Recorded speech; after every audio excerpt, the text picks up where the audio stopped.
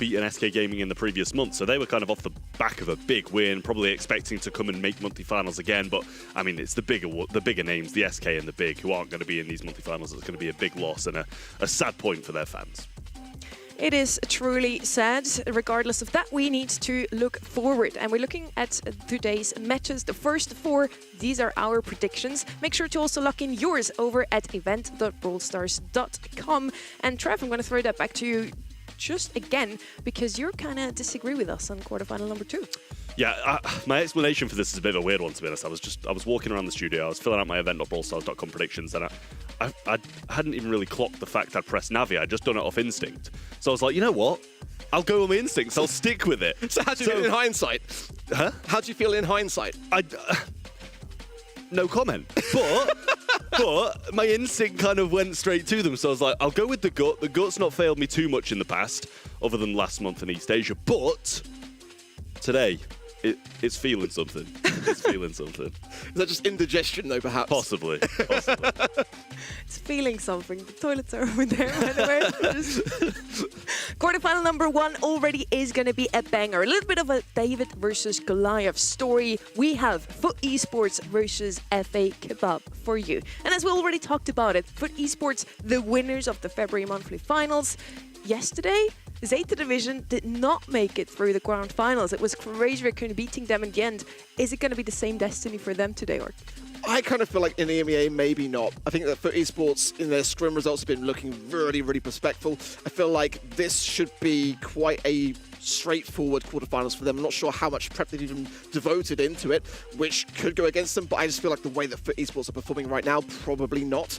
I feel like they are on top of the world, but they've also, for that very reason, got to remain grounded, and sometimes teams can get ahead of themselves, as we saw yesterday in East Asia. But I didn't really kind of feel like Crazy Raccoon were playing super well in that grand finals personally.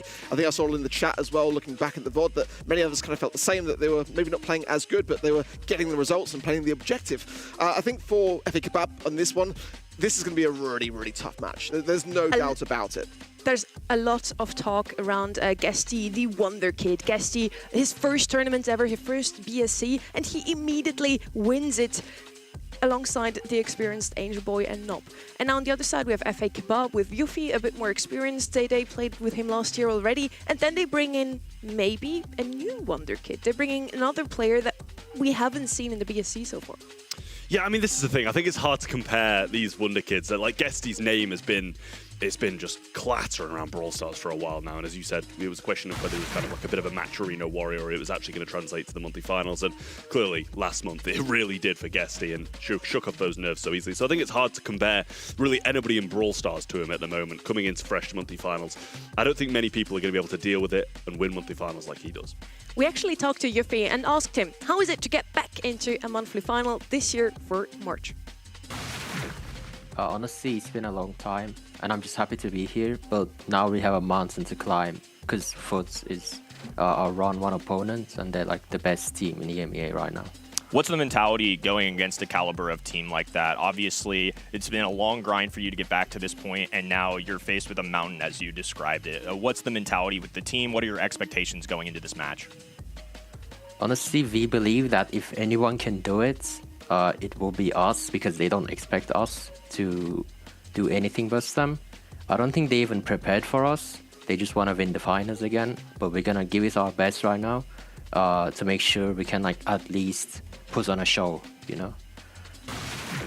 You know, that might just work out. FUT Esports might have not prepared as much for the quarterfinals. They kind of look into the horizon. They want to win the big thing. You might be right there. We should get this guy in the casting desk, honestly. We have a mountain to climb. If anyone can beat them, it's going to be us. That's really good. Confidence is key, for sure. No doubt about it. But, you know, there is also the facts to bear in mind. You know, they've been swept in qualifiers by teams like Navi, teams like Big, Heretics. Like, they haven't been able to claim a single set against those teams. So for Esports, having been last month's champions, you know, they shouldn't really be giving them an inch in that regard. But, you know, this is going to be a big test for UV and, of course, his teammate Didi, who we played with in the February monthly finals. Ray coming in for this month into this roster. Last month, they were going under the name Chippy Chips, and they didn't quite qualify to Navi and Big. But this month, they're looking to make a statement here on the monthly finals. These are global brawler bans for this series. So for everybody who didn't watch yesterday already, global brawler bans are going to be set in stone for the next 5 sets, if we even go all the way. So just for these series, Foot Esports versus FA Kebab, we won't see Mortis, Chloe, Ems, and Mina. And we have a couple of new brawlers here, Trev. We talked about it yesterday. Chloe was actually barely ever globally banned, but he had the highest ban rate throughout the regular bans. Yeah, it seemed to me like East Asia, they got rid of a couple of those strong brawls and then definitely targeted it towards certain teams, and also the kit as well was one of the main ones that we saw pop up a few times just because nobody wants to see that cheese. But I think it's a good thing to target these bans, and you can see it's been done again with the Mina, the Mortis clearly as well, more targeted, because I don't think I'd want to play against Danger Boy on that Mina or Ultimate, so I'd be running in the complete opposite direction. So, no blame for them at all for getting that out of the way, because it's definitely a smart thing to do. Ark, he mentions Mina here. Actually, one of those brawlers we were expecting to come out a lot more often yesterday. We barely seen her picked or banned. Really underplayed, and for me, I felt like that didn't really feel it was warranted. I think we're going to see a lot more of Mina in EMEA, along with Leon and others. Surprised, got us to go back to the global bans, that for Esports banning Mortis, considering how dangerous they are with that particular brawler. That, to me, displays confidence. Confidence, maybe they just know that in their opponent's team there's an even better Mortis, and unfortunately we won't get to see his time to shine in this series. Layer Cake is going to be our first match, or a first map for the day here. Layer Cake, one of those maps with a lot of walls. I like to play Dynamite on a map like this one, or I used to. Right now, it's not really a throwers meta, Trev. Yeah, the throwers don't seem to be popping up on this one as much. I think we saw a little bit of Willow last month, and that's kind of one of the only throwers who can deal with those more aggressive brawlers, or to a certain extent deal with them better. So I do like that popping up here and there. Occasional Juju, just because of that massive range that she's got. The Gree can be a big help as well, but it's definitely more aggressive, more tanks, that kind of thing that get brought in on Layer Cake now.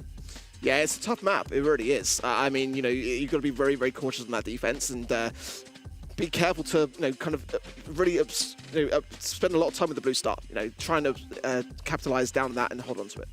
Our first quarterfinal, our David versus Goliath. It's Foot Esports versus FA Kebab. Can Foot Esports make a run through again? We'll find out.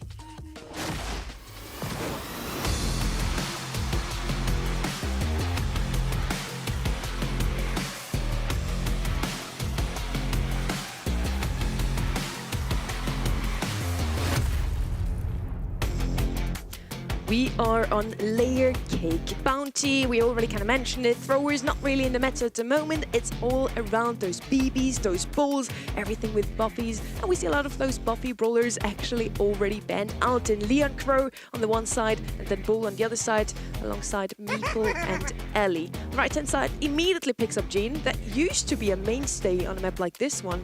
Is he still as strong now? I mean, it doesn't seem as strong. I mean, I'd like to say that BB has instantly slipped through the bans. So, yeah. I mean, that's a bit of a worry for me. Might not be the best map for her, but we'll see if it does come down. Spike going to be the first pick for Foot Esports. This is one we saw picked up a lot yesterday. It was one of the, I think it was top 5 most picked. Kit coming in as well here for Foot Esports too. It's just that Spike's been super versatile, and Kit is just a brawler. He can be super, super annoying, can be a thrower, can use that hypercharges, jump in, stun people. So definitely pretty solid on a mode like Bounty. Could be a bow coming in here, potentially. As much as you love it. As much as I love it, yeah, for sure. He's a big fan of the bow. We're going to see a lot more, I feel. Ruffs, I think, could be a good shout as well, just kind of helping hand things. Jean not going to have the highest DPS, so something like that could hand something over. Sometimes Miko is a brawler which this team like to bring in as well, which could be Claudina's pairing. I mean, it's a good thing to have in the back pocket. Sometimes Foot do like to bring in a buzz, so having something to be able to defend against that kind of thing could go quite well here.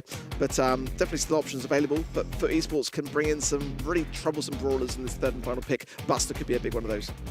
I'd like in some aggression here as well, as you already mentioned. Buzz, Buster, maybe also Kenji and Kaze could have some more showings today. We saw them quite often yesterday. And for me personally, Kenji, just to get that blue star in mid right from the get-go, especially now with Mortis banned out, he would be a good shout, and there he is.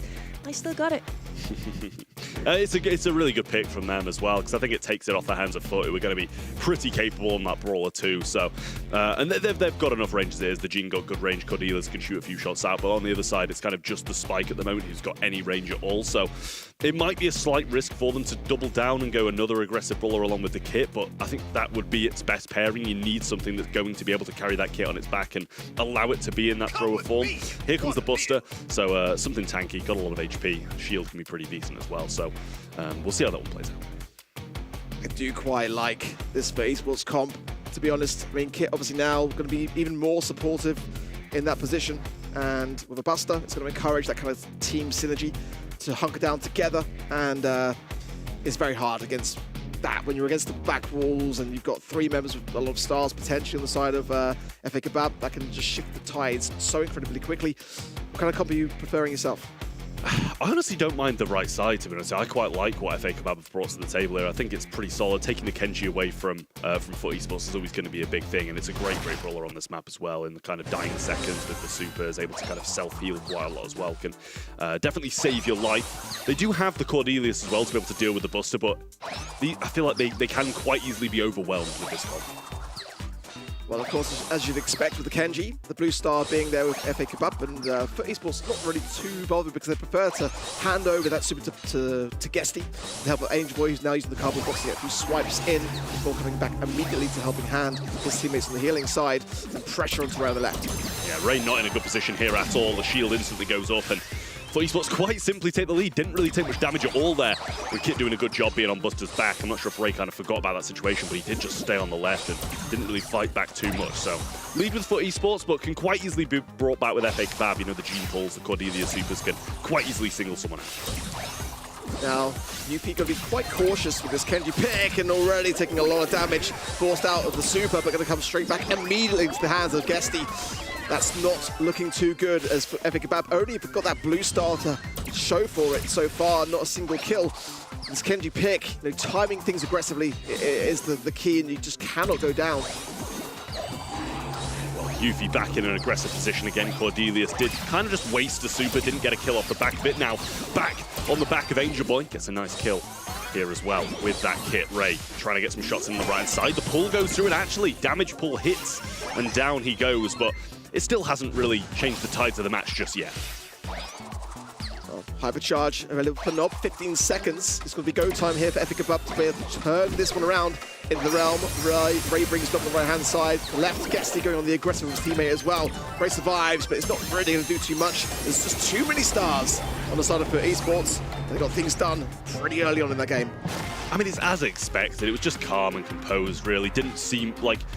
They were in a decent position for the majority of the game, to be honest, FA Kebab, but, you know, Foot never really wavered. They just stood strong, knew they could get kills. I mean, Cordelius realm Spike a couple of times and kind of failed to get kills.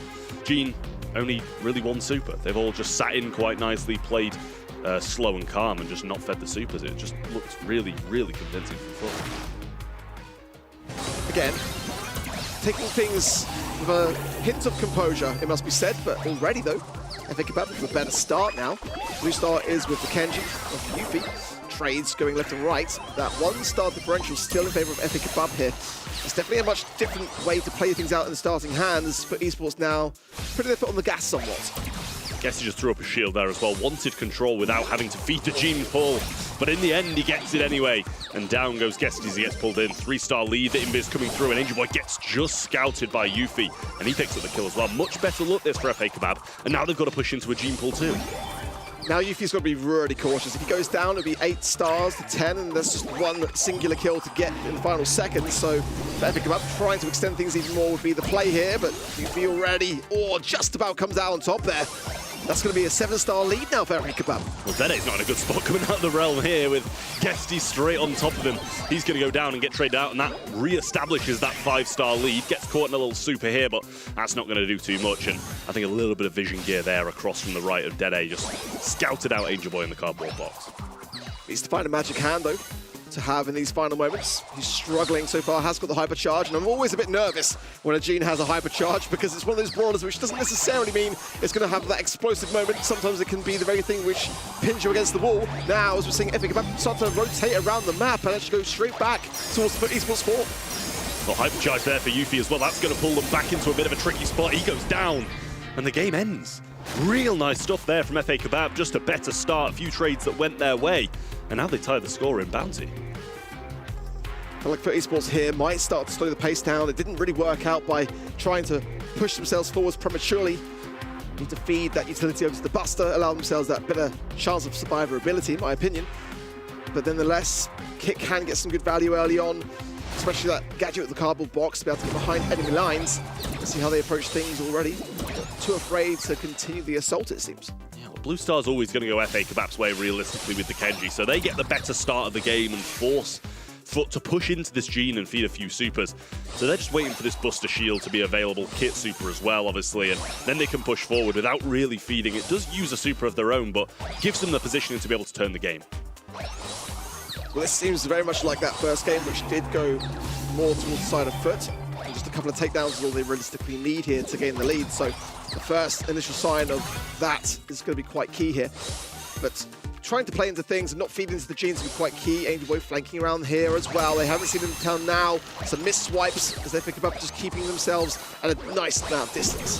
Just trying to take them by surprise here. A nice realm there from Cordelius as well, straight onto the Buster. It just disrupts that matchup with Danger Boy and Guesty. Gets him off his back and forces that 1v1, but didn't get much back from it. No damage onto Guesty really either, and Yuffie trying to make a move round the back. A hypercharge available from Guesty now, and he just pops another shield, forcing them round. And this is a similar situation as last time, and it works out in Kebab's favor.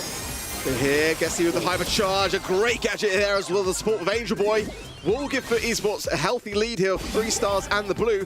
Ray staying in position here, creeping maybe towards a hypercharge, which would come in at a nice time, but there, the connection between Angel Boy and Guesty yet again, going to keep that survivability in check. The helping hand there of the life plant gadget as well, as Novo trying to double down on these heals. Cordelius realm available yet again. Yuffie might need to work for a super here, and he actually did miss it there. Gets one of his own, now throws it over the top, and Guesty will get him upon return. Nob just surviving narrowly for now. That would close it to 1 star. Super comes in, and I think he pops his hypercharge at the same time. Big waste from him, but something needed to happen, and it's sadly not going to for FA Kebab here as they clean everybody up, and Foot Esports take the first set. What a time for Foot Esports to jump on that Cordelius. I mean, realistically there, that would have been a hypercharge, which may have brought some stars. I don't think they're necessarily enough to win the game regardless, but still for Esports not taking any chances. I was surprised to see them actually drop a game in that set, so they obviously felt the same way, and very quickly knuckled down to get it right.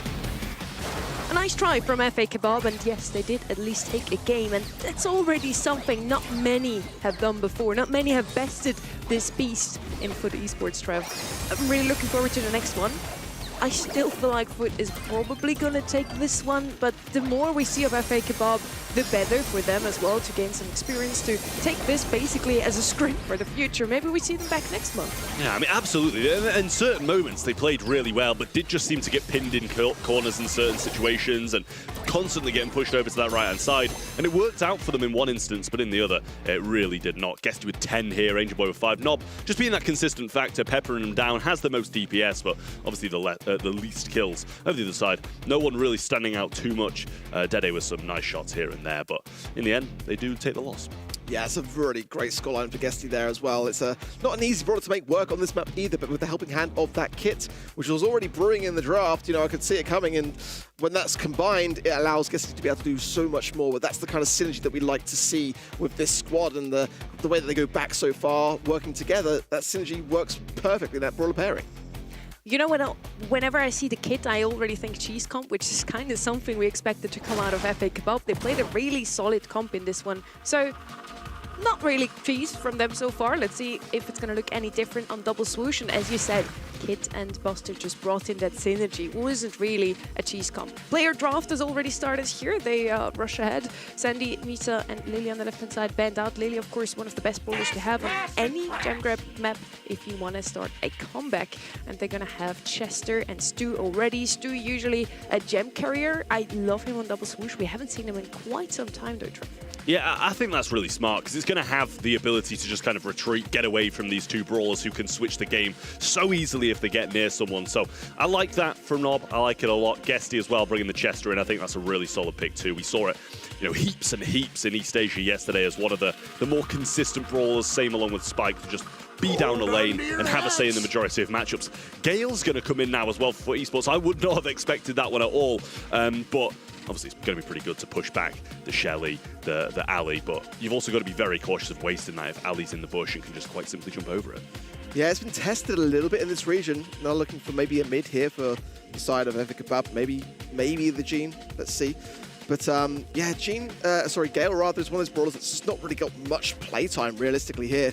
It's surprising in this kind of meta, but let's see. It's an interesting draft on the side of Esports. It is going to be the Gene as well. Yeah, they did that to have that mid, allow the Shelly to be able to go off in those lanes and the Ali to go on the aggressive. But the Ali's going to be a tough one to make work with the Gale now. Two super aggressive lanes on the right-hand side there. Left-hand side, Stu, of course, can dash away if he has a super available once Gene has his pull. So that's actually not a bad pairing in terms of gem carrier there. I like it. Really looking forward to this one. And keep in mind here, FA Kebab has the chance to cause the biggest upset today if they manage to take even just a set off with.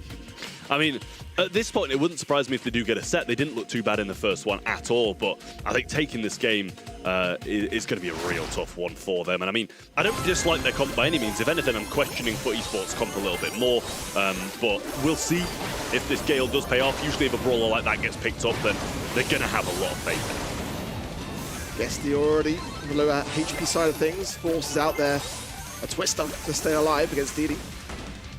Yuffie now looking to turn to this left-hand side, and it's not going to find too much of a good matchup as Angel Boy there already going to be on 3 of those shots, ready and waiting, and immediately goes down with the helping hand there of Nob. Really tough one for her. At the moment, it seems like the Gene's playing more of a lane role than the Shelly is, because obviously the Gale over there is not going to be having, well, it's going to be having a very good time against the Shelly. And third gem there for Ray as well. We saw also the Shelly being a gem carrier played out yesterday. A little invis there for Ali, but gets knocked back. I'm sure Guesty wanted to push her against that wall to get the stun, because he's not running the slow, so something he's going to have to be a little bit more cautious in the future. And a really nice twist to defend that yet again. Yeah, the action is all in the lane size. In the meanwhile, Nob is just being able to clear out these gems from the mid. Got to be cautious now as Ray has got that shell shock to hand. Yuffie still trying to win this match versus Guesty, and Guesty's not really getting the connections on this stun.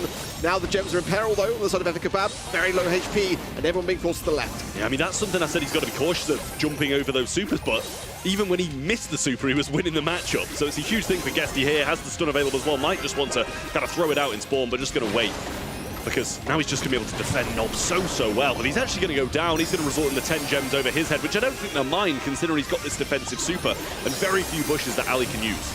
Yeah, it's definitely the second best person to have the gems, and I think there's not enough time realistically here for FA Kebab to get anything from the mid. And look at this, I mean, unless you can do something, the +3 blow will get him regardless of that Gale. And for Esports, again, with a pretty clean game.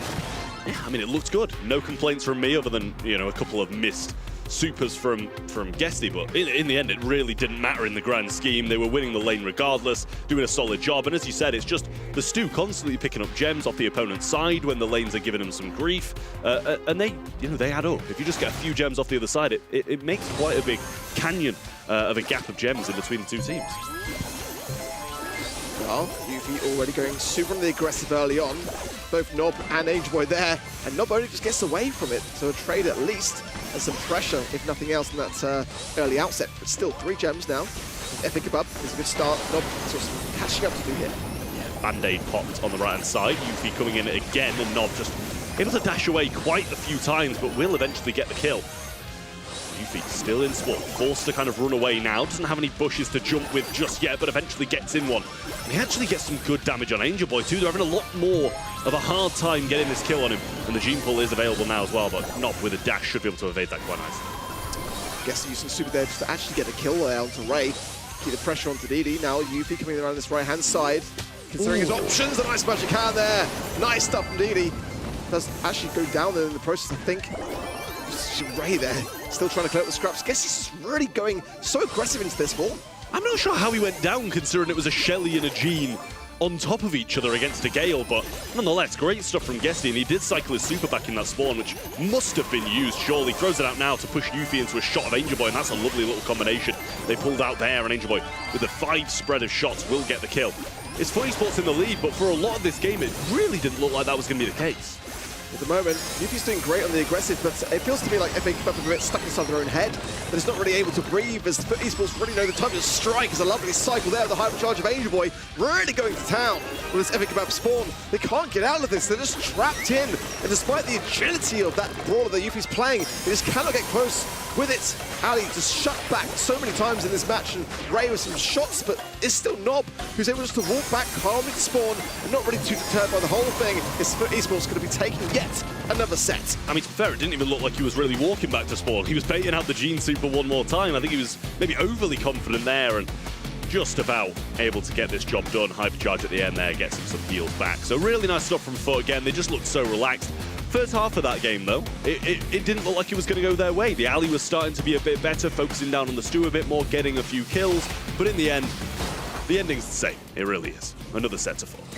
A clean set, a clean 2-0 for FUT Esports and a clean-shaven Angel Boy. Some things are new, the others aren't. FUT Esports, we don't see them lose many sets, honestly. Last month it was the same story, 3-0, maybe a 3-1 once in a while, but they're looking as strong as last month already. I do have them down going all the way into the grand finals. We'll see if the semis are going to be just as smooth as this one is going so far. Yesterday we did have a couple of upsets, and they started as a reverse sweep, Mark. Yeah, which is a big ask at this stage, I will say, with FA Kebab. I think they've done well to get a game. I would like to see at least maybe a set if they can, but it's going to be a really, really tough thing to do. I mean, you can just see how locked in FUT Esports really are. Angel Boy there with 10, 450 DPS also to his name. I mean, they're just really working well, harmoniously, you could say. FA Kebab might be out the depth.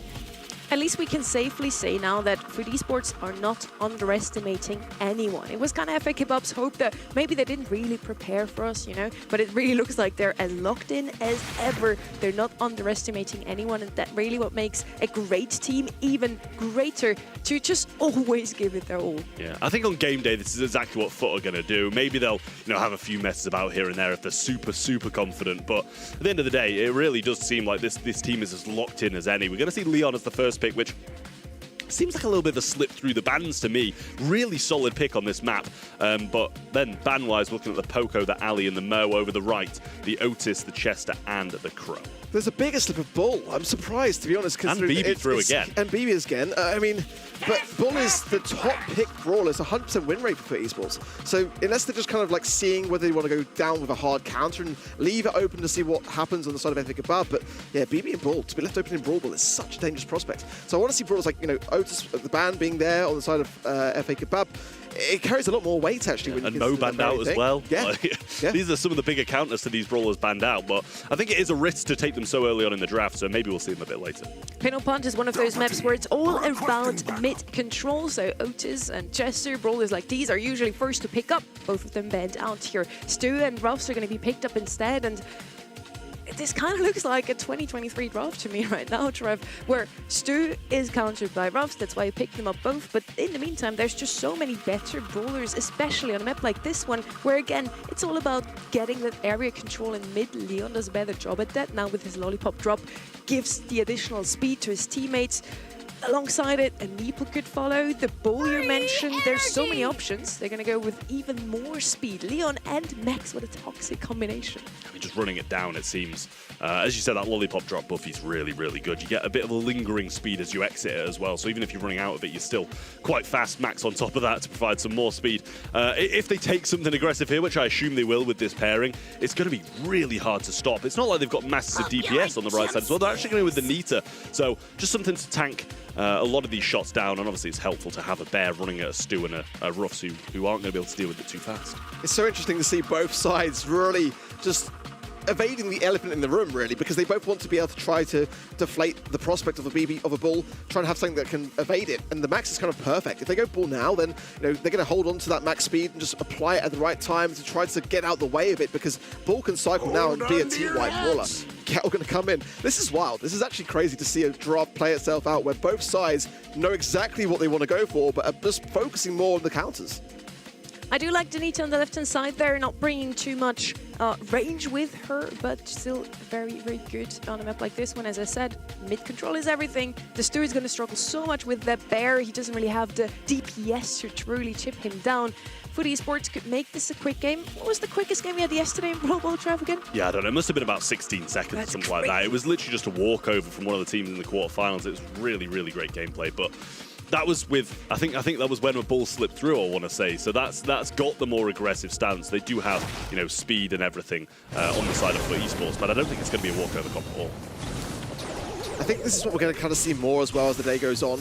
Teams already trying to get ahead of these brawlers that are so dangerous and have an answer to them. That's kind of what your scrims are all about. It's not necessarily just kind of trying and testing the best and the most powerful brawlers. It's how do you counter them when they're there. So far though, Epic Kebab get 2 members to put Esports down, try and push up the map, but then they leave the ball free and able to put Esports immediately as that, kind of take back more control.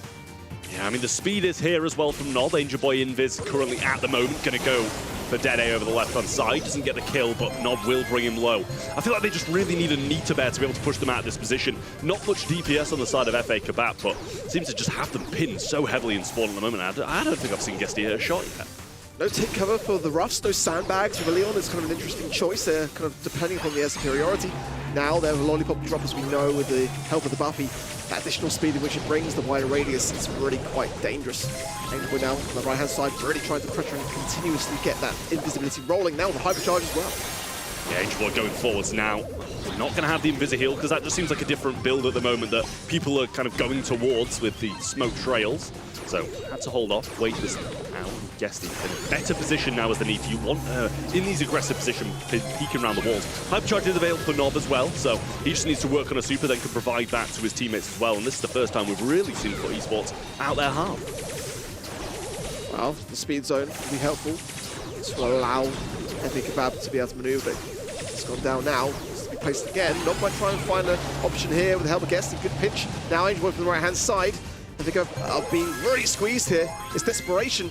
And sure, the Gale being the last man standing is probably the best person to have in a 1v3. Yeah, he's actually just broken a little bit of his home wall there as well. Guesty still hasn't thrown down this bear, and this is the first one he's had all game. Angel Boy gonna get a super and cycle it out yet again, and a hypercharge for Nob. Ready and waiting, and in this overtime, this Invis, this super are gonna be nasty for the side of Foot Esports. Hypercharge Max coming in as well.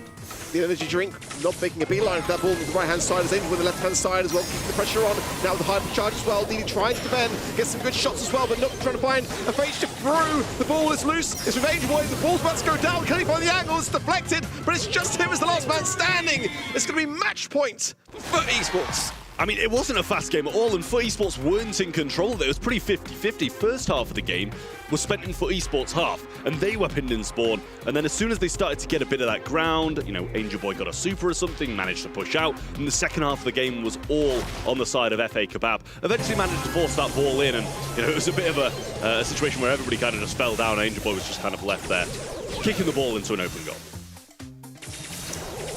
Make or break now for FA Kebab. We've only really got that one game to show in the first set, and already speed coming through. There's a lot of aggression here. There's a twister going down, a twister of desperation, really, and the super there from Ray to clear the ball.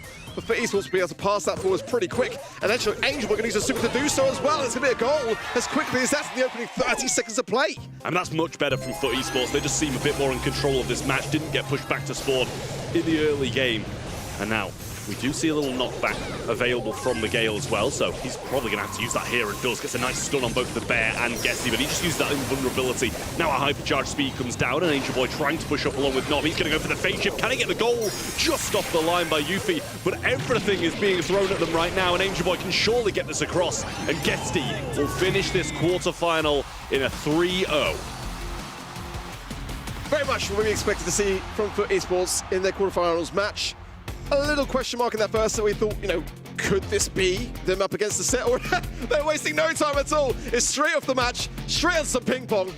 I love to see it for Esports, clearly in some good amount of confidence here today, because you know, they're as competitive in table tennis as they are clearly in Brawl Stars. Oh, they're just staying warm. They're just keeping warm for the next match. Listen, they've got 3 more quarterfinals until they play again, so got to keep those hands warm. I was about to say the same exact thing. They have to stay Beat you warm. to They it. have to wait 3 quarterfinals now for them to play again in semi-final number 1. But Esports is going to move up already. Now they're just waiting for their opponent, and it's either going to be Team Heretics or Navi. Talk a little bit more about the FA Kebab though. That's some good moments, definitely. They at least made Foot Esports work for this 3-0 here. The 3-0 does not really reflect how close it was at times. At least in the first one, they took a game. In this last one, we at least had overtime. You know, no more 16 seconds games in Brawl today. Yeah, I was impressed by FA Kebab. I still wasn't completely convinced that they were going to be able to do much against the inevitable, to be completely honest. Like, for Esports today are well aware of what they got to live up to. And one game here in that first set, we can kind of pass that off and still say that Foot Esports are on top. But realistically, nobody really has a chance against Foot Esports right now, so they shouldn't take it too hard. Like they said in their interview as well, we have to climb a mountain now. Unfortunately, the mountain won today, but that doesn't mean they can't come back next month. We do say, however, how competitive this region is and how we have a different constellation of teams coming into the monthly finals every single month. We have 3 new teams again this month, so let's see, let's see. Maybe we see some completely new faces yet again next month. Yeah, like it could genuinely be we don't see FA Kebab all year long now. This is how competitive this region is, how hard it is to make it into these monthly finals. And the same could be said about any of these teams, right? Even the big teams. SK? Yeah. Oh, I mean, I wasn't going to go that far, but listen. I mean, we never expected them to not make it, realistically. It's true. It's true. It could happen to any team, though. That's the thing. Like, any team, this could be their last in this region this year because of how competitive the region is, how many rolling teams we've got coming in who are capable of competing. I mean, Pedro, if you hear this, you can always come back to casting, it's fine. Anyway, let's have a look at the brackets, where unfortunately we see no SK Gaming, like I just said already. Foot Esports takes it 3-0. They move up into the semifinals, as I said. Now they're just standing there waiting for their opponents to come up on. Yeah, so it will either be Team Heretics or Navi who will face up against Foot Esports in the upper side of the bracket following the results of this next game. Humble versus Madrid as well will be our match number 3 in the quarterfinals stage, and then shortly after that, Reply Totem will take on Novo Esports. Again, another match that I'm very undecided on. That match number 4, definitely very much a 50-50 in my opinion. Reply Totem not having the best of scrims recently, so I've got some reservations there, but they have been playing a lot against Foot Esports, and I kind of feel like if you're doing that, you're playing against the best, you're preparing, by maybe taking a few losses along the way. The Italian derby to end us off with our quarterfinals. We now get Kenny back. We're also happy Trav isn't here anymore. Kenny, how are you feeling today? Do you also feel like we might have a new winner today? No, I don't. Like in my gut of This guts. is still Trav. For now, I'm picking Foot Esports, but it's one of those things where Humble always do the funniest thing, and I feel like they win when I don't expect them to win. So now that I've finally gone, okay, I'm going to go Foot Esports, they're going to do the reverse thing. I think it's either Foot or Humble, though, to be honest with you. They just feel like a tier above the rest. Logically, I also have those 2 in the grand finals. But after yesterday, Crazy Raccoon wins over Zeta Division. Nobody believed that. I think it was 89% or something voting for Zeta Division in the final. Also from the viewers at home. So lock in your predictions at event.brawlstars.com.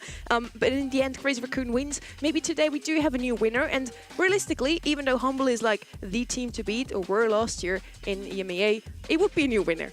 Yeah, I mean, I would like to see that happen. I think in the lead up to things like Brawl Cup, that's kind of really important for me to add that additional bit of spice. But for Foot Esports, they don't seem like a team that are going to be able to struggle under the pressure. And I think that's what makes them so strong. And now we're heading over to our quarterfinal number 2 of the day. It's going to be a close one, hopefully. Team Heretics versus Navi. On the left-hand side, we have a roster that has lost last month, but it was to Foot Esports in the semifinals, in the quarterfinals. They qualified through the upper bracket this month, and 2 of these players, Marco and Sabim, continue to qualify so far for every single monthly final. Last year, 2025, we only have 2 roster managed to do that. One was Novo, one was SK Gaming. So it's only Marco and Sabim right now who can follow that streak again. Yeah, pretty unbelievable, especially in a region with such caliber like this. I mean, Humble, for example, even missed out on 1 month last year. So it goes to show the tenure of player these guys are. I think outside of the grand finals they've won, though, I still have yet to see them get over that hump and extend to being a special team in this region, and that is very difficult to do. I think now that they're on Team Heretics, last year they kind of had the luxury of growing, developing, no expectations. Now they've got a big signing, now they need results. And alongside this super consistent duo, we have the brain behind the series, the bit more experienced player. We have iChaos. He played Brawl Esports ever since I can remember, Ark. He's been in the scene for such a long time. He has been really there from the very beginning, you know, and there was a point in time where he'd attended every single LAN since the start, since the birth of Brawl Esports. It hasn't necessarily been roses, I will say, though, going over the past few years. It does seem like he's rotating a lot of talent amongst the roster, and, you know, what the deeper meaning is behind that, I'm not too sure myself, but it just has been noted that those rosters do change on a yearly basis. And with a player this experienced, we of course wanted to sit down once more again, hearing him and listening to what he has to say about this month, last month, what's going to happen with this roster this year. Your opening matches against Navi, Drage and you go a long ways back in the BSC, whether as teammates or as ex-teammates as well and rivals. Are there any additional emotions you feel when playing this squad? Yeah, I'm hyped to face them. We already play against them. In qualifiers, we beat them. So I hope the score go in the same way. On the other side, we have a roster that has already made a roster change after just 1 month of competition, and they're all the talk at the moment. It's a huge controversy. Ark, you explained it a little bit earlier already. What else do you have to say about this whole Drage-Lena duo? Just for me, like, I just don't see it as being the biggest of deals. I just feel like we've seen roster movements, we've seen players take it well, players take it badly. I think last year Drage was basically silent when he departed from Team Heretics, and it's kind of like everyone's entitled to their own reaction. I think for me, the core of that whole kind of controversy was more the way that Lena was finding out that situation. You'd prefer to hear it from your teammates direct. But obviously, for Navi, they felt like they needed a change. Enraged was that answer. And the qualifiers looked really good. I mean, they took for Esports to the 5th and final set. So I'm looking to see more of that kind of like qualifiers caliber leading into this monthly final. This isn't the first time Enraged has been, joining a roster mid-season. Last year, for example, he ended up joining a squad that ended up doing super well in the World Finals, even getting a win over a tenured player like Shatampo. That's a pretty big deal. So I believe that he can fit really well. For me, when it comes down to this match, it's the first month. The amount of time that they've had to build up as a unit, not necessarily as much as some of these other squads who had an entire offseason to do so. So I still think Team Heretics are favored. Obviously, they're the upper bracket team as well, so I side with that. And on top of that, they did beat Navi 3-0. They smoked them in the qualifiers last month. That was obviously with a different squad. Enraged gets a chance. They played really well in this month's qualifiers, but nonetheless, I think the safer choice, if you will, is going to be Team Heretics. And with picking up Enraged, they also pick apart Novo, who also has to now bring in a new player, Meow. We're going to see them later today. Let's see how well they are already adapted to the new situation. These are the global brawler bans for this series. For anybody who just joined in now, these 4 brawlers will be banned out for the next 5 sets if we go all the way. Chloe, Leon, Bull, and Mortis. And those 4 are a couple of those brawlers that we have seen banned out yesterday so many times. I'm not really too surprised to see them here once more. To be honest, though, like seeing Drage play ball in the qualifiers, I mean, it was really, really abysmal. So I'm glad that. so I'm really glad that Navi. He's been practicing. He's been practicing on ladder with us, and it hasn't been much better. But regardless, I think that Bull is very much warranted as a global ban. I think it's one of the most dangerous brawlers in the game currently, and you just cannot afford to take that risk. We've also seen the maps. Double Swoosh is gonna kick things off here for the series. Pin or Punt after that, Out in the Open Business, and Layer Cake with the same maps for all of the quarterfinals. So the teams can also all scrim against each other. That's just super nice to have. But of course, we changed the order a little bit. So now Layer Cake is gonna wander all the way to the end. Double Swoosh, we already see this map with Jean and Stu in the mid. Why don't we see Janet, for example, as often anymore?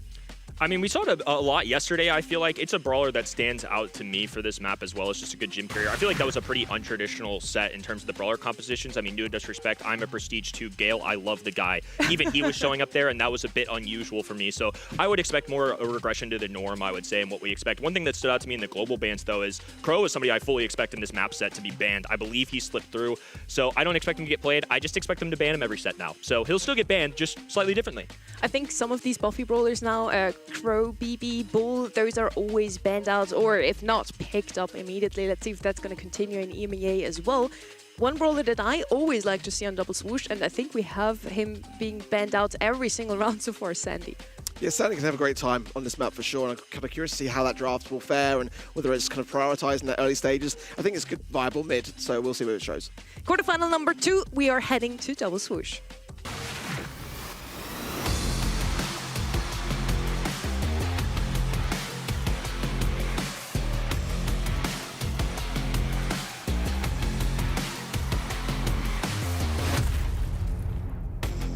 Team Heretics versus Navi. We are on the Dragon Force map. I don't believe we're going to see Drake on the map, though. Yeah, I wouldn't expect him either. The flyovers have been very sick this month. There's the Crow that I mentioned before. A double IMS ban as well. While she's not necessarily the tippy top like she was last month when her Buffy was introduced, since the nerfs, I would still say she's a borderline top 10-ish brawler, especially at the professional level. So expect to see her a lot either in the ban stage or the pick stage today. And you were right with the Crow ban. Just want to point that out real quick. Oh, thank you. I mean, he's one of the top brawlers. I fully anticipate, especially if he's not hitting the global bans, he's going to be banned a ton. Yeah, Stanley's still open here, so following from what Sonny said, first pick from Navi. Let's go. Love to see it. That's why we're here. Definitely high consideration towards a potential Tara here, actually, as well for Team Heretics, as that's one that does tend to leave the ban stage quite open. Otis is still here, but with the Mortis and Bull global ban, whether or not it will be something of an option is left to be debated. Definitely surprised for that Pearl ban, by the way, on the side there of Navi, but it is a brawler pick, which Team Heretics do like to favour quite heavily, so Bo could certainly be a brawler here, which is also viable. I wouldn't mind seeing it. Again, Otis is going to escape through, so it just allows a little bit more of that insurance policy. The fact Splatter, of course, can get some good value also on the gadget side. Once again, a really bushy map, so you want area control. spanned out, that means Terra and Sandy are even better now. Otis, Spike, anything with spray. Ember's one of those brawlers that we've seen quite a lot last year. I feel she's not in the best spot at the moment, but she can still be played on the right-hand side. She's also not too bad into a Spike because of his gadget. You can't really penetrate it with so many other brawlers. Janet is going to come in here in mid, a brawler that we have not seen last month whatsoever. We've seen her quite a lot yesterday, and she used to be, together with Sandy, the best gem carrier on the map previously, thanks to either just getting out of harm's way with one of her gadgets, the other gadget gives you more vision. She's just perfectly made for this map. Yeah, it's something we talked about at the top. I mean, we didn't necessarily see it at the time, but yesterday it showed up a lot. Janet just makes too much sense here, and especially into the Sandy.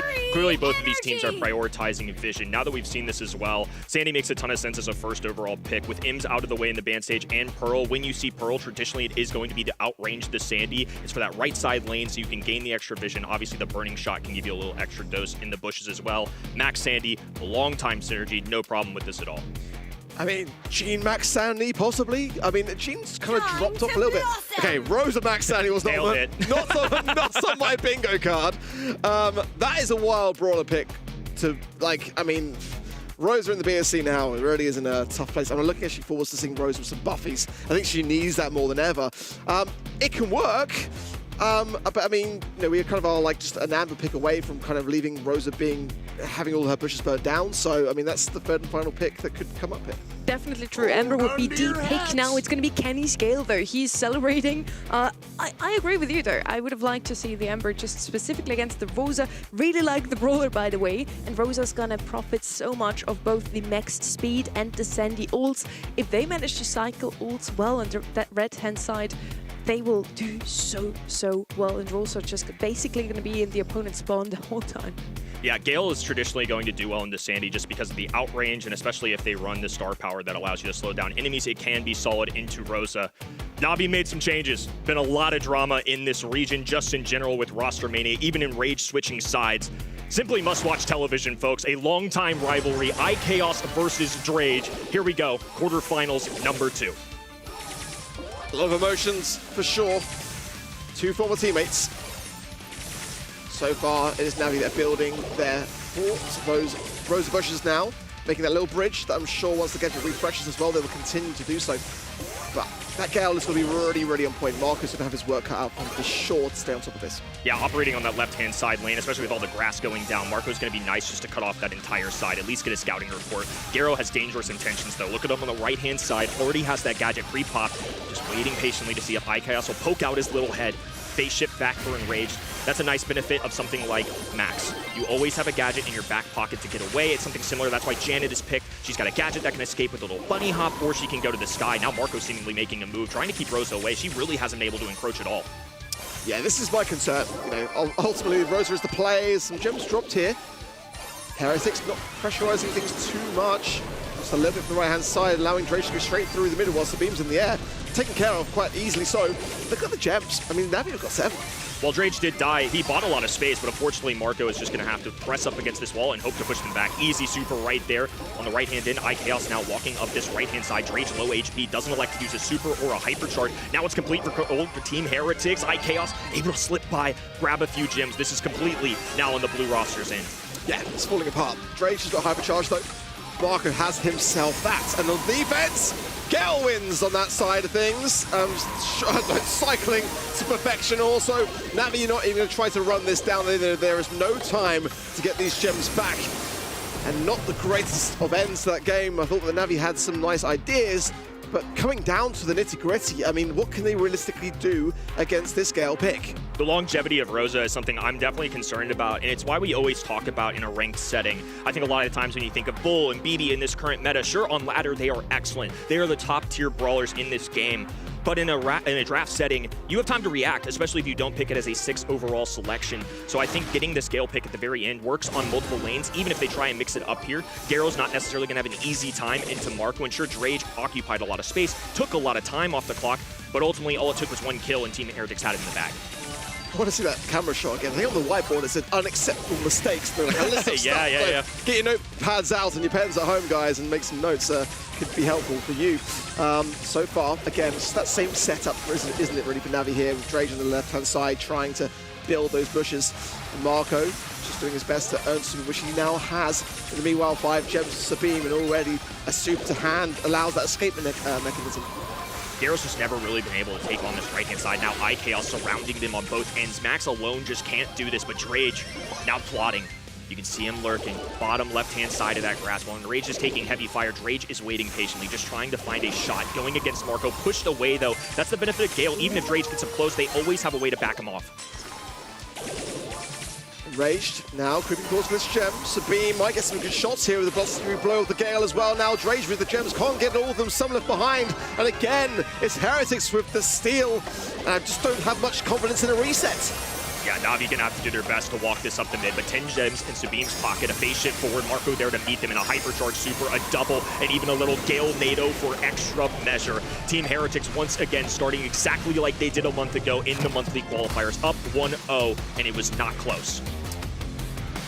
And I just think a fundamental error, really. Yeah, unacceptable mistakes there. Like, let's take a few notes of that later.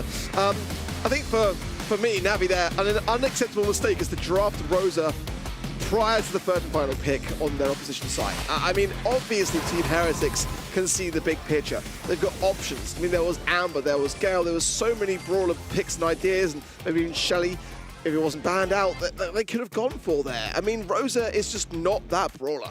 She just has so little weight. It could be a strat which a team are not expecting, but I think anyone at this level of play, when they see that brawler, they can just go with the counter, and they just couldn't do anything with it. It was a loose pair of hands. I'm open to a lot of different ideas in Brawl esports in general. I mean, these pros are the best of the best. This is a very old-timey selection. It's just shades of 2022 with a Max and a Sandy, and then on top of that, Rosa. Those two make sense.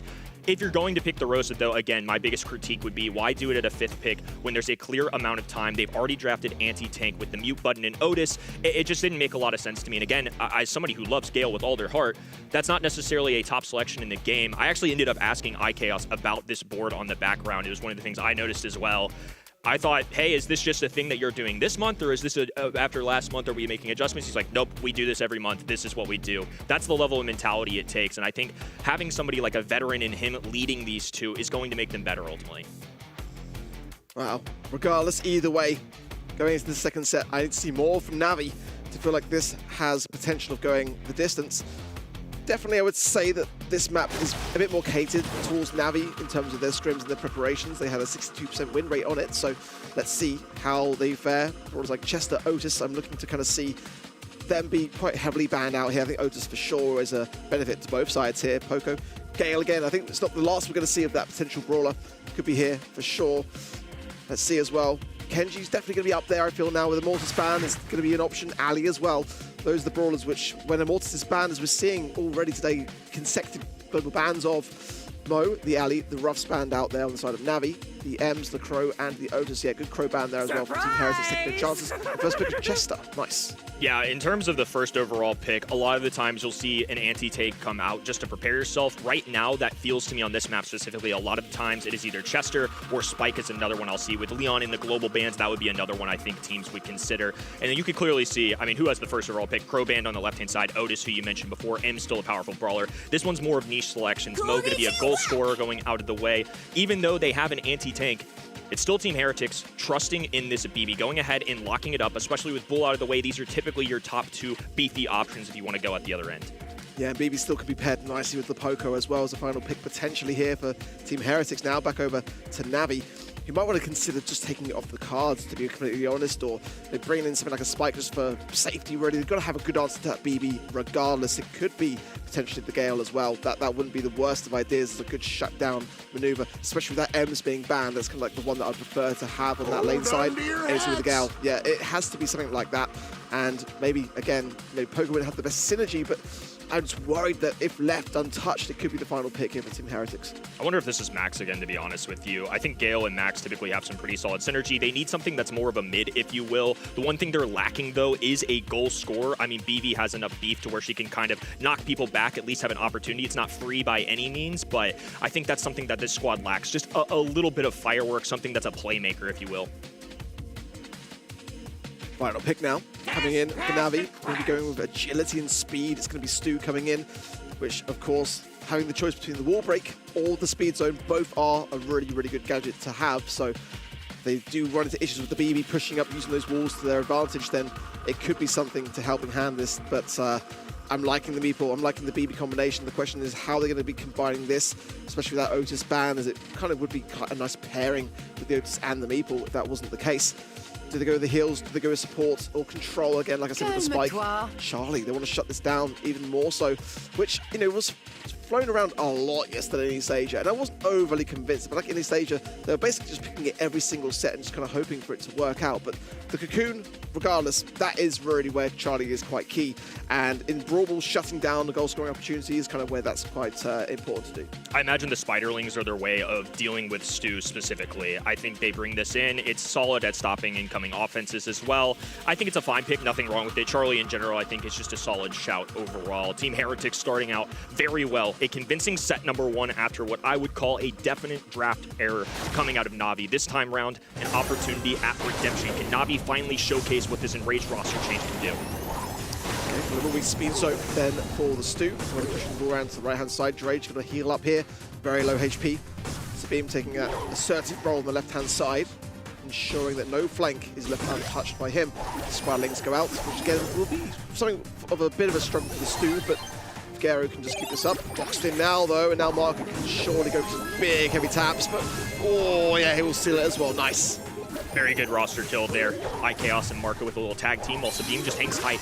Hasn't been able to move up this left-hand side lane. We're going to see something similarly. While BB is definitely a better brawler than Rosa, it can still be difficult. Drage can keep the distance, slow them down from the other end, and especially with that pushback, and just keep BB at an arm's length, which is very important when somebody has a baseball bat swinging at you. A nice hill there for the back of Tricks from the Chester, keeping Enraged alive out of the Cocoon, but now down to 810 HP. One shot for Marco is all it takes.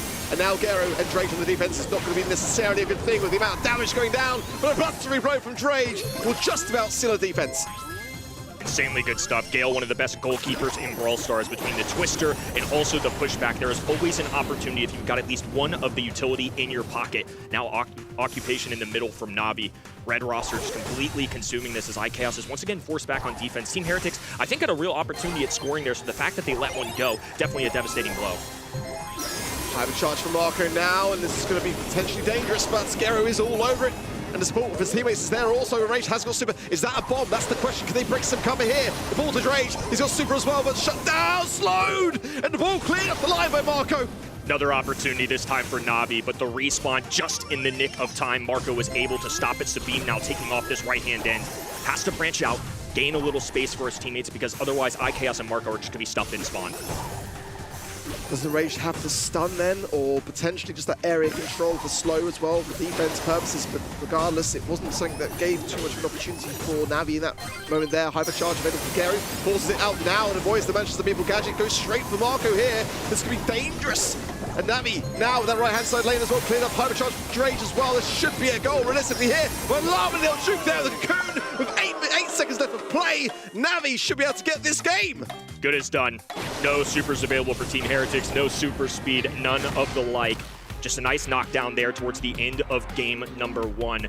I talked about Gale on defense as a great goal scorer, or excuse me, as a great defender, but now on the goal scoring side as well, you can use the mechanic where you just push the enemies back. The only reason it didn't work that first time is because there was a respawn, invincible in that moment, but that was the right idea in general, especially with the hypercharge. Again, as somebody who plays Gale a lot, definitely not an S tier kind of brawler, but in a draft setting, clearly he's got some validity. We saw it in set number 1, and now we're seeing it sign even on Brawl Ball.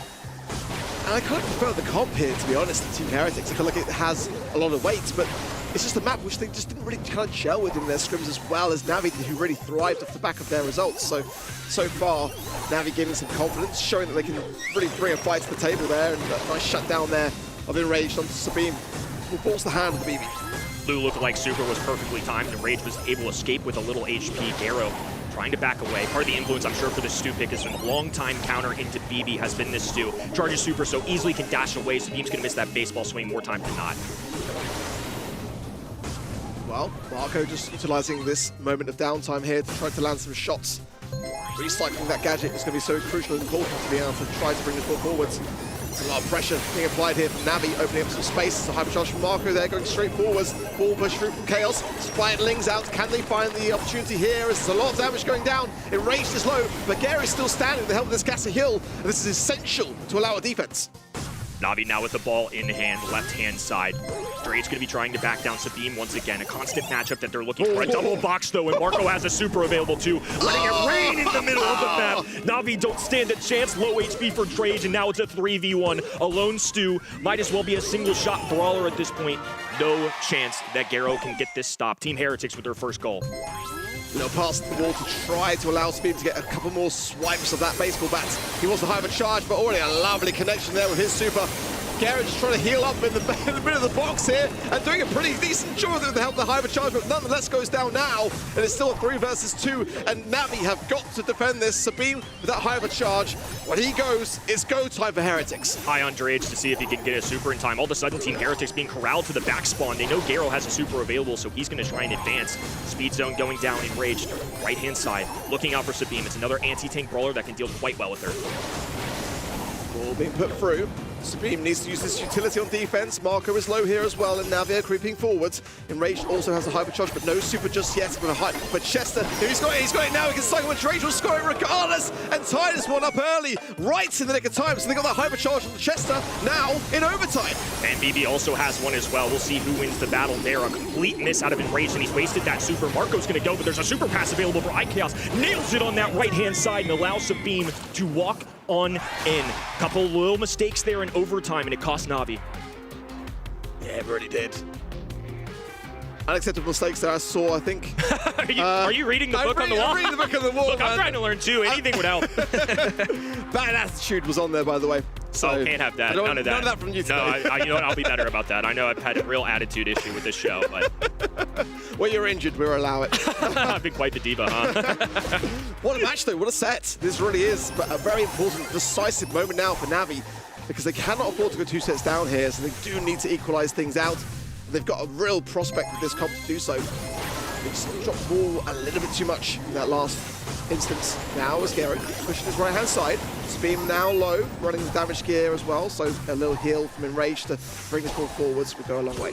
Small change-up from Navi as well. Chester kind of working alongside this Gale on the left-hand end against BB, while Garo encroaches on the right-hand side, in and out. That's Stu's main game. A passive-aggressive playstyle, drop the speed zone for a little bit of extra coverage, dips down, cocooned, and surrounded by the mansions of Meeple. Thankfully for them, Marco doesn't have a super, otherwise Garo would have been a goner. Gary's had a rough game, hasn't he, really? He's always within that Manchester People box. Marco low, though. Gary survives with the gassing kill as well. Will stay in position and just feed off the back of Sabine, who's popping a vitamin pill himself now, so he'll be getting to a healthy amount of 10,000 HP plus with the help of that shield gear. Now his teammates back in the mix. Speed zone going down for Navi. They're pushing this forward slowly, as quickly as that. Heretics just dismantle it. Drake shimmies around the mansions of Meeple. Super goes down for Marco just to put some pressure on the enemy teams. It's not going to lead to much. It backs them down a little bit, but they're still maintaining in the midfield. Scarrow once again repositioned. Left-hand side. Marco will get a couple chip shots in there, but that's a bit out of the Super, so now they're going to substitute BB in on this left-hand Chaos. Trying to throw down as many Spiderlings as possible. Even popping a Hypercharge. Must have a Super on the way. There it is. Garrow once again being captured. Nice timed Enrage Super out of the hat. He pulls the poison. Marco Hypercharge can walk through this wall. Enrage tried to grab the ball, but still went down. Excellent team play out of Team Heretics to knock one in. Na'Vi are running out of time, and they desperately need this set. Otherwise, they're down 0-2. This is a really dangerous moment now that Na'Vi have got to capitalize on and turn things around. 30 seconds now on the clock. Marco boxed in Gary yet again. Push down the speed zone, but again, in that box, Marco can really spend some time to target it. 20 seconds. Na'Vi have got to find some utility here. There's a hypercharge cycle potential here for Enrage now. Can Chaos be able to survive in this position? No! Ball goes in. There's still 10 seconds left, but that was so crucial for Na'Vi to get right. Clutch gameplay out of Na'Vi, and the walls will once again come down. This is where Na'Vi had issues in the previous game. A Mansions of Meeple, no contact. Rage is able to get by. Lots of supers available as Enrage puts one there. Ball suddenly on the bottom of the screen. Not even going to pretend like I understand how that happened, but somehow it's still in Team Heretics' pocket. Can Na'Vi bring something here with a bit of an opening door? It's going to be Gary with the hypercharge trying to bring things round. Bit of a super of desperation here from Marco just to have that additional damage to the shot. Spiderlings out from Heretics. A hypercharge from Chaos does get the shot that gives them the super off the back of it and connects it. Oh, just short!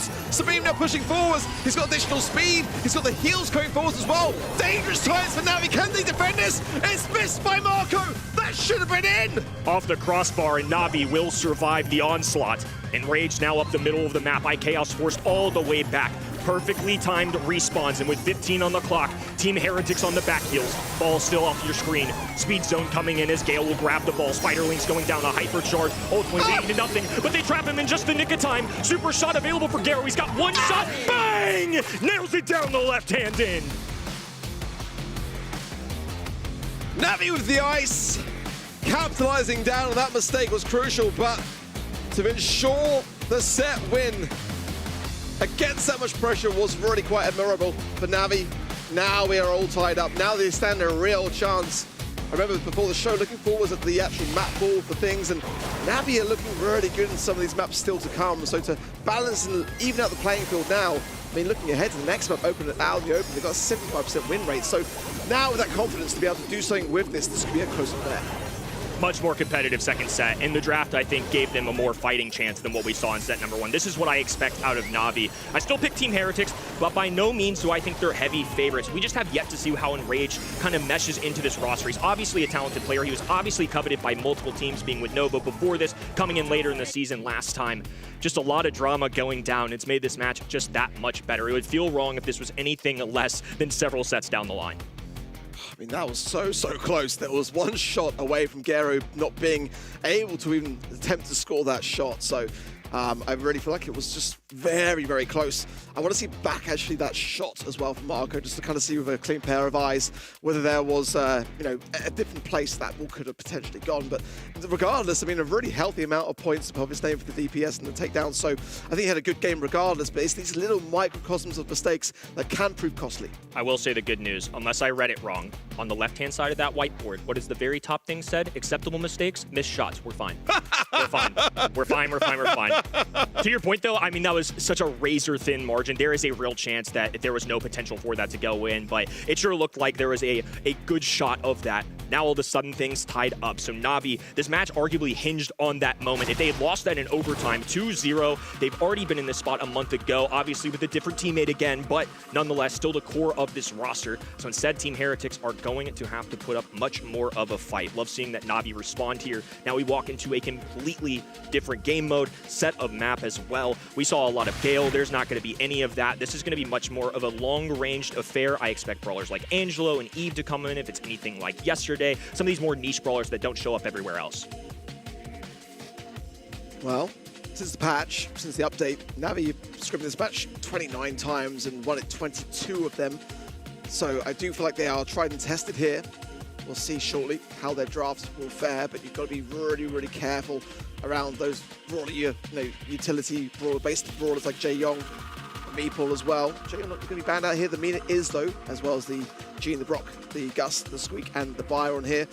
So let's see how they feel about things. Definitely for me, the big one missing here is Crow. That's going to be a first pick worthy brawler here for sure, in my opinion. Potentially, Bo could have a place here as well, open to it. Angelo as well. Definitely could be an option here for both sides. But Meeple, can't forget that particular brawler here either. Couple ones to touch on as well. Pierce is a long-range sharpshooter, will probably come in. Yeah, we imagine that Crow's going to be the first overall pick here, but as we progress, I think Pierce has a real potential now that I don't see him in the ban stage, and I have to call it out because we did see it some yesterday. It's one that's been scrimmed a lot, and we often coin it as cheesy. Gray and Doug still a real potential here now that neither of those are banned. When I see something like Crow, I don't necessarily think that's an instant click, for example, but again, would not be doing my job if I didn't mention there was real potential for a little cheese strat. No, I'm with you. I'm with you. And I like the Brock ban as well. I think that's kind of one of those brawlers which is a must-have pick, actually. I'm really going towards it. Eve going to come in. I don't necessarily mind it, but I don't necessarily love it either. When Angelo's around, I think it kind of makes sense to go with Eve, as Angelo will have a tough time playing into that particular brawler.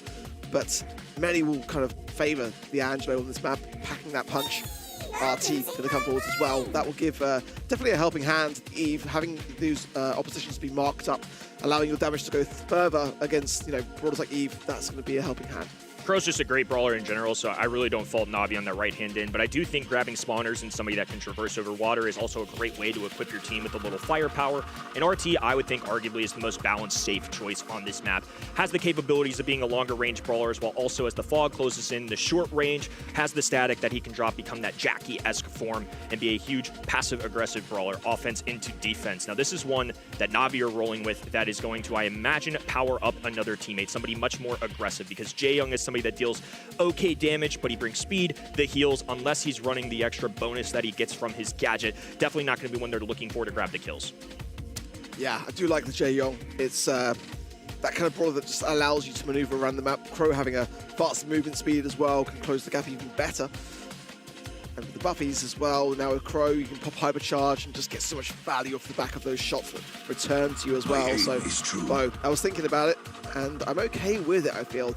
Especially with the Crow, which is the most dangerous brawler in this comp. I feel like with the Bo, it's going to allow you to get that utility cycled faster.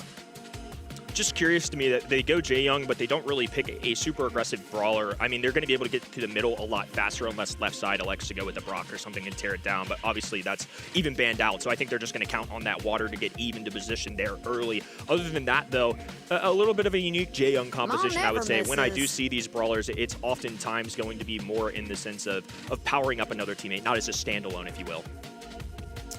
Bell, not the flashiest of brawlers at all, but certainly, a Crow going to think twice if marked up about going in with that big super jump. Let's see. I mean, how do you feel about the Bell? I mean, it's kind of a brawler which certainly since the introduction of buffies has taken a bit of a step back in terms of how often we see it. In this specific situation, I think it makes a lot of sense because Jae Young revolves around team play. It's not going to be like a left, middle, right traditionally like you would see, but because of Jae Young, he does his best work when he's around other teammates, so I think that's going to cut off the potential for healing. It's going to force them to step out a little bit. Now Bell also outranges Jae Young, so I actually think in this specific instance, it does make sense to me. Going to want to hunker down with that Jae Young, so now he might have to rethink how close their proximities are, those shots that can ricochet. And already you can see how that deflected straight onto Super Totem as well. So, look at that. As well as Drake outstaying his welcome. That's disastrous. And now leaves Garo and Enraged just completely exposed here. What a disastrous first round. Yeah, I mean, Enraged is just going to burst a gadget just to try and stay up a little bit longer, maybe charge slightly more towards that super. But Navi essentially go 0 for 3 and don't charge any supers, really. I mean, there was nothing good coming out of that. Well, I'm sure Garo will have another Super Totem available here soon, but Marco is going to be keen-eyed to take them down quickly. Some Heretics on the back foot here. Obviously, Chaos can go over that left-hand side bridge. The helping hand of the quality of which Eve comes with. Oh, Gary's marked up here as well and couldn't deflect it in time. Chaos just revolving around a little pond on that left-hand side. A little extra speed will get Garo into position. They have to watch out for these mines. We'll add a little extra vision. Garo, of course, can be triggering all of those due to Sabim stepping on them. The long range, Sabim already having that super too. The longer this drags out, I still think Team Heretics have a way to combat the enemy team. Oh, that's close from there from Sabim. Just about survived it on. He would have been stunned, surely. And again, Garo has to place down these totems, but it's really just deflected against the shots that he's marked up now. Oh, that heal just came in clutch. He was so low, and Drake now popping the speed, but it's really a dangerous time for Navi here. Yeah, just fall like cards. I mean, there's nothing they can do here as Heretics wrap this up quick. Yeah, just another one where I questioned the draft a little bit. I mean, the Jae shocked me in the sense that I didn't feel like it was going to synergize super well with this team. I think, once again, this is similar to me in the set number 1, where Team Heretics have the 6th pick. They can respond to this. And it's not necessarily a cheeky or a bad brawler coming in from Navi's side. It's just one that I don't believe in as much as I used to. I mean, it still shows up a lot in Bounty and Knockout at a professional meta, but I just think into these individual matchups on paper, you know, 1v1 versus Bell, 1v1 versus RT, I really like Team Heretics odds in all of those. Yeah, I feel like Navi just are not making this comp work for themselves at all. Maybe they just weren't anticipating how Heretics were going to play into things, but there just doesn't seem to be much to say for it, really. There's not really many opportunities. Heretics are quite happy to sit back. They don't feel pressured by it. They're just waiting for the gasman, just making their moves to come forwards. Marco, once again, long-range sharpshooter. Operating on that right-hand side, Sabine taking the mid, and IKS, of course, uniquely can travel over that water. Nice little dodge there. Could have been rather dangerous as well. Enraged, I think, the one thing I will say is Crow's a great brawler, but in this situation, he's more mid-range. The rest of them are long-range. He's going to have to work really hard and get in position if he wants a chance at charging that super. But now, Heretics are on the back foot. A reverse polarity from Marco again connects with Enraged. Really nice shot. At an unusual angle, he capitalized down on 2 consecutive onto the bow, but a missed mark as well. So now a chance for Navi if they can just re-heal up, and with the help of Jae-Young, you've got to expect that from Drake. Now coming in, popping the shield as well for Enraged. There's a takedown there for Sabine. The best chance the Navi have had so far, and they get around for their troubles.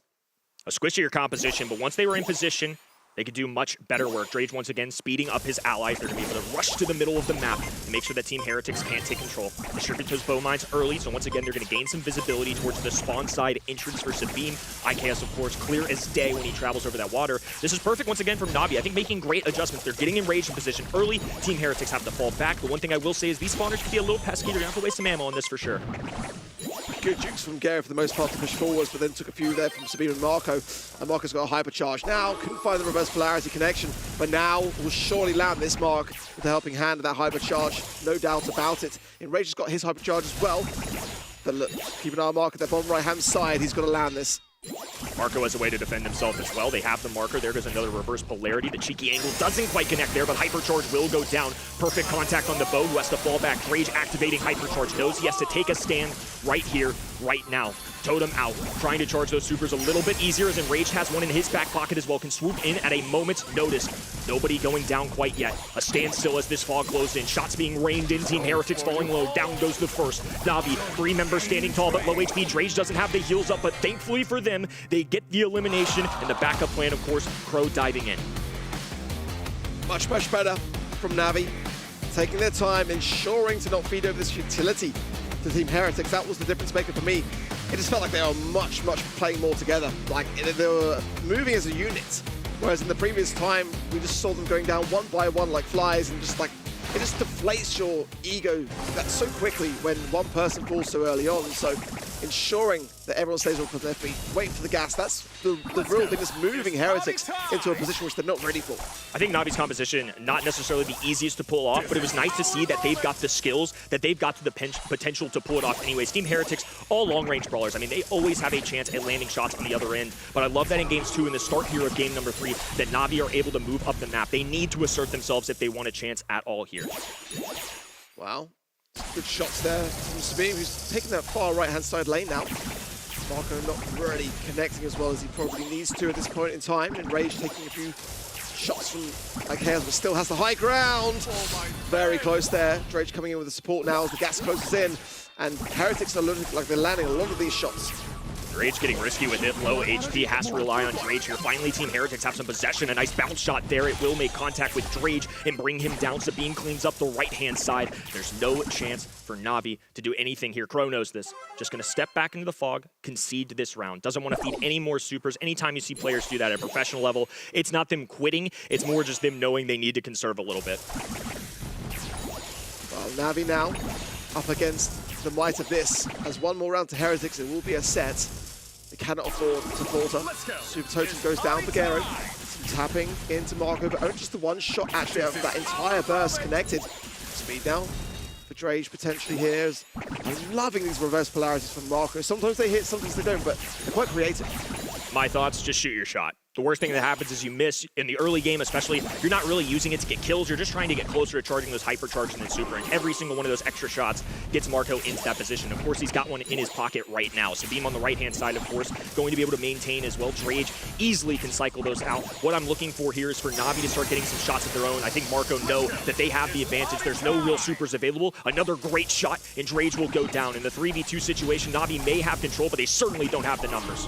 Garrett's juking for his life here, but now on 3,000 HP, so low, and Rage trying to find an angle here. The hypercharge of Sabim is just too hard to juke. And a set goes the way of Heretics, now 2-1 up. And this is now getting very, very dangerous. Navi have got to take this all the way to a 5th set to stand any chance of winning and going through to the semis now. Unfortunately, my fear for Navi's composition came to life. It just felt like a really difficult one to pull off. We saw in game number 2, clearly they could do it. These are talented players, but when I look at the two brawlers, and especially now in hindsight that we see it play out, the range just wasn't there. I feel like in Knockout, you need some kind of advantage. You have to have a way to generate some offense, and for Navi, it was pressure. It was getting this speed, moving up the map early, and then relying on jukes. You either have to be really good at dodging, or you have to rely on Team Heretics to really miss their shots. In game number 2, it was a perfect wave of that. But in games 1 and 3, really all Team Heretics had to do was win the early game. They couldn't charge enough supers on the other end. No swoop to dive in, no Jae Young hyper charges. There was just nothing instigating enough to grab those kills, and especially in a mode where there's only 1 life, you can see it clear as day. I mean, the stat line very much went towards Team Heretics. Yeah, Marco really playing this bell in spectacular fashion. A brawler which, like I said, coming into the match, it just hasn't had the most of a spotlight since the buff is coming into play, but it made so much sense. You can see the shots ricocheting between the Bo Super Totem and Gero, and with the Jae Young as well. Everyone wants to hunker behind that to get the most amount of heals and speed. It's shut down more often than not, so I'm really pleased to see him really fare that brawler well. Yesterday, it was kind of like a running joke that Ark doesn't really like Bo. How are you warming up to I like Bo, and I've never said that I don't like Bo. I like Bo, I just don't want to see as much of it as we are. I feel like it's a bit overrated at the moment. We saw it a great deal in the road to the Brawl Cup in Southeast Asia, and it just didn't really, for me, feel like the win rates warranted even picking it in the first place. It just did not win games. Apart from the win rates thing, I swear you said the same thing about Trev. You love him, but he's a bit overrated. We see him too much. That gives him too much credit, I'll say. So. He's not even at the desk and he's catching his race. Anyways, Team Heretics so far looking very good, but these are some of the closest matches we've seen all day. But Esports versus Kebab was a 3-0. This one is going into set 4 for sure. And now Team Heretics has the opportunity to close things out here, of course. But this kinda could be going all the way. I feel Team Heretics has just been a tad more consistent in the draft category. I feel like Drage is a very powerful drafter. It's somebody that's coached a professional team like Totem in the past. He obviously knows what he's doing. Today, though, it hasn't necessarily felt like this is 50-50 the whole way. I have favored Team Heretics a few times, especially in that set number 1. Really feel like it was a harebrained scheme, but maybe pulling it too much, and then in that previous set as well. Again, it was clearly winnable. They got a game, but I don't necessarily think it was the easiest. I think this is more of a 50-50 draft. Navi have a chance, but if we keep seeing the drafts the way things have been going, I think Team Heretics could really close out here in 3. I agree as well. I feel like this is a very Heretics-based map as well. They feel very comfortable with this. Navi have got to really pull out all the stops here and get these drafts and these picks and bans really on point. I want to see maybe Finks escape through the bans and not be picked up, because if it isn't banned, you've got to imagine that it's going to play a big role here. I think Lou's coming back a little bit on this particular map. Mina, of course, can certainly do a great deal. And I'm looking for Kenji. I'm surprised we haven't seen more Kenji come through yet with the amount of Mortis global bans that we've seen so far here today. But Finks really here is a bit of a difference maker.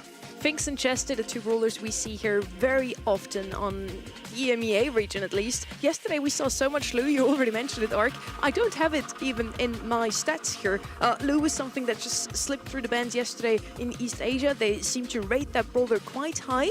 Now I really want to see if maybe in scrims EMEA didn't like to play him, but they kind of had a cheeky look at what happened yesterday and also like him for this one now. Finks is actually going to be banned out. Crow once more, we mentioned it, how strong he is, and he's going to be banned out super often because this time he slid through the global brawler bans.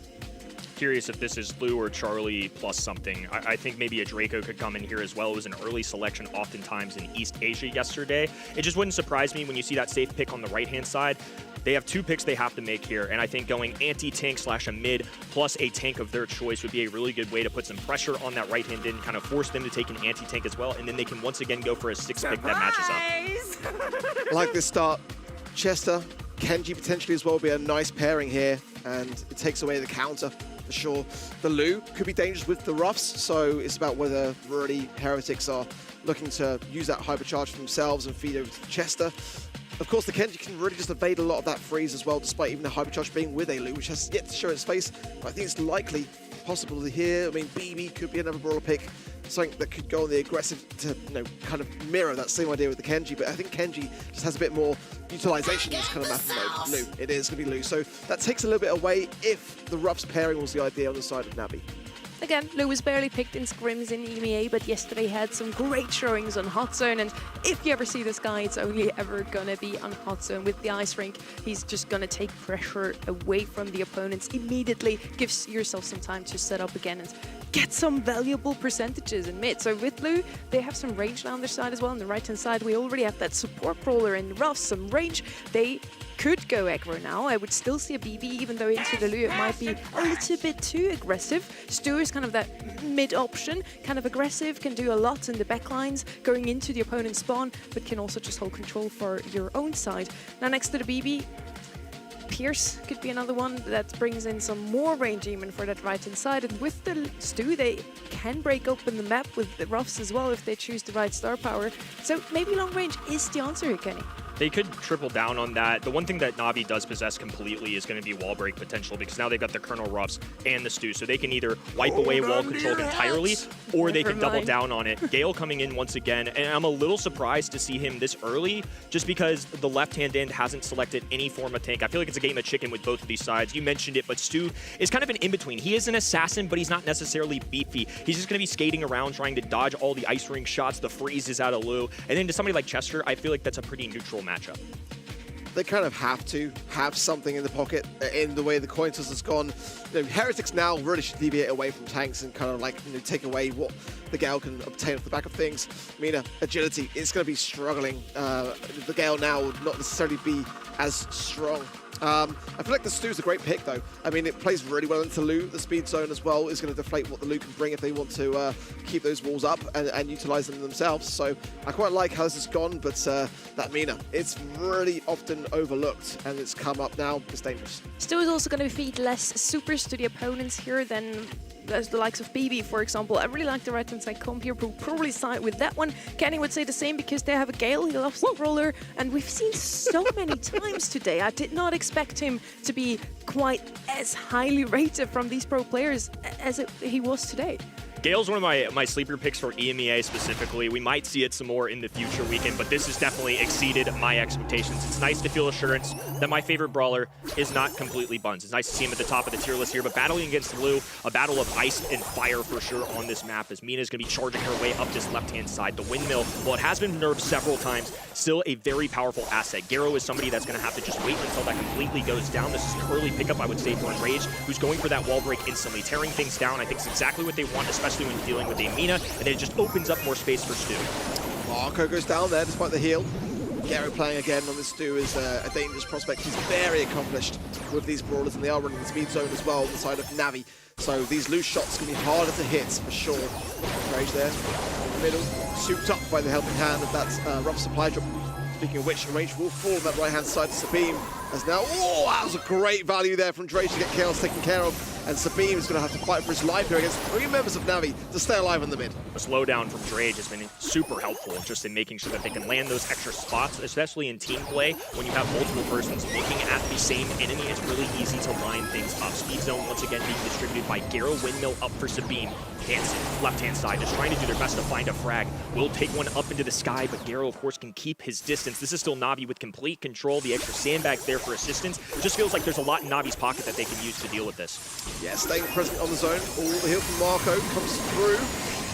Does manage to get it off in time and not go down like previously so. And now the Rage falling on the top right-hand side.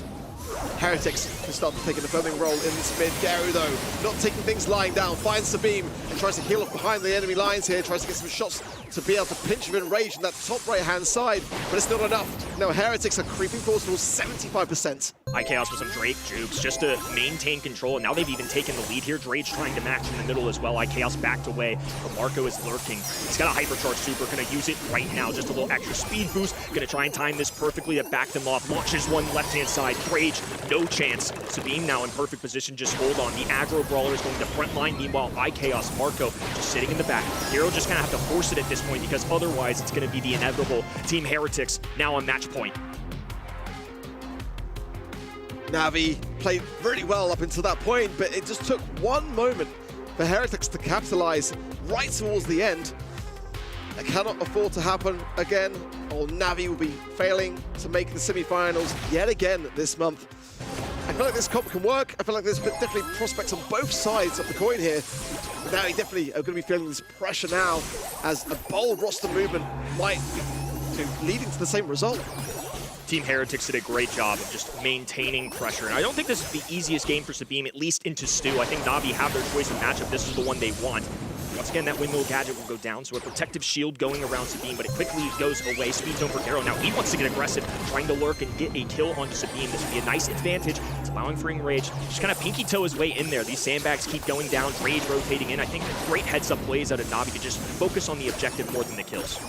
Marco playing with fire there, 92 HP. Sabine as well, only just above 1,500 here. The Heretics not bold enough to get into the zone. Look at this, falling like cars now. This is Chaos alone. And Navi dominate this mid, approaching now 40%. This is looking far, far better. This is the best we've seen out of Navi in this set for sure, but one of the better moments, I would say, of the day. Now they need to take advantage. Their tournament lives are on the line. They're facing a longtime rival. You heard it in the interview. iKaos wanted this matchup. He was hyped up. It would be quite the blunder if they couldn't get this match point taken care of and win it in this set. He's zoned down for Garo.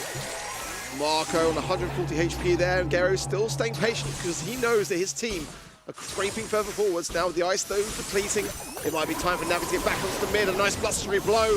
Marco will fall. The windmills protecting Sabine, but only Justin. He will fall now as well. All three members of Navi on the zone. Only 12% of objective power to Heretics. It's all falling apart.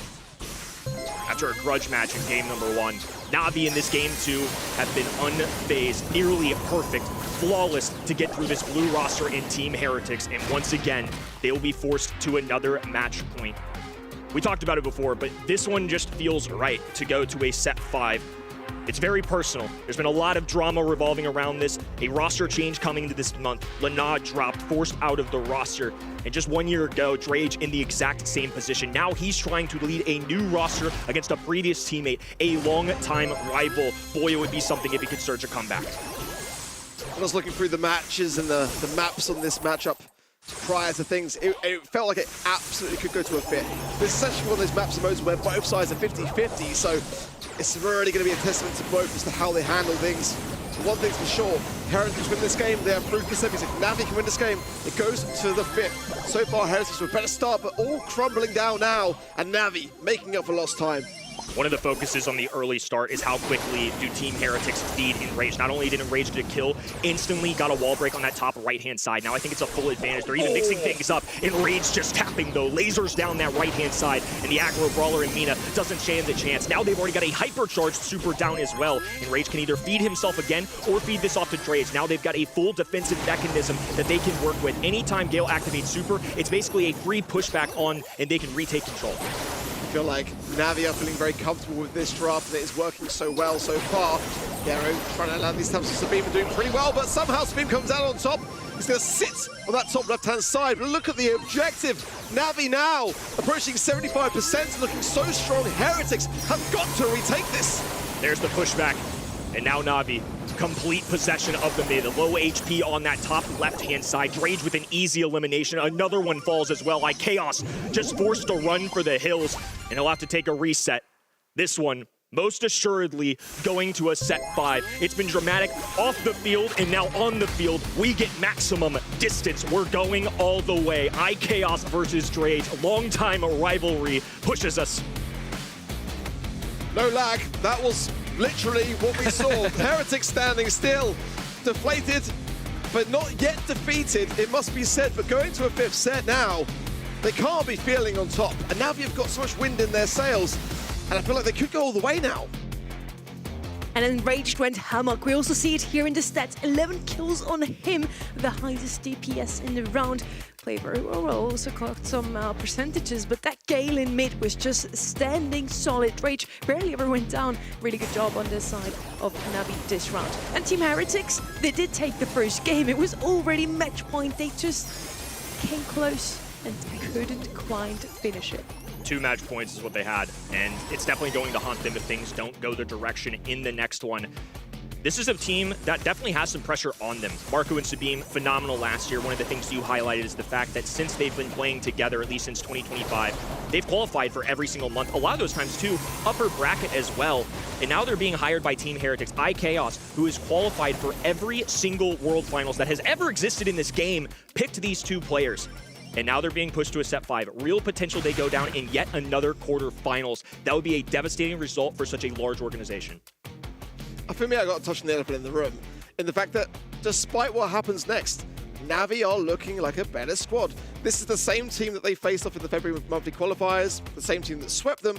They're now taking it to a 5th set. They took for Esports to a 5th set in their qualifier this month. It's looking better.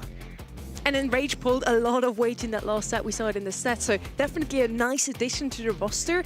And it seems to be the strategy this year overall to just add those newer players. Yes, Enrage did play in some very big tournaments before, you know, last year he made it to Worlds, but he's still kind of that rookie in my eyes because he only has 1 round of all of this on his back, 1 year, whereas we have a player like a Chaos in this round where, yeah, he has been playing for 6 years at this point? 7? Yeah, a very long time, and I think credit to Enraged as well in the sense that he's doing schooling as well. Like, he is multitasking throughout all of this. That's incredibly respectable. And I think a lot of times when we look at flashy players in the game, we're going to talk about them on the Minas, the Kenjis, the Morrises of the world. Man, he just popped off with a Colonel Ruffs. What are we doing out here? He was the standout in my mind. Winning those early matchups in game 2 and 3 set them up to take it all the way. It makes sense to me, and he's starting to show why he was a valuable roster addition. We're heading to Layer Cake, and now this is going to be our last set in this series. No matter what happens, Navi or Team Heretics can take this away and move into the semifinals. For either of them, it's going to be a tough opponent waiting for them there already. But Esports made it through the quarterfinal number 1, and both of these teams want a shot at defeating this beast. Last month, Foot versus Team Heretics with a 3-1, so Heretics really wants their revenge. I mean, I think Navi want their revenge from that qualifier as well. Like, I can see them going the way, and I think that if there's any team today that could take down Foot, it's probably going to be Navi if they can get this set under their belts. And it's not going to be an easy one at all going into Layer Cake. Looking towards the draft, I kind of want to see brawlers like Spike be highly valued. I think Squeak's kind of one that Team Heretics like to kind of flaunt around here. Crow as well, you know, being this not globally banned, kind of needs to be on the ban list here for me. And I think it probably should be, but still looking for Kenji, Ali, those kind of assassination-based brawlers, they're quite strong here. Navi really must have convinced you, Ark, in those last 4 sets that you also voted for Team Heretics to win this initially. Yeah, I knew it was going to go to a 5th from just looking through the strengths and weaknesses of both teams in their scrims on this map set. So I could be quite confident with that being a 50-50. But here is where it's going to come down to, really. And Navi have historically struggled when it gets to that 50 final set, at least this year. Well, we're going to see if they can finally close it out. Team Heretics already had a match point. Navi is now fighting for their own. We're in Layer Cake. I mentioned it before, Kenny. We don't see throwers as often. Ziggy is one of those that we do see quite often, but he's almost always banned out on a map like this one. This is one of my flares of EMEA, and we actually saw it come through on the ban stage a lot, so I think maybe part of the reason I didn't see it as much in practices as much is because it's hitting the ban stage so frequently. There it is right there. So double thrower being banned on that right-hand side. I wonder if they're going to take one of their own. They throw Shade in this who can go through the walls, get through thrower. I wonder if this is a Juju on the onset. I think maybe this is what they want. Could well be, honestly. It's a fantastic product to make work here. You can also, of course, walk across the water as well. Definitely brawlers like Spike, still going to be an option here. Squeak, Crow banned out, good to see, happy for it. Gene banned as well, so Chester going to be the first pick from Navi. It's a very safe brawler for sure. Kit could be a problem here as well, so I think that's a kind of good brawler to have in your back pocket for that eventuality. Chester is one of these brawlers that we haven't seen in quite some time. For anyone that's just tuned in this month, haven't last year or this last month in February, it's going to be a huge surprise. Jester is played so often this weekend because he deals out so much damage. He's a good brawler to pick up for area control. Brawlers like Otis often banned out, so Jester's just the next best brawler. And even though he doesn't have a Buffy, he's even preferred over a Shelly, for example, who basically does the same thing, dishes out a lot of damage up close. Spike now picked up on the left-hand side. He does have a Buffy. He's the most big brawler on this map, so no surprises here. Jean would be the second. Banned out here. Crow comes next. Banned out. Ziggy banned out. We have Mortis in the global bans already. There's not that many options left, but they still want to go with some aggression here. BB technically open, but with Kaze, you're just a tad bit quicker to get the blue star. Curious to see if something like a Kenji comes in the stage as well. So 2-3 turn just went down for Spike and Kaze.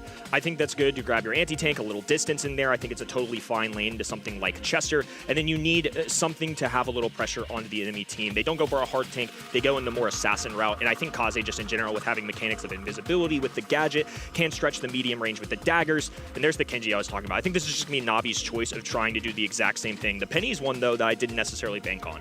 Yeah, I liked your shout there with the Juju, but I think that Kaze now may be steering them slightly away. Great shout on the Kenji as well. I'm surprised we haven't seen it more, especially as I think that we're going to see many more Mortis global bans for the rest of today. It seems like EMEA just don't want to take that chance. Even teams like Foot Esports, who are so good with Mortis, saying, nah, we're going to say that that's one brawler we want to eradicate. So a third and final pick here for Team Heretics, and I kind of wonder where they want to fare with this. It could be Kit, honestly. It wouldn't be the worst of ideas to combine with the Kaze. But yeah, the Squeak is one of the, well, it's the second highest brawler pick that they have in their scrims on this map. It's got a pretty decent win rate for them as well at 63%. So I'm quite enjoying this Heretics comp, to be quite honest. They've got the aggression, they've got potential heals at the back of the Spike and control.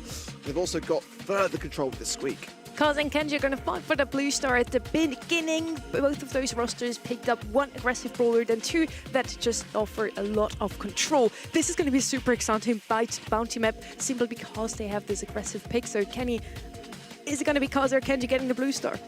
Ooh, I think Kaze technically wins that one for Blue Star, but we'll find out here in just a moment. There's Marco swooping in, grabbing it just in the nick of time. Team Heretics just a month ago absolutely smoked Navi, threw them down to the wayside lower bracket, and so much so that Navi had to make a change. Brought in Enraged. And now in his debut match, going all the way to a set 5 against long-time rivals, this is going to be one for the ages. A very monumental match for both of these squads to decide the year. It's Navi with early possession of the map. Yeah, absolutely, especially with Brawl Cup looming in. Now, this really is a kind of make-or-break month for both of these two teams here have struggled realistically to do much more than exit in the quarterfinals now. Enraged, already the Lion's Den goes down immediately, hands over stars, and places pressure now for Drage and Gary to decide, do we stay here, do we go back, and choose to stay put. So he's now back and joining. And honestly, just 2 kills would be enough here for Navi if they want to try to go on the aggressive. Navi were lucky that they could still hold on to where they were on the map. Now they're being forced away with this Spike Super to deal them back. Needle grenades going down. Great jukes coming out of Navi. They have to find a way to get kills. Enraged is cycled in a super, healing off the respective shots. A light plant there to push the enemies away. Oftentimes you're going to see that just be a giant meat shield for the team. There is the sticky registry in that mid. The force then Navi to work around things, and Unjust Chaos forcing that left-hand side, throwing some shots straight at the Kenji. Doesn't get the most amount of value off the back of it. Enraged being very cautious there. Duke can dodge those curveball shots. And here is where it gets sticky. 25 seconds on the clock, and Navi have not got a single kill just yet. Navi are waiting to play one move here. 20 seconds, they're going to swoop in, attempt to grab the kills, and walk away with a blue star / lead. Chaos dropping a super as a result, and Penny's just going to have to play from the long distance. Drage swoops in left-hand side, grabs a kill, and Rage dashing, dies. 10 on the clock, and Penny the only survivor left. Team Heretics just holding patient, making sure they're saving all these shots. A couple extra supers for insurance, but Navi nowhere within striking distance. This is now match point number 3 for Team Heretics. This is it for Navi. No more second chances. They have to be perfect the rest of the way. Yeah, tough spot here because Heretics just kind of sat back. They were just sitting behind the walls. They got the blue star. The move has to be made by Navi, and it just took so long to really kind of brew up to it. I need to see more from this Penny turret. I need to see pressure being applied. There was none of that in that last game. And that's only going to come from forcing the hand of Heretics, getting to positions of being able to land some shots. If Heretics are playing so passive, that's a hard thing to do. Navi once again playing very aggressively. Drage even swooping into that right-hand side of the map against Marco. That is a tough brawler to go head-to-head with as well. You mentioned it. Penny turret needed, especially if they're going to try and take control of the middle of the map. It would be awesome if they could get behind these indestructibles and get those walls down. Now Garo under heavy fire has to retreat early on. Navi not able to get any tags, no real supercharge. It's just Team Heretics with a couple now sitting with them, and they still are comfortable in their back spawn. It's something they did all of that first game. Yeah, good aggression there from Heretics. Scary's landing some shots. Probably maybe 1 or 2 shots away from gaining a turret as well here. Do one more would seal it, so really cautious here for Heretics. They're really looking for it here, but now stuck, slowed, and goes down. And Rage now has to make up for lost ground, takes one shot, 46 HP, has a super just in the nick of time as well, but goes down. It's a trade, but still 2 stars, and most importantly, Marco hasn't had to move a muscle. He's not been forced out of the positioning. He's the one with the blue star. Still no sign of this Penny Mortar. Garo needs to find this shot, finally gets it. That was the one that's been lingering for so long as Heretics been cautious. I don't think there's any time for a hypercharge. Realistically, he's got to go with it now, sure. But Enraged really struggling to close the gap with this Kenji pick. Interesting positioning for that as well, because it's an easy super toss from iChaos to go ahead and get that on there. Penny Barrel going down is a little extra protection. Curious to see what Drage's super is. I'm sure he's going to harbor that for a while. Oh, lovely snipe. But then a return of fire as Heretics now still in the lead with 2 stars. An aggressive turret there from Garo, but it is being targeted. The hypercharge there of Chaos should seal it. 10 seconds on the clock. Drage with a super in his pocket, needs to use it now, has to get aggressive, has done a lot of talking, made a roster change, and Enraged needs to make a big moment happen. It's a trade, 1 star being the separator, Enraged dashing in, out, but a swap as well. Team Heretics take care of business and will once again end Navi's tournament early. Disaster for Navi, who took it to the 5th, but composure for Team Heretics, who got it done. They are in the semi-finals today. It's going to be a tough match for them still to follow. I cannot wait for it though, honestly, because they've done so well to continue on against match points, to get it done regardless.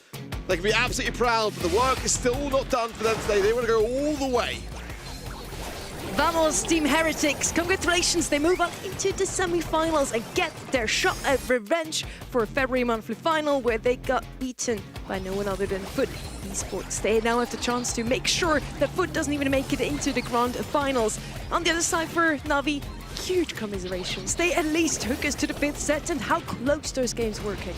Yeah, radio silence from Drage, especially amidst all of this drama, and I think was just ultimately trying to rely on letting the game do the talking, and this time didn't go his way. It's an early roster change, but despite that, now you're 2 months in where Navi have been dropped early. I believe they were the 5th team in the leaderboard walking into this. They were very close to Team Heretics. But in terms of the long term of the season, now it's looking very unlikely they make a Brawl Cup. I'm thinking even bigger than that. I think LCQ, think World Finals. They're continuing to make the seeding more and more difficult, and now that's a little separator. Team Heretics beating twice as well between monthly qualifiers and this month. That's going to live in their heads. And going for what you're saying there, I do feel like despite the loss for Navi, that it did speak for itself, and that Navi have been getting better. You've got to remember, going back to the February monthly qualifiers, they only made it to the monthly finals based on 3 base races in the last set of their qualifying match, which would have basically meant that they wouldn't qualify if they had lost that. So they are looking better, but they're still not making the semi-finals. It's unfortunate, but technically this is still a step forward, right? As you just mentioned, last month they were a bit shaky. This month they looked super strong. And Team Heretics, it is a formidable opponent. So definitely still a good feat to at least take them to a set 5. Maybe we see even more from Navi. And as we mentioned before, sometimes it's worth to even just qualify consistently for every single monthly final.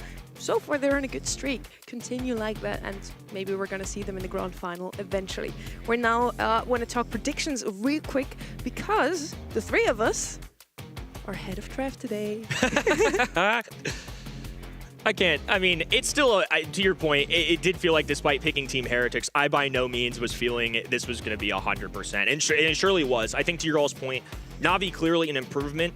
This isn't years of prior, though, and this year I feel like I have such a high bar for these teams, especially in this region, because there's so few slots, and I know how competitive it gets. I know how hard it is. It is a huge accomplishment, and it's not to take away from Navi, but clearly there's still some growing pains, and ultimately when you come down to it, having a loss in this set, golly, I mean, it came down to 1. They were so close, and we could have been changing the entire trajectory, the entire conversation around Drage and Enraged on this team. We did say that this quarterfinal number 2 is going to be a super close one. It was a 3-2 in the end. And you remember to also lock in your predictions. We still have 2 more quarterfinals to go, 2 semifinals and the grand final. Remember to lock in on event.brawlstars.com because you can get some rewards. And we know you love them. I love this pin at the end of it. Next weekend, we even get a new spray that I absolutely adore. So I'm definitely looking in my predictions over there. And if you don't get all the predictions right, you can still gain some points also through the quizzes and everything on there. Kenny, how are you usually doing with those quizzes? I got everything last month. I wouldn't say I'm the most intelligent person out there, but thankfully I locked in my predictions beforehand, and things are going very swimmingly this month. I've already gotten the pin. Not to brag, not to brag, not to brag, but we're bouncing back. We're on the up. We're on the up. I've never heard Ark make a noise like this one. Thank you, Kenny, for bringing this to us. That's what I'm here for. I'm going to clip that, put that in my VOD collection. We want to have a quick look also at the bracket now, because we're halfway through the quarterfinals. We now know who is going to be standing in the semis. Foot Esports versus Team Heretics. That's going to be a tight one, I feel. Who are you voting for here, Kenny? I'm still going to pick Foot Esports on that top match, but for me, this is another revenge match as well. Foot Esports beat Team Heretics, and it was a 3-1, but it was a rather convincing one in that quarterfinals last month. It was going to be awesome either way, even if Navi had won that Foot Esports literally a week ago in qualifiers. That one went the distance to a 3-2. I think this is an exciting semifinals. Team Heretics looked a little better to me this month, but in fairness to them, last time we saw them, they had only played Foot Esports, who won it all, and were definitely the best team last month. So we'll see where they leave off. We'll see if there's still that same caliber of team this month. Trav is back at the desk with us, and now we're going to have Humble versus Madrid up next, and then later we have the Italian derby between Novo and Reply Totem. Trav, some last words towards Navi before we go to the next match? Yeah, I mean, honestly, it was a pretty good performance. Really good game between the two of them. But unfortunately, my prediction was not right. My gut failed me today, unfortunately. But to be fair, I was speaking to Drage a few days ago, and he put Heretics in his top 3 for the region. So I think it's pretty decent game. Next match is going to be Humble versus Madrid, and here we have one of those teams that are in the spotlight for such a long time already. Won 2 LAN finals in their time. And then last year they came second once more. Humble, it's kind of like the overarching storyline. They are the eternal second at Worlds last year. And then again last month in February, they lost to Foot Esports in a gruesome grand final. 3-1 in the end. And Humble, again, second. No sirens going off for me, though. I mean, this is kind of what we've grown to expect. The regular season, they've been in those grand finals 75% of the time since they've become a team. That is an unfathomable feat. Now, the amount of those they've won, however, are significantly less, but that doesn't change my mind. They still show up in the LAN events. I think for them, if you're going through this regular season right now, the ultimate goal is just to make sure you're getting those Brawl Cup points because they want to build those experience. They want to keep proving that they are a fiend on the LAN stage. They want to prove that, and they had a bit of a shaky moment also in the monthly qualifiers this month against Zenit. It was a 3-2. They almost dropped out, so we wanted to sit down with Boss and clear out some of those tensions maybe in the team. Dethroned with Foot Esports being the team that they are and being as strong as they are. Over the past few years, you've kind of been the top dog. So how does that make you guys feel? I mean, it makes us feel good, but it still doesn't matter for us. We always keep doing top 2s and top 1s sometimes. We're gonna just get top 1 again, and we're prepared for everything. We're just gonna win. Yeah, lovely. Great to hear it. It's a different angle from what Semantic usually says, to be honest, hoping he's going to lose or something like that. But I don't know. I also wanted to just ask, how disappointing was that monthly finals loss? I know you've kind of come second in a lot of monthly finals, but did that one feel any way in particular? It felt bad. It's a first one, so it's Foot, and Guesty was in the team. He's a rookie, and he got the first monthly final. And he got the first win, so it felt good for him, but for us, as we just lost, and now, it felt again the second place course, so I hope we are gonna break it again. Second place again, but he hopes that they're gonna break it, and he says they're prepared for everything. They're just gonna win. First step of that way, they need to beat Madrid, a roster that is fairly new still. We haven't seen a lot of them. Except from Rob in that roster. He plays alongside Yoko and Jus d'Orange, I assume. We just called him Joss for you two. Joss? How do you want to call him in English, you two? I'm going to go with Joss, to be honest. I was going to say that was my gut, but when I heard you say it, it just definitely sounded way more right. Languages for English speakers aren't the best subject, to be honest with you, so we'll just sway away from that. But yeah, Rob has already defeated his former captain Arthur in the qualifiers. A dominant 3-0 against Big that we have seen playing in the February monthly finals. Big is not here with us today because of this exact roster. These are the global brawler bans for this series, so banned out for the next 5 sets. Chloe, Mina, Spike and BB. Chloe banned out today every single time so far. Yesterday, he never was present in the global bans. And this is what you voted at home. 92% of our viewers say Humble is going to win this one. It's not a big surprise, is it, Trev? Nah, not all, to be honest with you, especially when we see some pretty unfamiliar faces, across the other way from them. And Humble are just a team who, as you said, consistently making those top 2s. And listen, if I'm getting top 2 every month, I'm happy with that because I'm making all the events at that point. So I think Humble, although they want to win, they're pretty pleased with the position they're going to be in over the past couple of years. Over the other side, as you said, a pretty unfamiliar team, a couple of faces that we know, but it's overall as a team, not something too familiar to us. The players are in the lobby, so we don't want to wait too much longer. We're going to start things out on Pinhole Punt.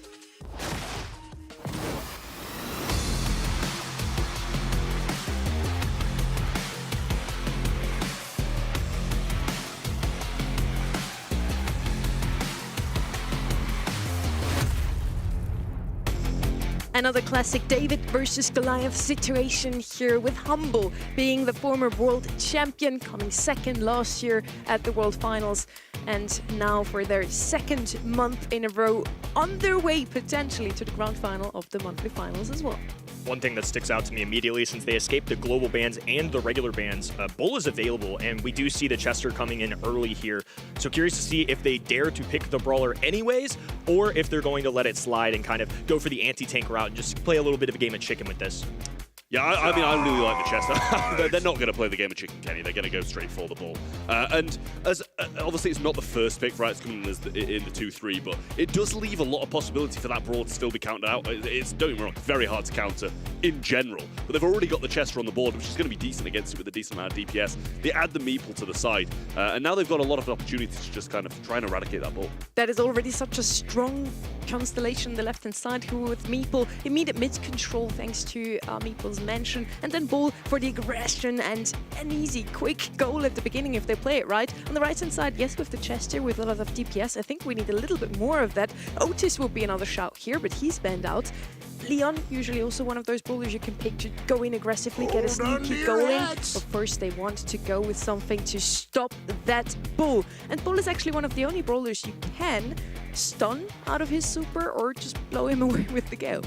The day of Gale. What's going on here? Yeah, I've been in the trenches for a long time, so it's just nice to be reassured that the guys still got it a little bit. I mean, just another double down though from the right-hand side. There's the Leon you were talking about. I was waiting for that flare of aggression because I feel like they almost needed it. It's not the beefiest squad compared to something like a Bull, but they're fully equipped to deal with him. Now they have the lollipop drop as well, and that is a nice asset for any team because you can toss it anywhere you want within range, and on top of that, you get a little extra speed from that Buffy, and that applies to a lot, and that goes a long distance. Now that's just not helping Leon, it's helping the whole squad.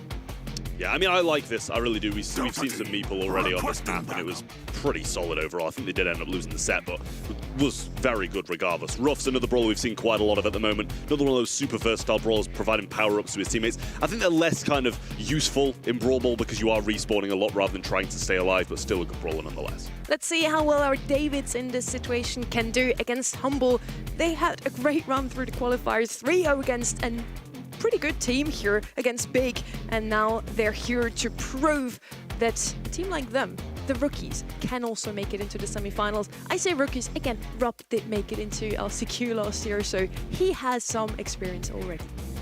Certainly an interesting one. Unfortunately for them, Humble did the exact same thing. Both of these squads are the reason that Big are not here. And early, Mad taking off on this right-hand side. A little Madrid action as Yoko will follow up for a nice little tag. So off-screen, clearly some stuff going down. I mean, it's not even 20 seconds and Madrid has a bucket. Yeah, I mean, that was a fast goal for them. They're going to be pretty pleased about that. Through comes the break, going to take down some of this grass because there's a lot of indestructible walls there. So can't break up too much of the home region of the map, but the mid is asking to be destroyed for this Humble side. The power-up still just lingering there. Out goes the Meeple's match. You're going to be able to catch the Leon inside it, but no super just yet to be able to get the job done. In goes Semantic, but will be traded out. The two of them might be able to get the job done here as well if he just goes for the wall break, shoots the shot, and down goes Rock along with it as well. Nice response there from Humble. Immediate answer from Humble. If there's one person that I'm fearful of, especially into these anti-tanks, it's Semantic playing this brawler. He's an excellent tank. This is something in scrims that he has been the man for this brawler a lot. I think the fact that it doesn't go banned or global banned was very shocking to me. That screams that Madrid were confident enough that even if the squad took it, they would be okay playing against it. We'll see if that bites them or not. Yeah, well, Boss just instantly going to go and grab this this hypercharged power-up and just cycle that one out. Through goes Semantic, though, and as easy as that. What a start it was for Madrid, but ever since then, and we pretty much missed the entire build-up to the actual Madrid goal. But ever since then, it was all Humble, just constant attack and 2 very fast goals. Again, this is not an easy matchup. I mean, Gale and Chester are about as anti-tank as it gets, but nonetheless, I just believe that Bull is such a good brawler to the point where you can't deal with him. Don't get overconfident, especially in a player like Semantic that has used this brawler a ton. I think that's just maybe overthinking it, maybe trying to get too cute with it. If you're Madrid, you're definitely the underdog. You have to find ways to win. And once again, another opportunity, an early goal. Couldn't quite cut the corner in time. And additionally, Semantic was respawning. I don't know if they really had a chance at that one, but worth a go anyways. Yeah, real tough angle with Semantic respawning and Luki pretty much there. Yoko going to pick up a kill as well, though. Semantic's just going to go for it. Might be able to get the breakaway here. Picks up the power-up, cycles the super. And I don't think Rupp's got the super in time to stop him. What a play from Semantic. And this is why we expect the Bull to be banned on every map. Definitely showing its worth, and to be honest with you, since Sirius is not available for our professional players, this is the #1 brawler to me in the game right now. Semantic, a big playmaker, a longtime veteran, the world champion, making it work, clearly showing that World Finals difference as well as he's going to dash up the middle of the map. The ball's going to be on the bottom side. Aluki does have enough time to roll this one through, and a quick sweep here in set #1 as Humble take the lead. It wouldn't have really mattered if he didn't get the ball off, to be fair, because Semantic had already cleaned up all 3 of the opponents anyway. I mean, you know, well played to him, but the brawl is just so strong. And I think we're now going to see Bull being banned out quite a bit by Madrid here, as that was just a complete walkover ever since the first goal. That was just a lapse in judgment to me. Again, Bull is such a good brawler. Leads the kill category, leads the DPS, has 2 goals. He can score, he can get kills. There's so many things he can do well. Since the buffies have been implemented into the game, this guy has been a standout. Since BB's been a little reworked, her initial gadget was a little stronger than intended to be, so Vitamin Booster, I think, made her at the top. Obviously, again, Sirius is the man right now. Y'all should be going for brawler #100 if you can do it. But Bull's the next man up for me, and even in a draft setting, they were still so confident in picking it early in the face of a Chester. I think that just goes to show how much Humble and other pro players value this pick. Bull was the most banned brawler also in our global brawler bans, so definitely one of the best brawlers to have at the moment. Leaving him open at this stage, kind of risky, and it almost worked out for Madrid. They did score the first goal in this set, but all the others were Humble. Yeah, and this is the thing, we didn't actually even get to see the Madrid build-up either. It was just literally the ball going in the goal, which was quite sad considering how dominant Humble were in that set. We didn't really get to see the glimpse of Madrid doing something decent, but I think that's gone as expected. It's the same as the FUT game. We're expecting this team to come in and sweep, but that was as convincing as ever from Humble. But same as the FUT game, we still do want to see some more of this roster, and maybe we see more of them in the next coming months, because they can just take this one as a scrim, honestly. A huge opportunity for them to play against Humble, to learn from them maybe, and maybe even take a set off of them. Honestly, that's why I have my fingers crossed here. I kind of want to see an upset, and an upset would it be already if they take a set.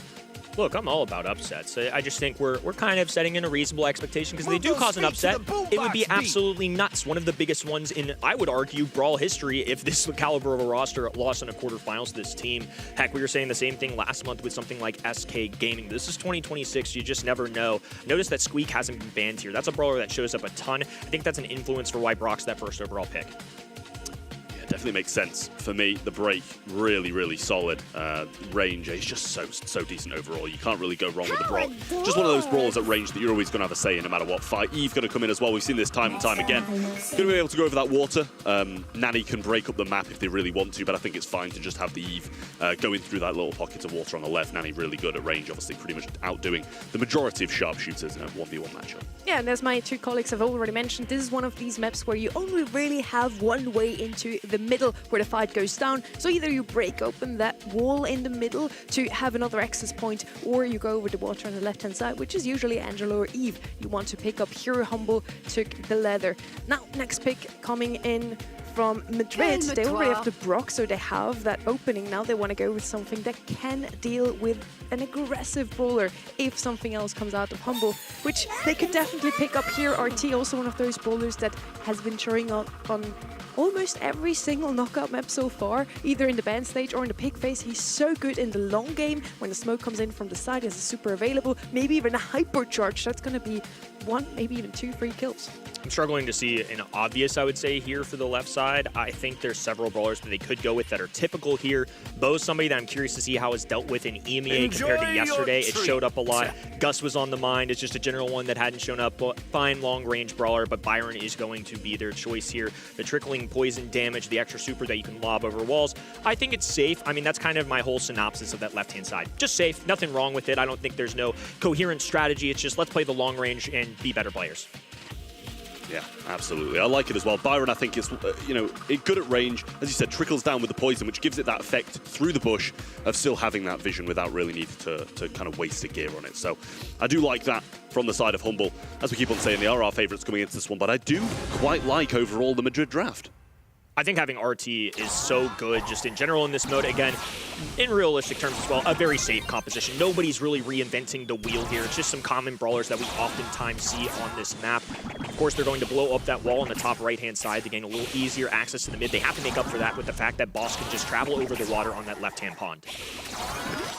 Well, Spiderlings coming down then. Semantic going to be able to deal with them pretty swiftly. Doesn't really need much help from Lukey here. Another gadget being thrown out, but didn't find anything back from it. Now just focusing down the heels on Boss, who got pinched down on that left-hand side match. You can see by the RT mark over his head. And getting some good ground now, Madrid, with Lukey and Semantic really failed to hit these influential shots. Rupp is contesting with Semantic as well, and I think Semantic as a Nani is seen as a sharpshooter that counters sharpshooters, but these Spiderlings are doing well. They're juking good enough this too, and now Deuce on the left hand in there, moving in. Brock trying to get some shots on Boss. Didn't even have to use that super. Now they've got the numbers advantage, the pressure. There's the extra follow-up as well. Lukey down by himself. Won't use that super. He flashed it. I think he was just tempting himself a little bit. There was no world where he's going to waste that. Yeah, I just feel like we need to see more from Semantic against this Charlie. Like, he deals with those Spiderlings so easily and has a massive range advantage and was just losing that matchup. Splash comes down and finds 2 Spiderlings. There's a good kill from Lukey with the kind of lingering effect, and Rupp's so low there as well, but an equalizing hit from Yoko, forcing a return to sender from Semantic. Lukey quite low now, has to focus on himself rather than helping the team for a second. For a team so highly regarded in the history of Brawl Stars, the mechanics right now feel very even, if not favoring Madrid, but they're the ones pushed back, so Humble certainly in the advantage as we progress. Super available for Brock as well, just holding on to it. Semantic has the peep, but it's going to be really difficult to kind of implement that, especially as the fog starts to close in. You don't want to overcommit, and then you're also a sitting duck. And the fact there's only 2 brawlers, it's more focus that comes on him. Yoko getting pinched now, fanned by the Byron. He's going to be down to 1 shot, but a few returning fire from Just on Semantic on the left-hand side just backs them off enough. There's a hypercharge on the right-hand side for Yoko. It's a question of whether they've got the belief they're going to be able to win this match and want to use that. With Rupp just pinned so far back, and he's using the peep just to tank a few shots, and the pinch should be there. Did save that hypercharge, though. Nice to see that he hasn't wasted that. I don't think they were too thrilled about that 2v2 with their positioning. Agreed. I think Humble just had enough early work. They're even switching things up entirely. So you mentioned it. Semantic definitely needs to do better. But on top of that, now they move Charlie back onto Semantic as well. They're rotating. It's clear that they want Semantic off of that lane. Completeness super there out of Rupp. Left hand in, Yoko gonna activate Hypercharge, has to get desperate, knowing that Semantic is revolving that peep. The Spiderlings will protect him, but Rupp so low, the poison barely holding on. Semantic with a follow-through shot, 3v1 situation, and Madrid in deep trouble. No real chance of taking us, and they know it.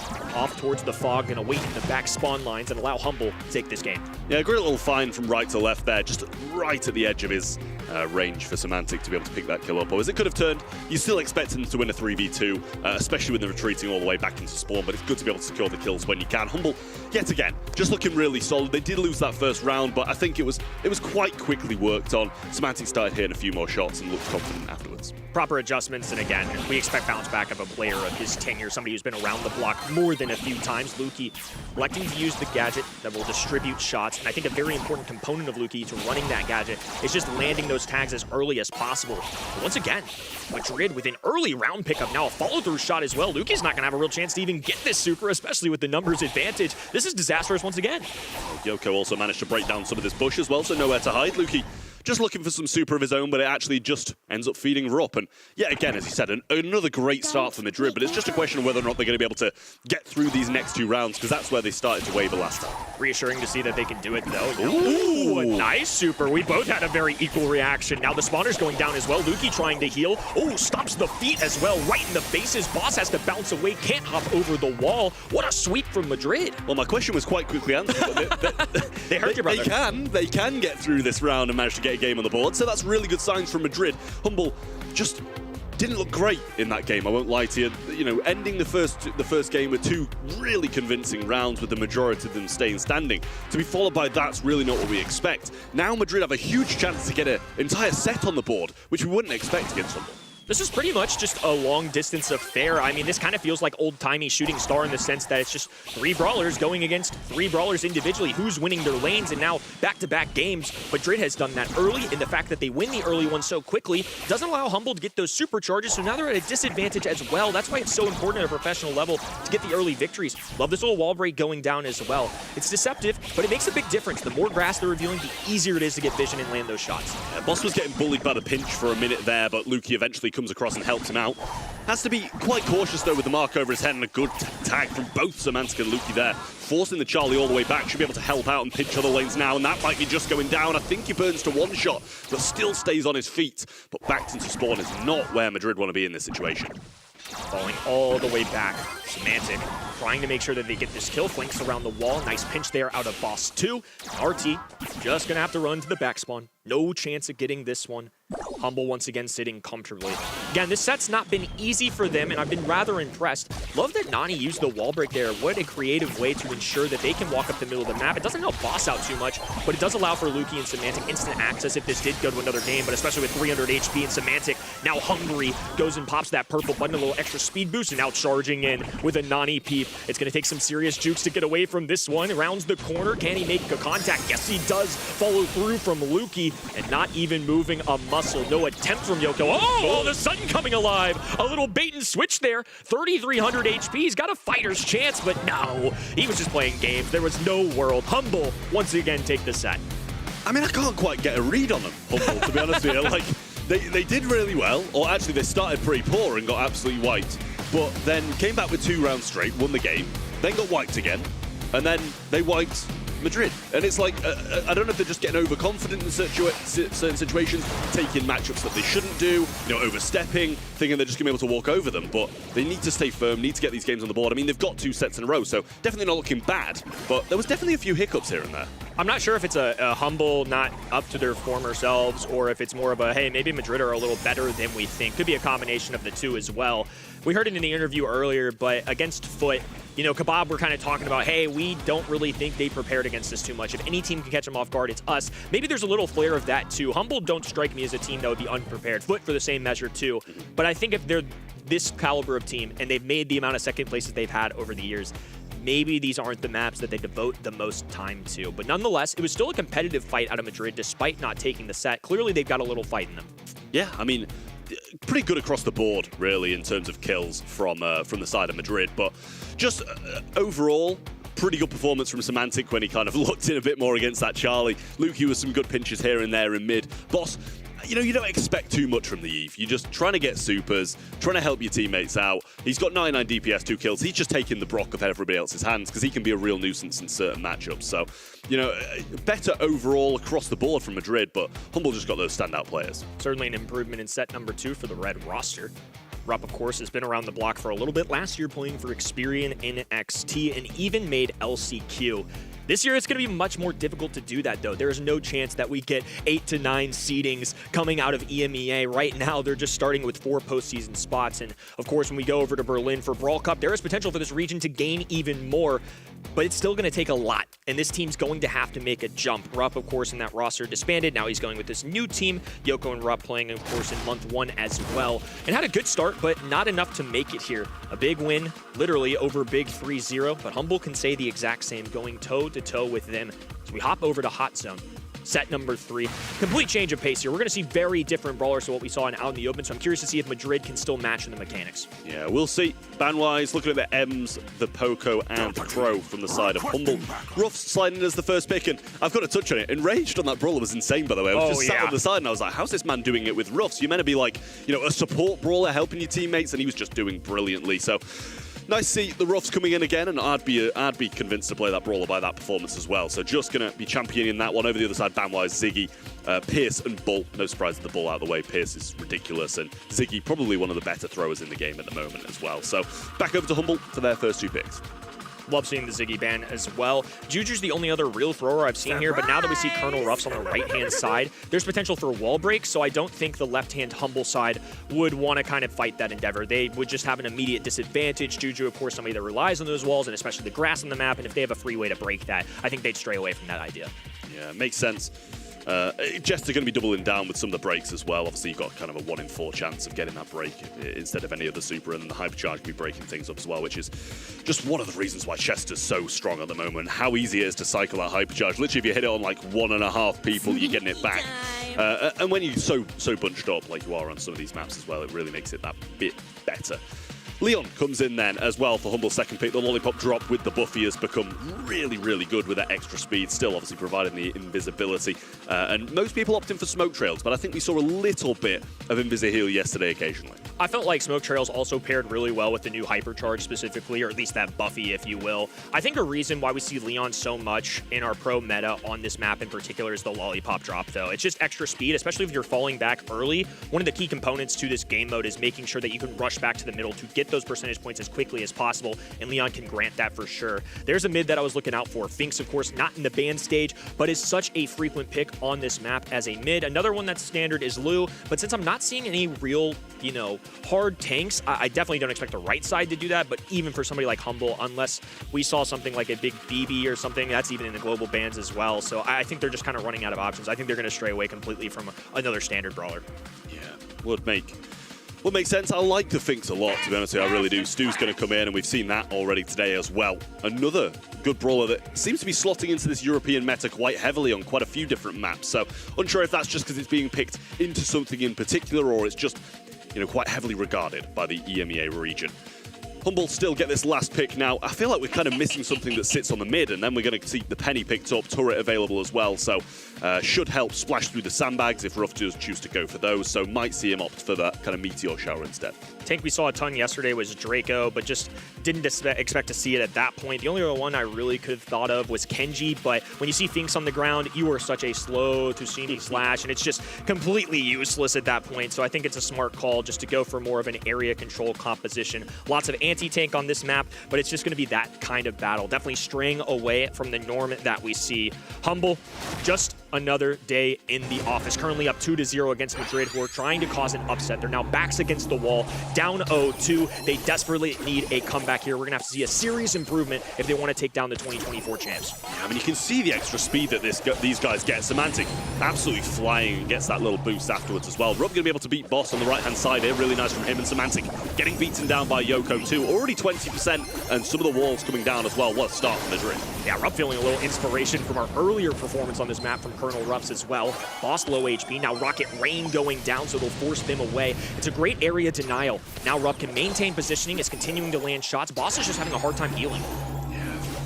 Really difficult here. Lollipop drop helping out a lot now, though, as he doesn't know whether he's coming out left or right. It does linger a tiny bit more. What a TP. Turns back time, and Just will find that kill. Lollipop drop down as well, and Madrid honestly just running away with this so far. That was one of the more insane kills, especially with that low of HP. Slowed down the daggers coming out of Leon. Perfectly put himself on the left-hand side.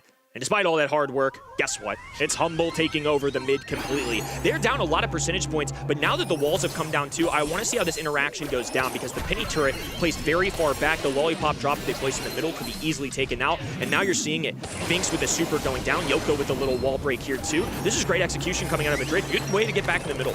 Yeah, that penny shots take a bit of a while coming through the Finks super as well, and down goes Boss, leaving just Lukey alive in the zone. Semantic back up, ready to fight now, but he's in a 2v1 situation, doesn't really have time to wait for his teammates either. So Madrid should be running away with this one. Boss coming back in again. Little breakthrough to get that penny turret down, and the other guys sliding onto the zone. I'm not sure if that Chester bomb's even going to hit by the time it hits zero.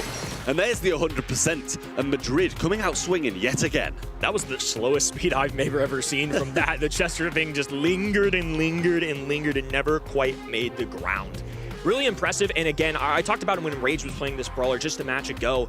But early on, if Colonel Ruffs has his way, they instantly get that wall break. Of course, with Stu on top of that, there's just so many opportunities for them to shape the map how they wish. This time it's Semantic taking that right-hand side, so Colonel Ruffs immediately dropping a gadget of his own. Oh, has to be careful though. Semantic completely invisible, had no idea he was there. This time it's Madrid with a tough start. Yoko left all alone, no chance. Now I'm scared for Madrid. Yeah. Humble have possession of the map, no wall breakdown, and a penny turret up. Literally just this start is going to change the entire game, surely. Finks still waiting for the supers to be able to stop these shots in their tracks, but hasn't really managed to find one just yet. And he's getting beaten down again. Rupp on the right-hand side, re-establishing himself, getting some good shots from Semantic. Doing quite a big flank here, and actually, he will just back off. Nice prediction, but he still goes down. Nice trade coming in from Joss, and Yoko will assume his spot on the zone, trying to get the penny turret down, but I don't even know if he's going to be able to do it in time, and he sacrificed his life for it. Small, big brain thing I think I saw in a boss too. He dropped a salty barrel, not to shield for himself, but so that they would have other incoming shots to tank for that. That was actually a really good bit there, and now he's doing it once again. He's trying to draw some absorbed shots from that rocket rain, and just using that instead of his own body. Well, Semantic doing a good job of cycling supers, but honestly not getting too much back from them. Good shots once more from Yoko, and finds him around the side of the wall. Wonderful splash though from Boss, and a good kill yet again from Rupp. Walls coming down, and penny turret spots quickly dwindling.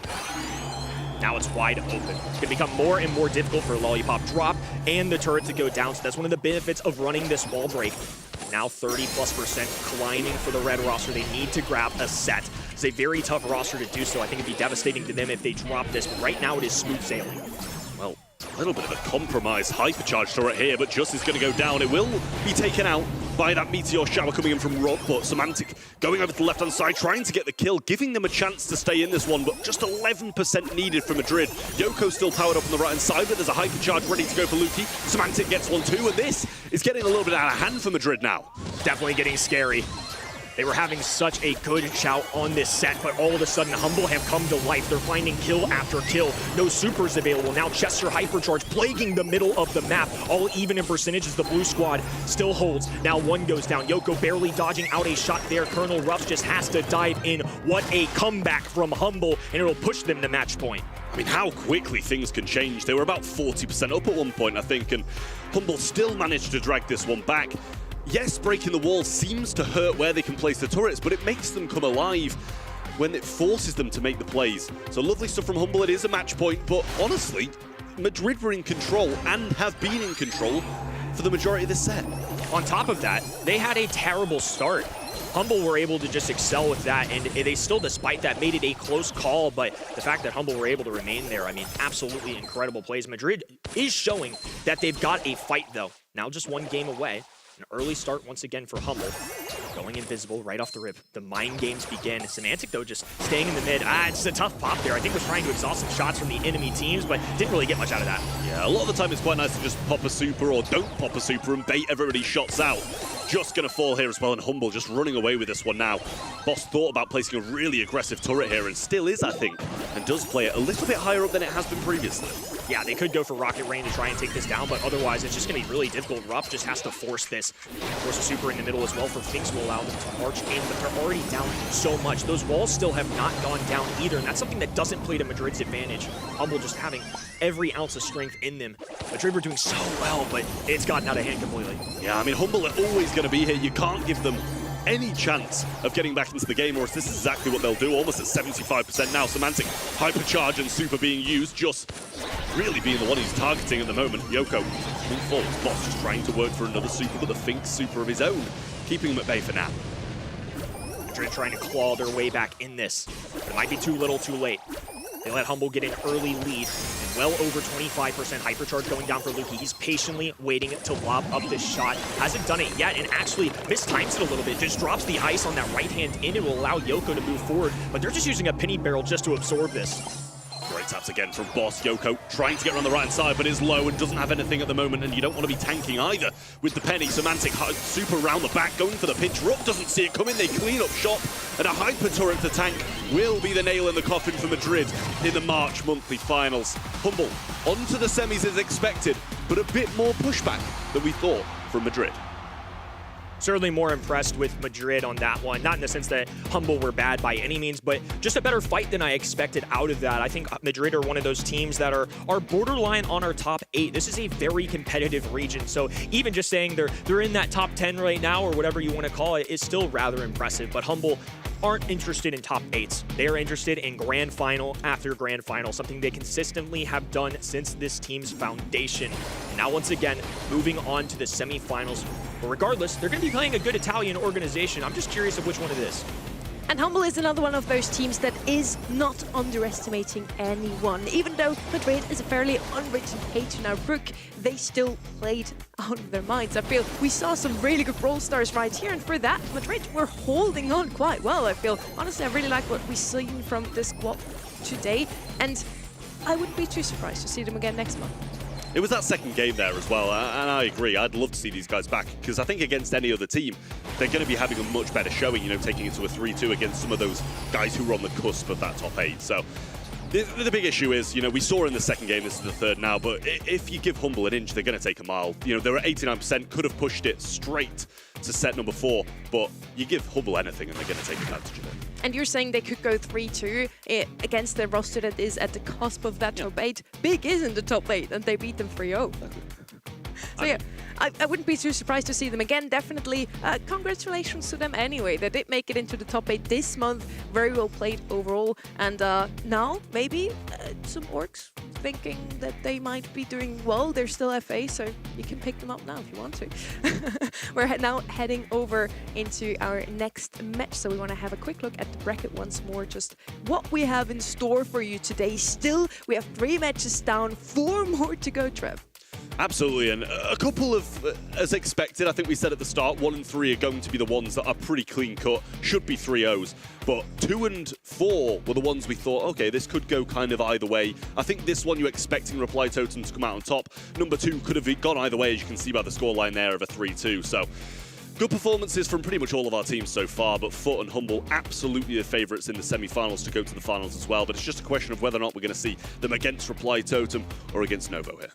We have 3 Italian orcs here, Humble, Reply Totem, and Novo, and they're gonna be meeting not only now in the quarterfinal number 4, but also in the semi-final. We find out now who will make it through, and Ark's with us here to figure out if it's gonna be Reply Totem or Novo taking this quarterfinal number 4.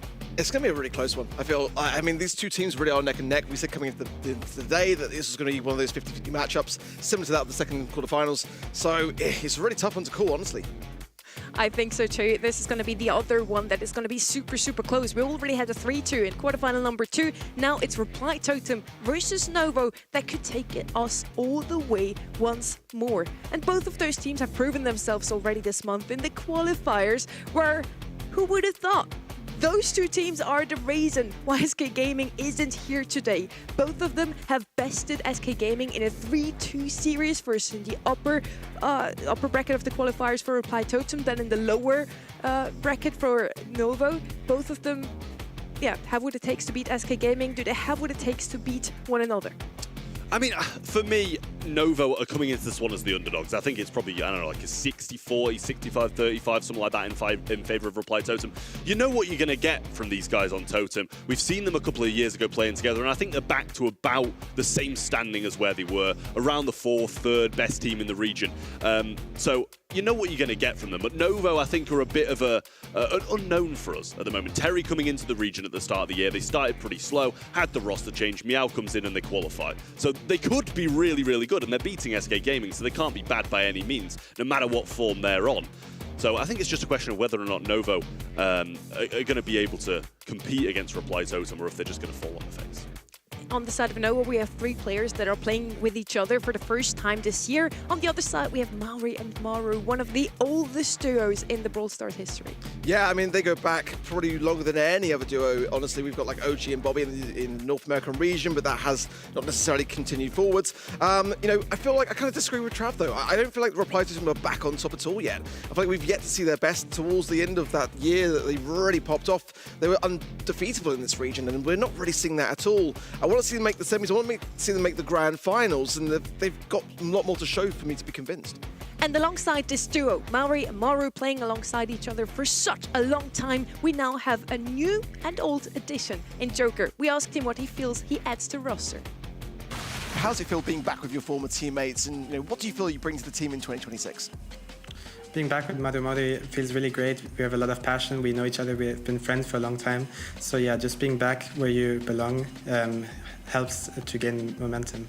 You have been scrimming a lot against FUT Esports, so do you think that gives you an advantage to really kind of like hone in on that top team in the region to kind of further your skills? Yeah, I mean, scrimming against other top teams always helps to see strategies. But I mean, overall, I think scrim win rates don't really determine what will happen in the match. Also, now with the addition of global bans, it was strange to scrim because maybe some teams are going to global ban the brawlers you're picking in scrims all the time, or you're playing with global bans that you're not going to have in the match. So I think we still need to get used to those. But yeah, copying strats from other teams obviously helps. What a heartwarming moment there. He says he's back where he belongs. That's so beautiful. Very cute, very cute. But I think Trevor's very happy to hear him talk about scrims. He's a smart man. He's a smart man, isn't he? I mean, I don't know. We'll see. I mean, the proof's in the pudding, right? Absolutely. If we just go by scrims, FUT Esports has already won this month. They have been doing super, super well. Reply Totem scrims don't look too bad either, though, Trev. Yeah, I mean, as I said, I think they're a team who are just so consistent. I know you said you disagree with the fact that I said like, the back on top. I was like saying this around the third, fourth kind of. They should be. This is a team who I think in this region belongs in the semi-finals. Like, I don't know if they're going to get further than that too often. And I don't think they're going to be out in the quarters too often. But I think this is a team that can definitely rival, the top two humble FUT in this region. But I don't know if they're going to get much further than that. Because they've just been apart for a couple of years, and I think that's definitely going to have hurt how good of a team and how that synergy works together. Well, I guess we're going to see today on the other side of that big roster shuffle that we talked about at the beginning of the show was Novo. They had to give away Enraged and now picked up Meow. Super interesting how this team is going to do this month. And you got to remember, in that qualifier, the main match that allowed them to qualify against SK Gaming, Meow had to face up against his former teammate, his former world champion teammate of Naui. And that was a match that had a lot of emotions. And meanwhile, we also had a match happening at the exact same time between Big and Madrid. And it was just kind of this amazing moment in the qualifiers. But there is so much expectation now around Novo Esports, a team that didn't qualify for the February monthly finals. So they've got to make today count. Many call Novo the victims of this roster shuffle. I sat down with Filippo to ask how they experienced this whole thing. Filippo, you've been at the other side of this whole roster shuffle with Lana. You had to let go of Enraged. Now you're with Meow. How has the team synergy been so far? I think we kind of improved because we managed to do more scrims daily and we switched the roles. So now, before it was Enraged who was playing Assassins, and now I'm the one who is playing, and now it's just like the person who just feels and like he plays really good with it. How's the team communication overall? Because you now have Terry, you have yourself, and Meow. They all speak different languages, right? Yeah. We are good. Like we speak English obviously, and we communicate well. We do calls during the game, so I think our communication is fine, and I think everything is fine. So yeah. Great job, Sunny, by the way. Yeah, they seem to be pretty confident. They have integrated Meow fairly well so far, and their scrims as well are pretty good. I mean, we saw Meow smile for the first time that I've ever seen. I mean, qualifying with Novo Esports was an experience because, I mean, that man showed more emotion in that qualifier than he did claiming the trophy in 2023. So it was a great thing to see as we have global bans coming in. Terry was sitting in the background in that interview, by the way. He was doing the 6-7. I'm glad they didn't cut that one in. Those were the global bans for this series. Whoever just tuned in now, we now have global bans. So for the next 5 sets, all these 4 brawlers are not going to be playable. Wow. These are what you voted at home over at event.brawlstars.com, and 94% Trev think that Reply Totem is going to take this one. I didn't expect this. I mean, to be fair, I think it is pretty expected from the community. If you're asked to pick one or the other, the majority of us are going to pick Reply Totem. The names on the team, how big of an organisation they are, and how much support they get as well. Novo just really can't match that in terms of pure support from the crowd. I mean, I said it was more like a 60-40, and I think that's pretty fair in terms of percentage of winning. Yeah, same for me. It's a pretty close one, so we hope for a long series. It's the Italian Derby.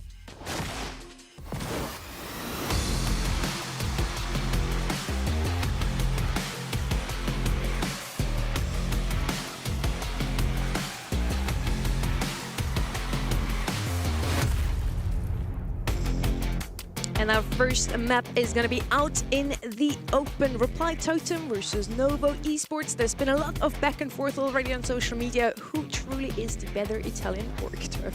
I mean, from history, I mean, it's Reply Totem 100%, but it's just a question of whether or not who's going to win this game. Novo desperately needing to get some more points on the board. Yes, Totem are going to want them, but they already have some from the previous month where Novo did not manage to qualify. Looking at the first pick, though, we've got Leon coming in. No real kind of surprise there. I'd say Brock from the other side is another thing we've seen a few times. Ban-wise, I mean, it's pretty solid. Eve, Meeple, and the Squeak there, and Angelo, Jean, and Mina over the other side. Potential for Bo certainly to come through here as well. Gus could make a good pairing with a tankier brawler. Mina, banned out though, won't be paired on that front. But let's see how Novo are feeling about this one. Jean banned by them. It's quite a good one for me. Squeak as well is quite an oddball one to be banned out by Reply Totem, but I quite like it. Jae-Young, they want maneuverability. I don't blame them too much for it either. Quite good in that respect. Again, will they go for the bow? We saw it counted out by the bell earlier today, but I feel like it's definitely a potential opportunity here. Bow's definitely a good shine because on the right-hand side, we already have the Brock to open up those walls, get into mid quicker. On the left-hand side, Bow could fulfill that same role. Gray in the past years to be the brawler to pick up here for that same reason. He is global banned in this one, though Glowy as well once more. I think Glowy so far was global banned in every single match of the day. They're going to pick up some support now on the side of Reply Totem. Makes a lot of sense since they already have the Leon. Let's see if it's actually going to be a brawler now to open up those walls, Trev. Yeah, we'll see if that's going to be the case. I mean, you kind of expect it to be, always they're going to be pinned in spawn quite heavily, especially with Eve and Angelo banned, two of the brawlers that are mostly used on this app to kind of go across that water quite easily, and it makes it so you don't really need the break. They're going to go with the Nanny, so not going to have the instant break by any means, but once they've worked for that peep, they're going to be able to get through in, you know, the second or third round. Final pick now for Novo Esports. I do quite like that Nanny that Reply Totem just picked up though, gotta say. Definitely not that many options now available now because of the global bans, and now just having 10 unique brawlers off the table. It's going to be quite tough for them to really find something that makes work here, in all honesty, with this kind of comp. Artie going to come in. It's about the only brawler they had left. But I quite like where they got this going. Obviously, Artie's going to be most powerful with hypercharge, so that's the main concern with that particular brawler. You've got to put a lot of work in early on.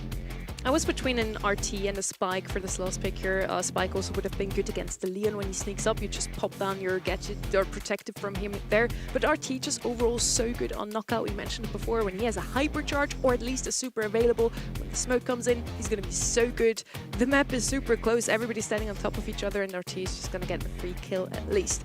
Both drafts quite good, I feel. Let's see who's going to take this first set now. I mean, the thing is with RT, right, it's going to be good at range, it's fine, as I said, good in the closing seconds too, but to get the hypercharge by the end of even a couple of rounds, you've got to work really hard and hit so many shots. We'll see if he's going to be able to get towards it now. Joker hit pretty hard, and then both the Byron and him as well, so just healing normally rather than shooting some of those shots into him. And Meow just over the left-hand side, pinching in. Great positioning so far from Novo. Yeah, it's a great break there from Terry. But with the helping hand of the Invis, Lollipop Totem there, Joker will find the pickup of Meow. So that's a great placement, it really is. And that's the ability of now being able to aim gadgets. Those rock breaks are going to only be able to do so much now. Joker's still not done yet. Finds Terry as well, that's two. And the poison will surely trickle down here for Lipo.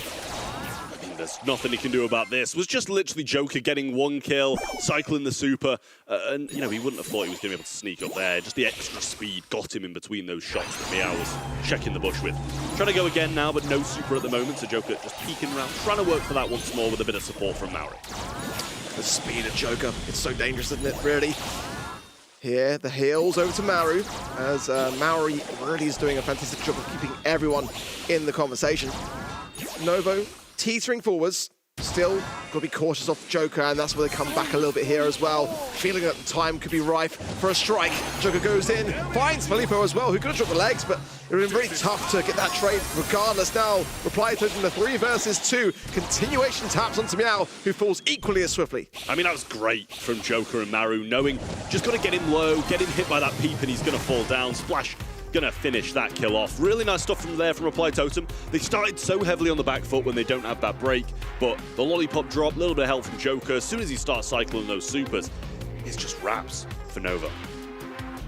Yeah, not the start that Novo Esports were looking for at all. Still some time to get warmed up, but nonetheless, you do not really want to find yourself being one set down so convincingly, especially in a game mode like Knockout. It's unforgiving in that regard. Joker, ooh, needs some heals. Didn't get tapped up nearly as much as he actually could have done, though. Utilising again the lollipop drop to push himself forwards and not outstaying his welcome. The Byron pick really keeping Reply Totem very much on the aggressive here.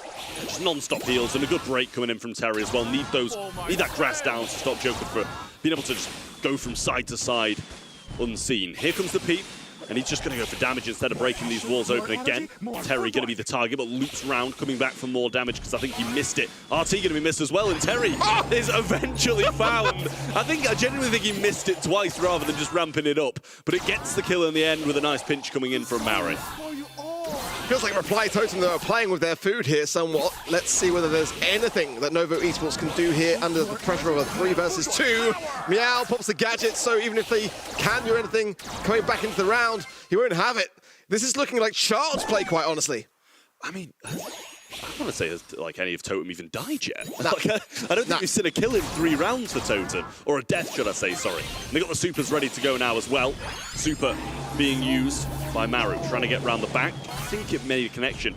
But Joker now going invis, trying to find a kill, and Meow was the one it did here. But Brock going to be the prime target. I don't know how you don't know he's invis when you haven't seen him all round long. You've got to expect someone coming in. It's a 2v2. Filippo trying to get the job done, but a nice hypercharge use from Mauer and a return to sender kept him alive. And I mean, they got 1 kill, I think it was. We'll see by the stats to confirm it, but what a convincing first set that is for Totem. Again, it's supposed to be a 50-50 matchup for me, and it's looking like the most convincing one of the day thus far. I mean, I still agree with Joker that scrims don't necessarily dictate the outcome, but I do think there is something to be said about who Reply Totem has spent their time scrimming against. It's been all this week long against FUT Esports. They've really been honing in on that very squad, and they just look so confident by doing so. I'm worried for these stats at the end of this, quite honestly. Well, there you go. You don't have to worry for much longer because there they are, 2 zeros and a 1. And not a lot of DPS. I said at the start, I was like, listen, if Filippo wants a hypercharge within a couple of rounds, he's going to have to hit shots. And he had 49 DPS, so that clearly wasn't what he was doing. 4-6-2 for the other side. So 12-1. It speaks for itself, so. I think it was 92% of the viewers at home voting for Reply Totem to win this one, and they seem to be right. They're looking super strong in this one. Kind of also feel like they had a really good comp here. I really liked the Brock on the other side. Novo had that easy access into mid, but Totem just shut down every single lane every time. We haven't seen much Leon today. We saw it a little bit with Humble, I believe, but you know, I feel like Novo Esports could have really shut that idea down. You can see how dangerous Joker is on that particular brawler, and Novo just didn't really give anything much to stand by. They were just being walked all over, honestly. I think Chloe and Leon have been the 2 that have been global banned so far the most in this region. So yeah, leaving him open, definitely a risk here that they shouldn't have taken. Yeah, I mean, looking back on it, they definitely shouldn't have taken the risk. I think it's hard to say, instantly. It's not, it's not a brawler that you'd, in the past at least, kind of resonate with this map. But it's just so solid now. The Buffy's incredible. You see how much speed he gets coming out of those lollipop drops, and he can just take so many brawlers by surprise. I will say at the same time, though, Leon was very good, but they weren't preempting his super coming in, all grouping up. Like, they were just getting picked off 1 by 1. Let's see what's going to happen on the next map. We're going to head over to Hot Zone Open Business. And Ark's going to say Draker is a super good brawler here. Yesterday he was picked up quite often, and Ark was right with that. He's actually not banned out, so let's see if he's going to be picked up in EMEA as well. Yeah, it's one that doesn't necessarily translate as much. I mean, we're definitely not seeing a lot of differences between the regions, it must be said. No Pierce actually banned out in this instance, but I was expecting to see more of him in EMEA. We haven't really seen much of it. Leon could be the first pick, and I mean, like, why would you not at this point, honestly?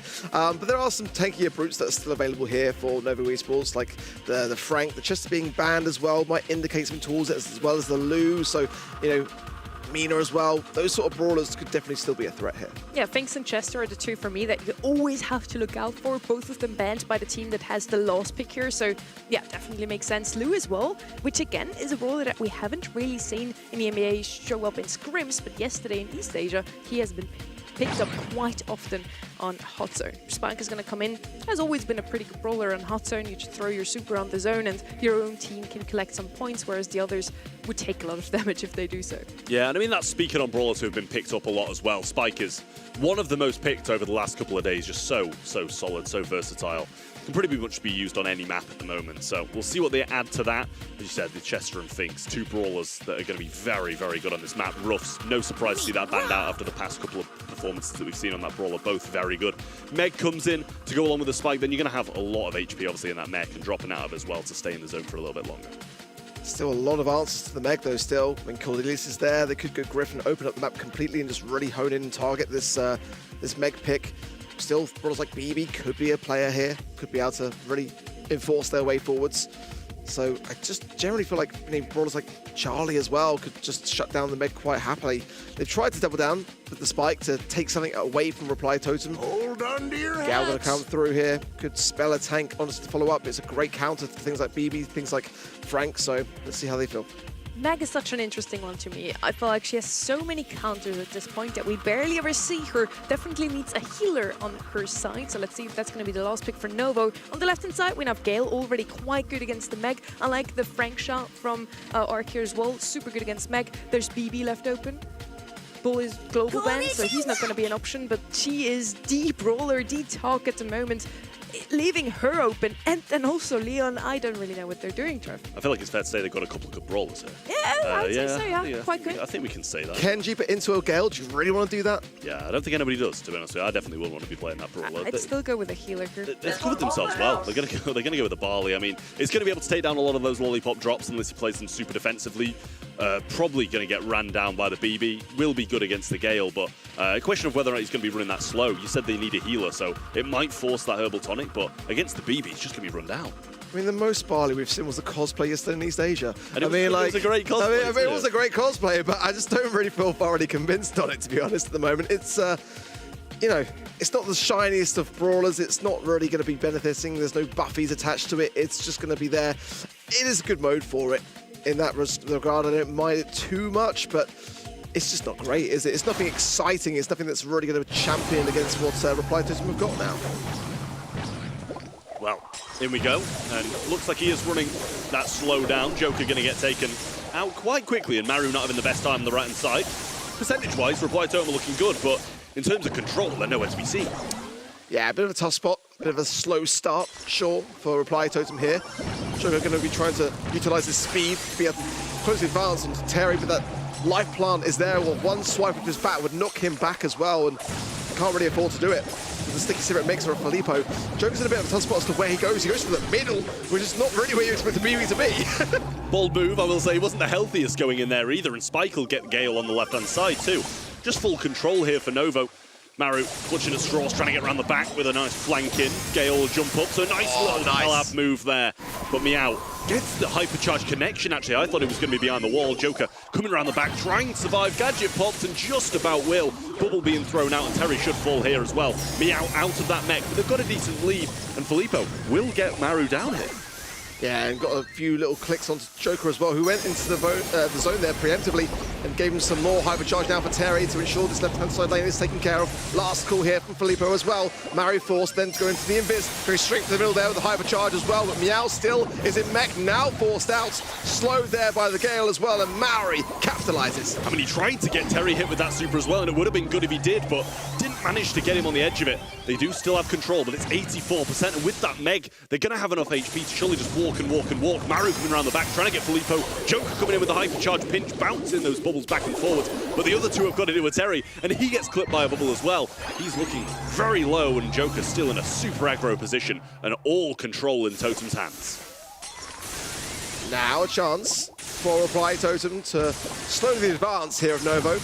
Maru cautious here not to be scouted out by this Meg. Now coming in for the jugular, gets some good taps, but it's not really anything to write home about just yet. He actually will fall down as well at a prime moment in time for Noah to capitalize. Some good slows by Maru. He's going to have to pop his hypercharge here and try and get something done with this hype super. They get them off in time. Joker needs to stay alive. Maru's so low. Hypercharge super from the Barley, and they're just about going to get the job done. Backed off, and I thought that Totem might have a chance, but Novo got it done in the end. I definitely feel like Reply Totem can turn the set around, though. The comp is a scary one. I've got to hand praise over to Novo Esports, really, the way that they handled this draft, because they have been able to give it a fighting chance. And the barley's not working out as bad as I expected coming in. It's giving themselves at least the opportunity with the sticky syrup mixer on that gadget side, both to deter the Leon and the BB. So if Felipe can keep this up and keep the aggression on there, Joker goes down again, pops the gadget of the vitamin booster, and it's not going to be there for coming back off the spawn either. So Reply Totem looking like a bit shaky at best. Yeah, it's the same start as last time. Totem get on the zone well off the start, get about 20%, then Novo start to establish themselves. It's just a question of whether or not Totem are going to be able to restart this move a bit faster, because they did bring it back in the previous one, but then they just fell off again. Maru now, 900 HP, can't really aggress too heavily on this right-hand side, and Felipe knows it. Tapping into the middle there is Maori, but Harry finds the angle on the left-hand side to push himself forward, and Joker just goes down again, really struggling on this BB pick. Gadget used there as well, bear in mind. Gadget thrown into the mid with the Spike in there. Will provide some heals to the Meg and keep him in that mech form. Joker trying to run down Spike, and will get the kill, actually. And he did waste a super in there as well. And this is about the same spot as Totem started to come back last time, but it was cut short. This time, I think looking a lot better. Yeah, hypercharge now for Joker. About to secure his spots on that right-hand side. Lollipop drop down there for Maru. And here comes the push from Novo. Hypercharge for Filippo, forces everyone out of that mid. And Terry, as quickly as that secures himself on the left, Joker goes in again. Look at the amount of shots he's running himself into. Hypercharge just keeping him alive here, but now he goes down. Really, a lot of this utility being wasted by Reply Totem. I would like to say he hit a lot of people with those bubbles. I don't think he was aiming for them to bounce back and hit them, but he definitely still worked. Getting about to 80% now, and they're over that mark. Meow just about surviving. Here comes the hypercharge in from Terry. Joker will survive, but Meow just dipping his toe on, trying to get what he can. And a hyper super recharged for Terry and thrown out instantly. Trying to bait round the back as Filippo gets pinched in. Nice kill. And a hypercharge for Maori. As Joker jumps back in, he'll use that straight away. Nice there from Maori to allow that cushioning for Joker to get onto the mid, but he will fall as quickly as that. And now they've got to continue these strikes, and they are good strikes. 4% is all that Nova needs. Oh, takedown there from Maru. A double. Now can Reply Totem bring this back? They've got to 90%. They've got 10 more to go, but Nova going to push through. A last call from Filippo, but no to be towing onto the zone. Reply Totem bring it back in style. I mean, what a comeback that is from Reply Totem. It's what needed to happen last game and they couldn't quite get it done. This time it works, but their starts seem to be so slow, so scrappy. And I'm not saying the rest of the game's not scrappy as well, because it is. But it's just worked so well in that second game, just narrowly bringing it back. Joker's dying, but he's dying and getting kills this time. Still going to struggle there against Terry. Terry is the lower of the two now, and he's forced to keep shooting, and Joker now just trying to maneuver his way around. Novo approaching 15% now, already a pretty decent start from them. It's going to take some time for Reply to get set up here. Yeah, it is, and this is a better start from Novo than the previous times as well. It's been Reply Totem in an early percentage lead over the past couple of games, and now Novo looking pretty strong. Joker jumping straight into a sticky syrup mixer and the super over the top as well to keep them low. Maru can't move anywhere. Maru going to use a super to try and flank round. Good job he's got the smoke trails because he's got a long distance to cover here. Will go in, a nice preemptive shot there from Meow, who's looking quite close to super as he's staying very aggressive in this mech form. Yeah, the barley pick is just so fragile, isn't it? But Felipe's playing it really well. But sometimes the pinch is just perfect with the Gale +3 blow to allow Maru to get that pinch, and it's quite a struggle for them. It's all going to whittle down there. Terry, now Meow is the next for breakfast. Back in, I'd say back in mech, but not enough. Maru gets it just in the nick of time. I mean, that was a big turning point in this game. If he got that off, he would have been able to contest them on this point where they're getting so much percentage now. And it's even, 52 to 52. Hypercharge super comes in, but Maru will just back off and respect that. It does hit the lollipop drop, which makes Maru's time a little bit harder, but he's got a hyper super. Let's not forget, they're going to be running those smoke trails now instead of Invisi-Heal, so he does have to just wait at the back and play this one slow. Novo recollecting, but Joker not giving the chance to breathe. Nice connections from the hypercharge. Felipe low, and now they all focus onto Meow. Out of mech, out of position. Surely going to go down here with a swipe there of Joker. 83% now for Novo. Reply Totem still behind here, trying to bring this back.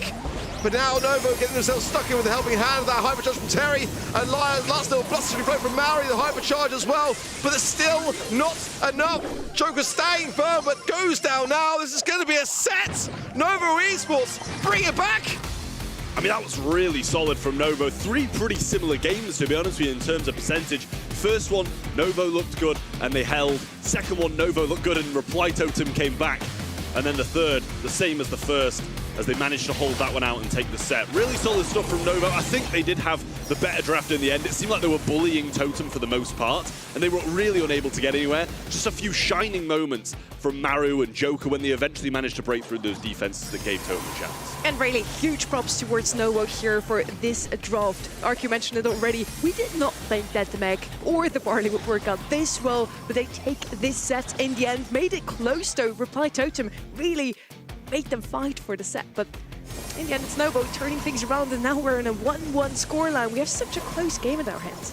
You can just see, though, it's a fragile comp, really. I mean, I still feel like Reply Totem should probably have won the set. I mean, they focused a bit more on Filippo, who was playing that Barley perfectly, by the way. The gadgets were on point, and they were just really dependent upon this kind of Gale jump pad with the BB, and a lot of the times that strat just wasn't working out. So, I mean, Maru, with 14 kills already, was doing his best to try to go on a tear, but it still wasn't enough. And I mean, wow, look at the DPS from Filippo there on the Barley. He had a lot of value, had to play the sticky syrup. So, again, for me, the biggest mind-boggling moment here is that the mech even worked out so well without a heal. Yeah, I mean, there was a few moments here and there where he wasn't able to get too much done, but for the most part, he was cycling hypercharge as well, finding good connections, getting back into his mech, other than that one time where Maru just somehow managed to stop him. That was but nice. It was a really good performance, it was, from Novo, and as I said, we didn't expect big things from the mech, so to see him do that, it's a great, great performance.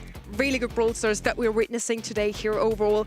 Again, both of those teams have beaten SK Gaming in the qualifiers, which was one of the biggest upsets this month to not see them. Both of them had to face against their former teammates, Joker versus Open Yoshi on SK Gaming, and then Novo versus Novi. Meow picked up now in that roster. Those two were former teammates. So overall, just both teams got their revenge. Both teams proved themselves. For Novo, this is the first monthly final they're playing. Super exciting stuff here. Wow, Novo really impressing me so far today, certainly so, as Kazi picked up very early on. Bans being the Kenji, the Shade, the Ali, the Mortis, as well as the Gene and the Meeple there on the side of Reply Totem. Back over then, does leave Crow, obviously globally banned as well, so Squeak could be an option here. Ziggy, we haven't really seen Ziggy escape through, could be the time when they actually get the chance to do so here, could be an option. Chester as well, maybe on the cards here for Reply Totem. Mina is definitely a one that you could be scared about too. Yeah, well, Squeak going to come in for Reply Totem. Very solid. We saw it played out, I think it was by Heretics, and they just kind of sat in spawn and waited. People had to go across those shots and take the damage. It's pretty fair to say that Kaze should be able to get that mid-star, so we'll see what Reply Totem do to kind of push up and play more aggressive rather than what Heretics did and sit back.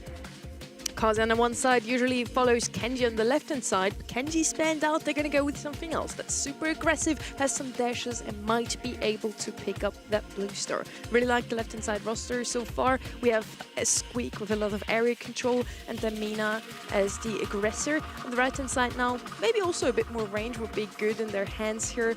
Gene banned out here would have been my pick. I really like the Siggy shout from you earlier, Art. One of the only throwers really that strives in the current meta, and usually banned out on layer cake. So let's see if they're actually going to pick him up here. Gus could be an option. Frenzy hit going to come in. That's kind of disgusting, honestly. But in terms of that support, you do have to have something else that's able to handle itself. Because once the kit snuck through again. It's still open, but is it the best brawler on this particular map? It's definitely not a bad one at all. But if you're stuck in the spawn side, it's tough to get out with it. Yeah, it doesn't have that kind of much like burst damage at range to be able to get you out of a tough position, especially when you've got like a Kit and a Kaze as well who aren't going to have range themselves. I feel like you kind of need something with a little bit of that here. You've got the aggression to pair with the Kit already. We'll see what they take. They take a Gus. You can't blame them for it. Got the range, the shield, keeping people alive, allowing them to go into aggressive positions as well. And Kooky Popper, decent damage. You can't complain at that brawler, especially with that combination. But we'll see what Totem round this one out with. Both teams desperately trying to get this set because of how close it is. You need to get these wins where you can and get the game done early. We have a lot of health on the right-hand side now with the Gus, the supporter, Kit as well. Kaze already brings a large health pool with her. Maybe a spike could be an option here on the left-hand side. We need damage, that's for sure. Cordelius also a great shout in terms of pure damage and tank counter. Cordelius is going to also be able to get the Kit into the Shadow Realm whenever he's sitting on top of one of his mates. So Cordelius is probably your #1 counter to any Kit comp. This is quite dirty from Novo here, honestly. And they do have a noticeable lead over Reply Totem on this very map in scrims. I'm just going to put it out there. I know we've had a lot of discussion on it already today, but, you know, Kit and Kaze with a Gus. I mean, Reply Totem really cannot turn their back here. This is something that can go from bad to worse so quickly, especially on a map like Layer Cake. You know, I just worry for Reply Totem here, honestly. It makes sense. We'll see. Blue Star quite clearly goes the way of Novo with the Kaze being able to dash up for it. Joker can't really match that maneuverability. Sorry, with some of his own. Meow with the super on the right side just goes the defensive route, and now they're going to go across the Joker and should be able to get this kill and make this lead 3. And Maori trying to get up, trying to get some super, but he's just being kept at arm's length. This is what I'm saying. Against the Squeak as well, like, it's going to be really, really tough, but now maybe out of position, pinched in. You can't make mistakes like that. Bit of an oversight there, I think, from Novo. They were in a good position. They were winning. They had and then they're just over-aggressing massively. Cardboard box coming in, and Joker got to be scared and does just back away. I think only hit by 1 shot there into the realm, but Maori can't quite get within range, and he doesn't want to risk being turned on there. Joker now going to be on top of Meow, and I'm sure that's communicated in advance. Oh, but he jumps over it, but the super connects for Joker. Traded out, and this is so scrappy. Scrappy, but it is still a lead for Reply Totem. Maori has all the stars here. Could be a prime candidate for an assassination attempt with this Kaze Kit combo. Let's see, 45 seconds on the clock. And it's Reply Totem who are just going to be sitting back here and just trying to wait the timer down. It could even go to one final ditch to push. That's a fan storm going out quite prematurely for me. I'm not too sure about it, but it's going to allow Novo Esports to get themselves into a position of a potential strike. Yeah, I don't mind it just because of the fact that they're going to be able to just push them back without having really to do anything. Like, they're just going to run away when they're in that Kaze super just in case they do come aggressive. Joker got the super on the left-hand side in this matchup that he's been in a few times before. The Kaze and Kit just running in a straight line at them. He's going to switch forms, trying to get this one back. 10 seconds. Maori might want to take someone out of the way and does to Meow. He's looking dangerous with that shield as well. Joker trying to get the kill. Filippo around the back gets another shot to him, and Filippo just swinging at air, but he's finding some shots, but it's not enough as Totem get the win. Very close stuff, but I'll be honest, I kind of feel like that kind of game went the way of Reply Totem mainly because of Novo's mistakes. I mean, he missed about 4 shots at the end there. Yeah, it definitely has some connections. I feel like it could very much turn against Reply Totem if they don't keep up this kind of defense. So far, so good for them, for sure, but I still feel like the draft favors Novo. Well, we'll see if they're able to turn this one around. They started well, but just over-aggressed in that position where they were looking so good. Pushed back into spawn already, and they were in the last. They just need to wait for this Kit super. Kaze make a move with her on her back, and that's exactly what they're going to do now, but hit very early on by a nice squeak shot of Maori. Yeah, Maori doing well to shut this down. Joker, a few tippy taps in the mid. Not really going to be availing too much, and Meow comes straight out into some heavy shots. Goes down, and the lead over to Reply Totem. I mean, unfortunately, just detached in the wrong direction, I think. I think he was expecting to come backwards off it, but straight into the middle of a battle. And he will go down yet again. Reply Totem pretty much gifted a kill there. Maori got the super on the Cordelius yet again, so he's just waiting for an opportunity, possibly when this Kit Kaze combo comes towards them, to just single one of them out. Yeah, Maori's itching. Absolutely itching on this super. But patience is key. There it is. Nice from him. Extends positioning power over Filippo, who's going to come out straight into the eyes there of Maru. He's still behind the field of action. Nice connections there from Joker. They cycle it. Lovely stuff. And Novo are still nowhere to be seen on the kill count. I mean, just supering the Kaze there puts the Kit in such an unfortunate position too, and it basically just guarantees kills onto both of them. But it's 6-1, 5's all they need, and Joker has 4 on his own. They're looking for the other 2 though. Nice shield coming through as well, and they get round the back. Blue Star still in the hands of Reply Totem. It's 6-6, but they've got a bit of time, and less kills needed now for Novo. Yeah, Novo still need a takedown. This is the problem now. They've got to get the advance. They haven't really got anything to do so except wait for this kit. They've got a hypercharge in the Gus, but no super. The question is, do they have the utility to really come back with the goods? A tap onto Maru now. Terry coming forward. Has got super pops in as well. Meow tries the connection. Reply to extend the lead though. 9 stars to 8. Are they going to hold on to it? No! Novo in just the nick of time at the end. Terry with the kill. And they get one on the board. I mean, what a couple of lovely supers from Joker. He was just burning the clock, sending them into the air. Gadget supering again, but it just wasn't enough. Terry got a lovely shot round the side to get the kill, secure the win. And this is a big game now. Whoever wins this one will be 2-1 up in a really 50-50 matchup so far. I can't help but think, as you said after the first, Novo seem in control of this game. It's just whether or not they're going to make these mistakes. Oh, Meow got very, very aggressive there, very confidently so. And it has made Reply to him a little bit flustered here. Maru's got to heal. Maru, of course, not going to really have much in terms of the realm at this early stage of the game. And Joker's leaving them to have to defend on their own to try to get an angle on this left-hand side. Felipe is low here as well. Maru gets into the realm, and it's a nice takedown. It puts Reply to him in the lead early on. Maru doing so well, so consistent. Meow jumps over. Actually, they're going to get a second here. Surely good jump and a good squeak super, but they are still one down. I wasn't even sure what happened in that interaction on the right-hand side there, and it seemed like everybody was just jumping about. It's got like a double connection, isn't it? It's so weird. And now, Reply Totem behind, and this is a great thing for Novo, who can just kind of sit back in the spawn, allow time to be on their side to get the kick going. Going in quite early as well. 1 minute on the clock, and they're still trying to bring this Kaze forwards. It's like they're hungry for more kills. Yeah, I mean, just trying to stop some of this offense. But Maori has got a super here and finds the connection onto Filippo, but he's obviously got the maneuverability to just run this one away. Meow coming around the side. He's going to out on both of them. I think if Maori just about gets out, but Maru surviving narrowly. And this is looking good for Novo now. He's got to back up, survive, wait this one out. Good super as well to push Joker away. It's just constant pressure. A nice cookie popper gadget as well there from Terry. As they find Joker on the left-hand side. Now Reply to them are really quite flustered. They've got to find 3 stars here. They have got the blue, so it is possible to do with just Meow here, potentially. Let's see. Joker's looking at the left-hand side, trying to find him. Filippo will not be enough. They'll need 2 in that sense. Meow's also got hypercharge, which is a very dangerous prospect now in the final 10 seconds of play.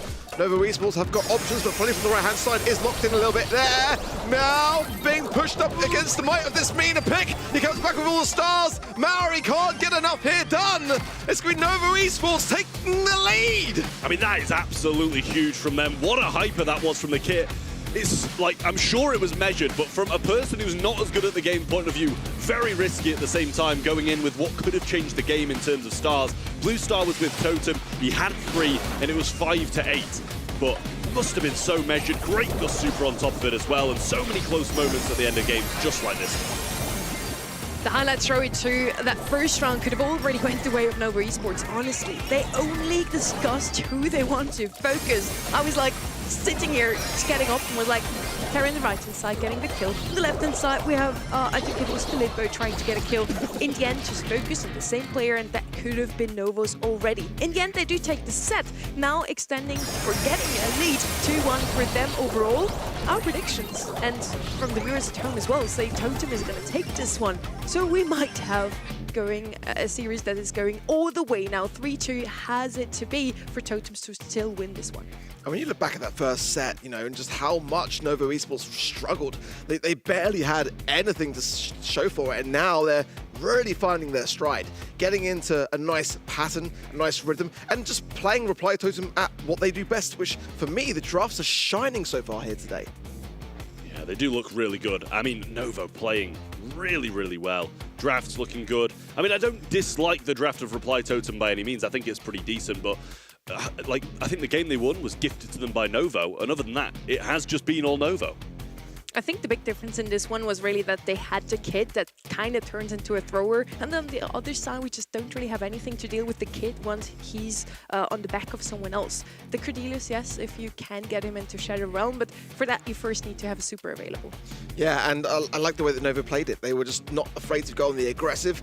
I think that really does speak volumes in a comp like this, and certainly you're very dependent upon the kit being able to make the plays, attach to the Kaze, that Gus. You know, there's just a lot of synergy with this kind of comp, which they displayed really well. They relied on Kit, but Meow honestly delivered on that brawler. We head over now to set number 3, where Novo can close things out. If they win this one, it's a 3-1 and they move on into the semifinals against Humble. Double Swoosh is going to be the map. Joker here looking a bit stressed. Reply Totem, of course, want to prolong this one. As I said, they need a 3-2 now to still make it into the semifinals. Bans are already in. Jester usually would be my first pick. Is banned out here. Sandy, a brawler that I always like to mention on Double Swoosh as well, also banned out by Novo. Ems is going to be the first pick. Yeah, I mean, Ems slipping through, that, for me, it's a great brawler to have on Double Swoosh. You can play it on the defensive side, on the offensive side, really good for scouting, catching people off guard with the supers, knockback if you want to use that, or the spray through the wall can also be really solid. Just all around really good brawler. Play against the mid-rangers and the tanks and the assassins as well. Novo plays some weird stuff here. That's what the Rosa ban is, by the way, on the side of Reply Totem. It's like their top pick on this map, and it didn't work out for Navi. We ain't going to see it here because it's banned out here by Reply Totem. Janet going to come in. You know, we've seen it get some good results. I'm okay with it. It's not, once again, one of the shiniest of brawlers. Lily going to be open here as well. That's quite a dangerous brawler in the hands of Filippo. So, brawler like Ems, you know, has the knockback, but can be quite sort of exposed to it. Tara, Trav's happy with that one. Again, this is another high brawler pick by Novo Esports, and one that can work quite well here. We see Tara, Nita, and even Mortis pop up in this region from time to time. I do like a Tara on this map. You have that comeback mechanic, just get a super onto the gem carrier and you win. But there's the Ems on the other side. That's just really good against Tara. Has a bit more range, can get easily rid of the Tara shadows, so usually don't want to play that into Ems. We have Spike still left open. We talked about him before, one of the best brawlers overall in the meta at the moment, and there's the Mortis that I mentioned. It's going to have such a good matchup into Janet. If she doesn't have super, of course. Janet is going to be that gem carrier that you want to have on a map like this one, because you can always get out of harm's way, either with the gadget or if you have a super available. Yeah, it's super nice to be able to just have that ability to get away, especially when you're playing against something like a Mortis who can get close to you so fast. It's just a question of whether or not Mari's going to be able to get up the maps, get rid of those gadgets, make sure he doesn't have super, and find that one moment. Because the one moment's all you need with that comp, really. Nita's going to come in as well. It's going to be so easy yet again to take out those Tara pets. So I think we're expecting to see Psychic Enhancer at this point, just looking through the bushes on a very bushy map. There's no surprise nonetheless. And yeah, really, really nice comp from the Reply Totem, I will say. Who's the gem carrier on the left-hand side? Honestly, we've been seeing some questionable gem carriers end of, to be honest with you. So I couldn't even guess. I'm gonna guess not Mortis, but you never know. Probably Ems, yeah. Lily gonna come in as that last pick on the right-hand side. The comeback mechanic to the double now with Tara and with Lily. They can easily just let the opponents have the gems and then snack them away in the end. This could be our last set if Novo takes this one. Yeah, it's looking really scary here for Reply Totem. The Mortis is kind of one that you kind of almost forget currently, because it's just globally banned so frequently, and now coming through at the final hour, potentially here for Reply Totem. It's got to work.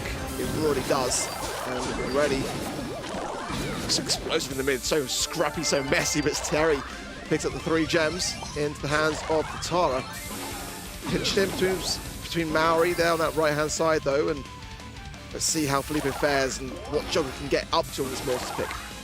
I mean, the thing is, Joker's going to be able to bully Terry until he gets his super, and then he'll actually have a bit of a leg of that matchup. Nice super and gadget there from Filippo, trying to end out under the radar, fly away from Meow again, and this is the issue with the Mortis. They've got so much they can just get away with, but lucky for him, Terry's won the 3 gems. Filippo finds Maru, but Rooster Bear will have the final say, and Joker comes in with some nice bats there on the gadget side to finalize that left-hand side.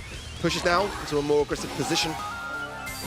Enhancer then on the Tara. Bat's not really going to cycle too well there, and Joker shut down. Novo still doing pretty well. They've got some utility now as well. The Hypercharger Filippo and Terry to hand, but it's neck and neck in terms of gems. Yeah, I mean, this is exactly what Terry needs to do. Just get the supers and save them for when the Mortis is going to come in and try to take them down.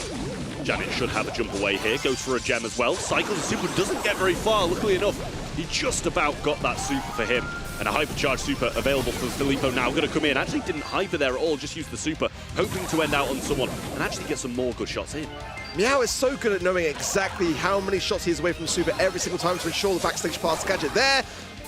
And then the escape maneuvering afterwards. Nice connection there from Terry. That's 2 gems dropped. And Novo in the perfect position to go for the jugular here as well. All the gems spilled.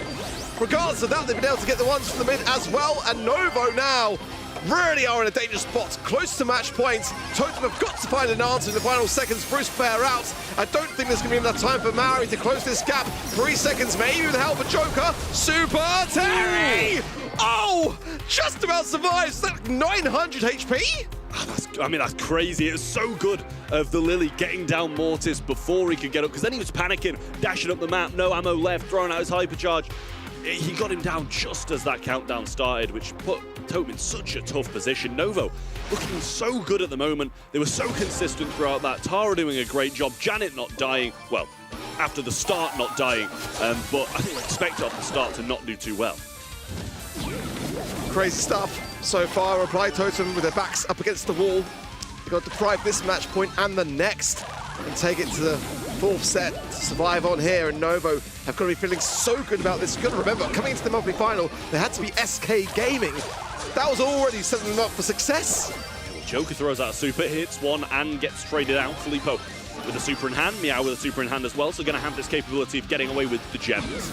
Tara still working on hers, but Nita coming up the left-hand side. Good gadget from Filippo to waste a bit of Joker's ammo, but he's going to be heading straight up now. Psychic Enhancer coming in, and Joker should be traded, and is. Terry now dangerous, and has got the gravity to hand. 5 gems now. Look at the position here of Maru. Should be able to get a bear, but I don't think the best of connections. Scary going to be coming down now, and hopefully into the hands of his teammates to support Joker, who's lurking here in this mid. Bats to nowhere, but nonetheless, Filippo actually, as a result, is able to claim that kill. Yeah, and he completely missed the super. That seems like a little bit of a waste of super from Filippo as well, but actually Meow's going to pick it up in turn. That's going to be 8 if he gets them from mid, just about gets away. He's got the shovel to get the kill, but Terry's there to back him up and keep those gems. He seems to be the saving grace at the moment. This Tara doing a great job of staying alive. Just coming in now, hypercharged up and a healthy shield as well for that. Joker will find Filippo here, and also, again, these bats though, they're just not being lined up correctly, really. Joker able to go for the gravity though, find some gems, can he get out of this? Filippo's out on his tails and will shut it down fast. Filippo staying and going in as well, trying to get another super back whilst he was still in hypercharge. More gems in the back. I can't actually see how many they've got back there, but they are staying in the mid. Maybe they got the one there, that's going to start the count, and I don't think Totem can get it from the mid. Going to be such a tough thing now for Reply Totem to be able to reset the count, not go for the mid. Joker trying to make some plays here, pops the gadget, Filippo into the realm as well, comes out, gets Joker secured. I don't see a way Reply Totem can do this. Novo now safe and sound, and it's the boys in green that fall. Novo Esports continue their assault on the EMEA region. I mean, after not qualifying first month, you come in with a roster change that's been forced upon you, bear in mind. It's not of your choice. You get Meow, you qualify instantly, you get through a really tough Totem and Reply Totem make the semi-finals. What a change that's been. Really solid stuff from Novo, and what a performance. Great drafts. It really, really was. I'm really quite scared now, having seen Novo just flourish. It's like Meow is like the missing piece of this roster, and now it's in such a fantastic spot where, hey, maybe scrims do matter, you know? Just saying. Reply Totem had the worst scrim rate coming into today, and Novo Esports, you know, just capitalized on that, had the confidence, had the qualifying results to come into today looking really strong, and they made it count. Both of those teams arrived with momentum after kicking out SK Gaming in the qualifiers, now arriving in the monthly finals in an Italian derby. And Novo comes out on top of this one. As we already mentioned, they were forced to find a replacement for Enraged. Meow is that missing piece, and he seems to fit in like a hand into a glove. How do you say it in English, actually? That works for me. Sounds good. Okay, I also find my way here. Novo make it into the semi-finals. Now, Totem, of course, would have loved to get revenge of Humble because they had to face off against them in the semi-finals last month. Now, let's see if Novo does better. Yeah, I mean, I would love to see that side go the way of Novo. Honestly, I feel like there was a little bit of uncertainty today with Humble specifically. Novo had some really good drafts. I feel like Reply Totem, if they were missing anything, it kind of was the draft, but overall a really close match. And I hope we have some more close ones up next. We're going to have one more look at our bracket, because Foot Esports versus Team Heretics is our first semi-finals, and I'm hoping for this to be close once more. We had 2 3-0s in the quarterfinals, one super close match with Heretics already, and now Humble versus Novo Esports is our semi-final number 2 arc. Any shouts already? Who do you think will be in the grand final? I feel like for me, it will be probably for Esports and maybe Novo Esports. I just kind of feel like it might be that month where they could do some really dangerous things, and it could be that that moment where Humble falter. I feel like they're more likely to than for Esports. I feel like for Esports, for me, probably going to be the team to take it all today. But hey, what about if Novo go all the way? What about if they just don't make just the grand finals, but just clear everyone out of business? That'd be sick to see. Welcome back, Kenny, by the way. I'm going to throw our predictions at you because we were feeling pretty great coming into today. We're kind of like, oh, Foot and Humble probably going to stand in the finals. We did not expect Novo to come through. We did say maybe Navi will make it through. Like those quarterfinals number 2 and 4 did throw some curveballs at us. Coming into the month, just from the world as a whole, these were 2 of the probably, I'll call it top 5 favorite matches I was looking out for just because there's so much drama. And it's awesome to see Novo Esports live up to the potential we all know they have. Now as we move into these semifinals, look, even before these got locked down, even before Totem and Novo made a play, I still picked Humble. I'm going to side with that. I'm going to go with the brain over the heart today, at least so far. Maybe I changed my mind in the grand finals, but selfishly, I think it'd be so cool to see Novo win over any of these teams, to be honest with you, but I'm still feeling the favorites in Foot and Humble. I just feel like they are cut above the rest. You described that so well. I think today is really a brain over heart decision for me as well in that semifinal number 2. Humble, they are always in the grand finals. You know, I would love to see Novo for once. At the same time, Humble has not won a monthly final this year yet, so I kind of also hope for having a new winner in the grand final like we had yesterday in East Asia. You can not only win rewards, by the way, by filling in your predictions over at eventofbrawlstars.com, but also if you play in the Championship Challenge, maybe in the monthly qualifier, if you want to try and give it a shot also to make it all the way to the monthly finals. If you play at a LAN, our first one this year is going to be the Brawl Cup in Berlin. You can still get tickets for that one, by the way. You can even get some pins. So yeah, it's definitely worth it. Ark, did you get your Chaos drops from the Championship Challenge? Do you know what? I've been focusing on work and not logging into the game. I was doing interviews. I barely had time to even eat. So no, I have not checked. That is unfortunate. But hey, for anyone that they play in the Championship Challenge and will maybe make it through all the way to Brawl Cup, this is what you can expect.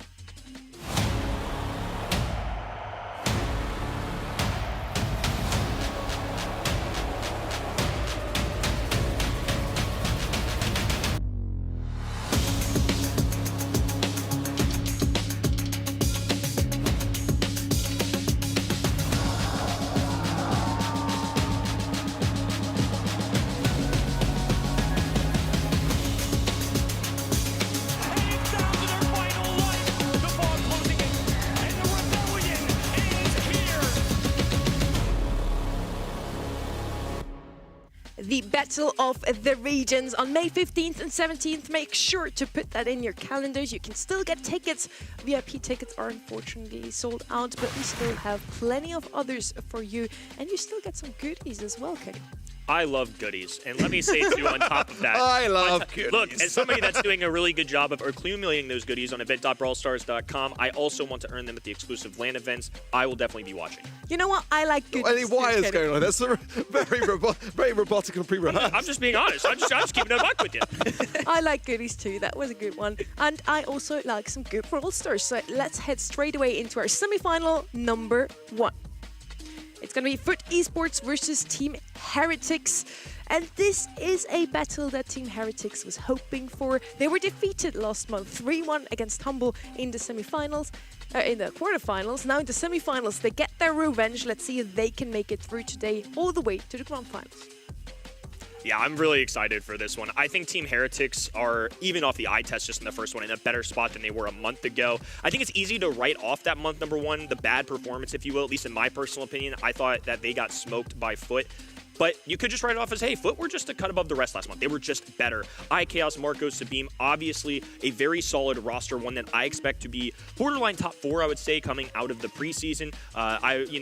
Throw those out the window a little bit because I thought SK Gaming were going to be more towards the top as well. But I thought this was a team that was going to compete with the Humbles of the world and Foot, somebody that certainly caught me off guard coming into this. I mean, they came out swinging in month number 1.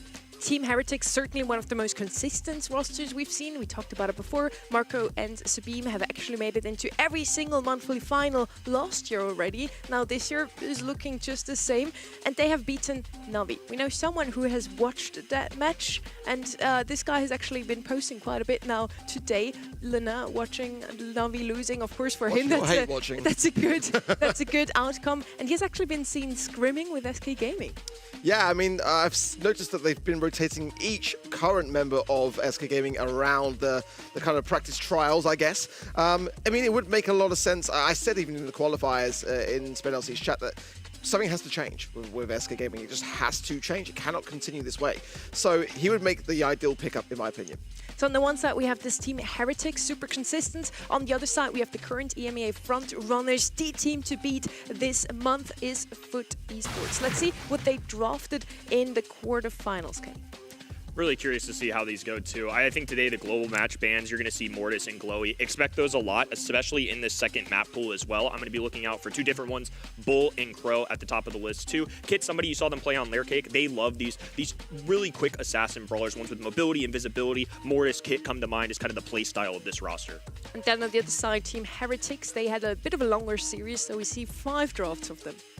Yeah, but some very varied brawlers, some good, interesting ideas. I feel like, you know, the reservation is they've been put through their paces a lot already. Today, Humble made things look a lot more straightforward in that regard. But, you know, certainly the heavy hitters aren't always getting shut down. We are seeing some Crow kind of escape through sometimes. We saw a bit of Mortis as well. So I'm looking to see specifically with those ones how it will fare. I mean, we have seen Team Heretics really seem to hate Crow, banned out 4 out of 5 times. Ems as well, 3 times banned out.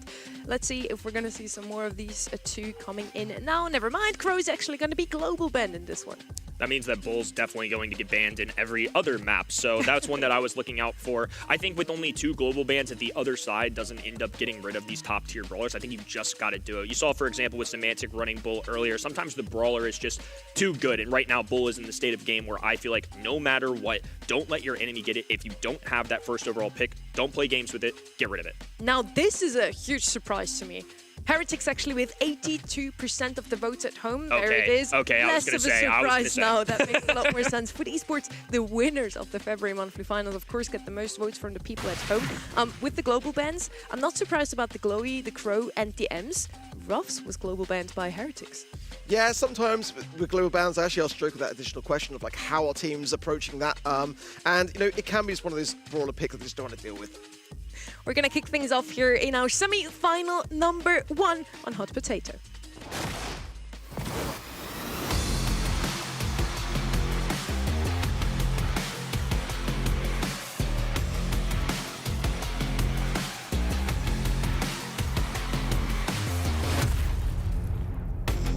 We are on Heist. So let's see who can run away here with the gems and go all the way to the grand final this month. Is it Foot Esports once more, or is it Team Heretics? Bull, Brawler that we already mentioned, immediately picked up here on the right-hand side. Colt as well. You can open up the map. Left-hand side is going to be Chester, and Ark is a bit surprised about one of these bans, I feel. I was just going to talk about Bull being relevant in pretty much every map in this series, and Kenny's reiterating that it should be banned everywhere, and it's like not banned and picked up immediately. Colt as well to break. I mean, you can't leave Bull open. Of all the game modes on Heist. This is a different game mode than what we saw earlier, but the exact same situation of what we saw in that quarterfinal number 3. Chester first overall, a team daring to let Bull slide by, and now they take Colt alongside it.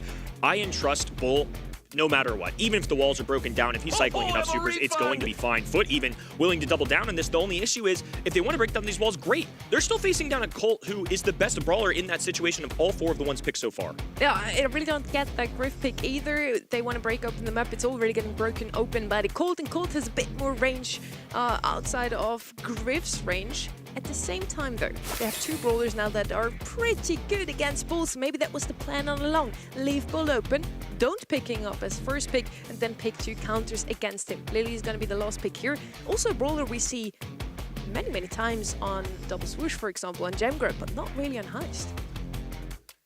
For me, I just feel confident that if Foot Esports are not banning Bull, they are preparing to face Bull.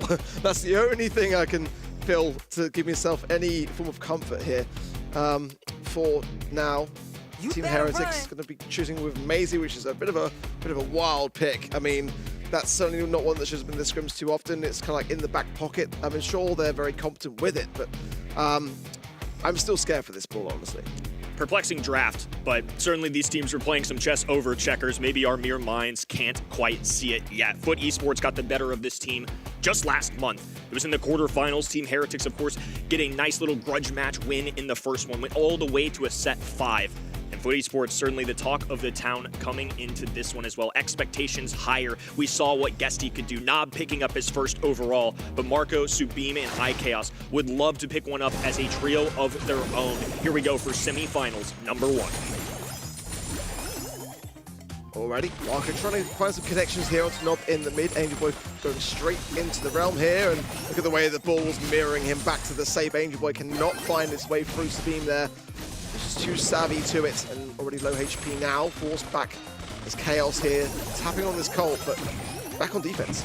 Not doing a great job on offense as well. I mean, double members there going down, and now Sabine just hiding in this grass, going to be going one-on-one versus Angel Boy, will disappear into the Shadow Realm. iChaos and Marco know this, though. Marco positioning himself just so they can align with where Angel Boy was going to be. Guesty with the few remaining shots. iChaos, though, doesn't quite complete the clip, and now on the bottom of the map, they're able to persevere, get a little damage. Well, Nob finds a nice connection there onto iChaos with the bomb. Now securing himself on the left-hand side. It's been a bit of a struggle here against the Chester for sure. Nob now has the hypercharge as well. Guesty moving forwards, gets to the crack of the safe. And it's so far, so good here for Esports, who are the healthier of safes. Foot completely content with just opening up this map. Another piggy bank going down, and now some rapid fire shots going down.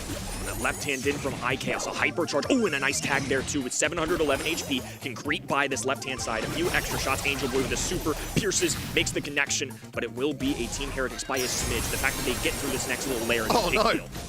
Oh, the ball on the right hand side. I'm not sure what happened. He goes to the wall. He was just completely outnumbered, but I'm sure the hypercharge there was absolutely wasted there of Sabim. Angel Boy going on this side, gets some damage under the safe, gives then Foot Esports a lead. Guesty with more follow-up shots, and Nob as well, but connection there with the hypercharge. It won't crack the safe. That's good as well. The poison may will also last things out. It's going to give a nice lead for Foot Esports there by 5%. Good news for Team Heretics. Bull was essentially able to do it by himself to equal the amount of damage. Just 5% separating these two squads. As Nob going to go against the anti-tank on that right-hand side. Marco just full on defense, shadowing Angel Boy as much as possible. The fact that they cycle in that super as well is just another added benefit. Yes, being here in a tough spot now that Guesty's also got hypercharge. Angel Boy nice there on the left-hand side. It's going to put a ton of pressure here onto Heretics to be able to defend this. The hypercharge of Guesty comes straight back, and that's going to be another crack. There's going to be no time realistically here for any kind of response from Team Heretics. Going to try for it, but they still are short. Safe and confident there from Foot Esports, getting one on the board.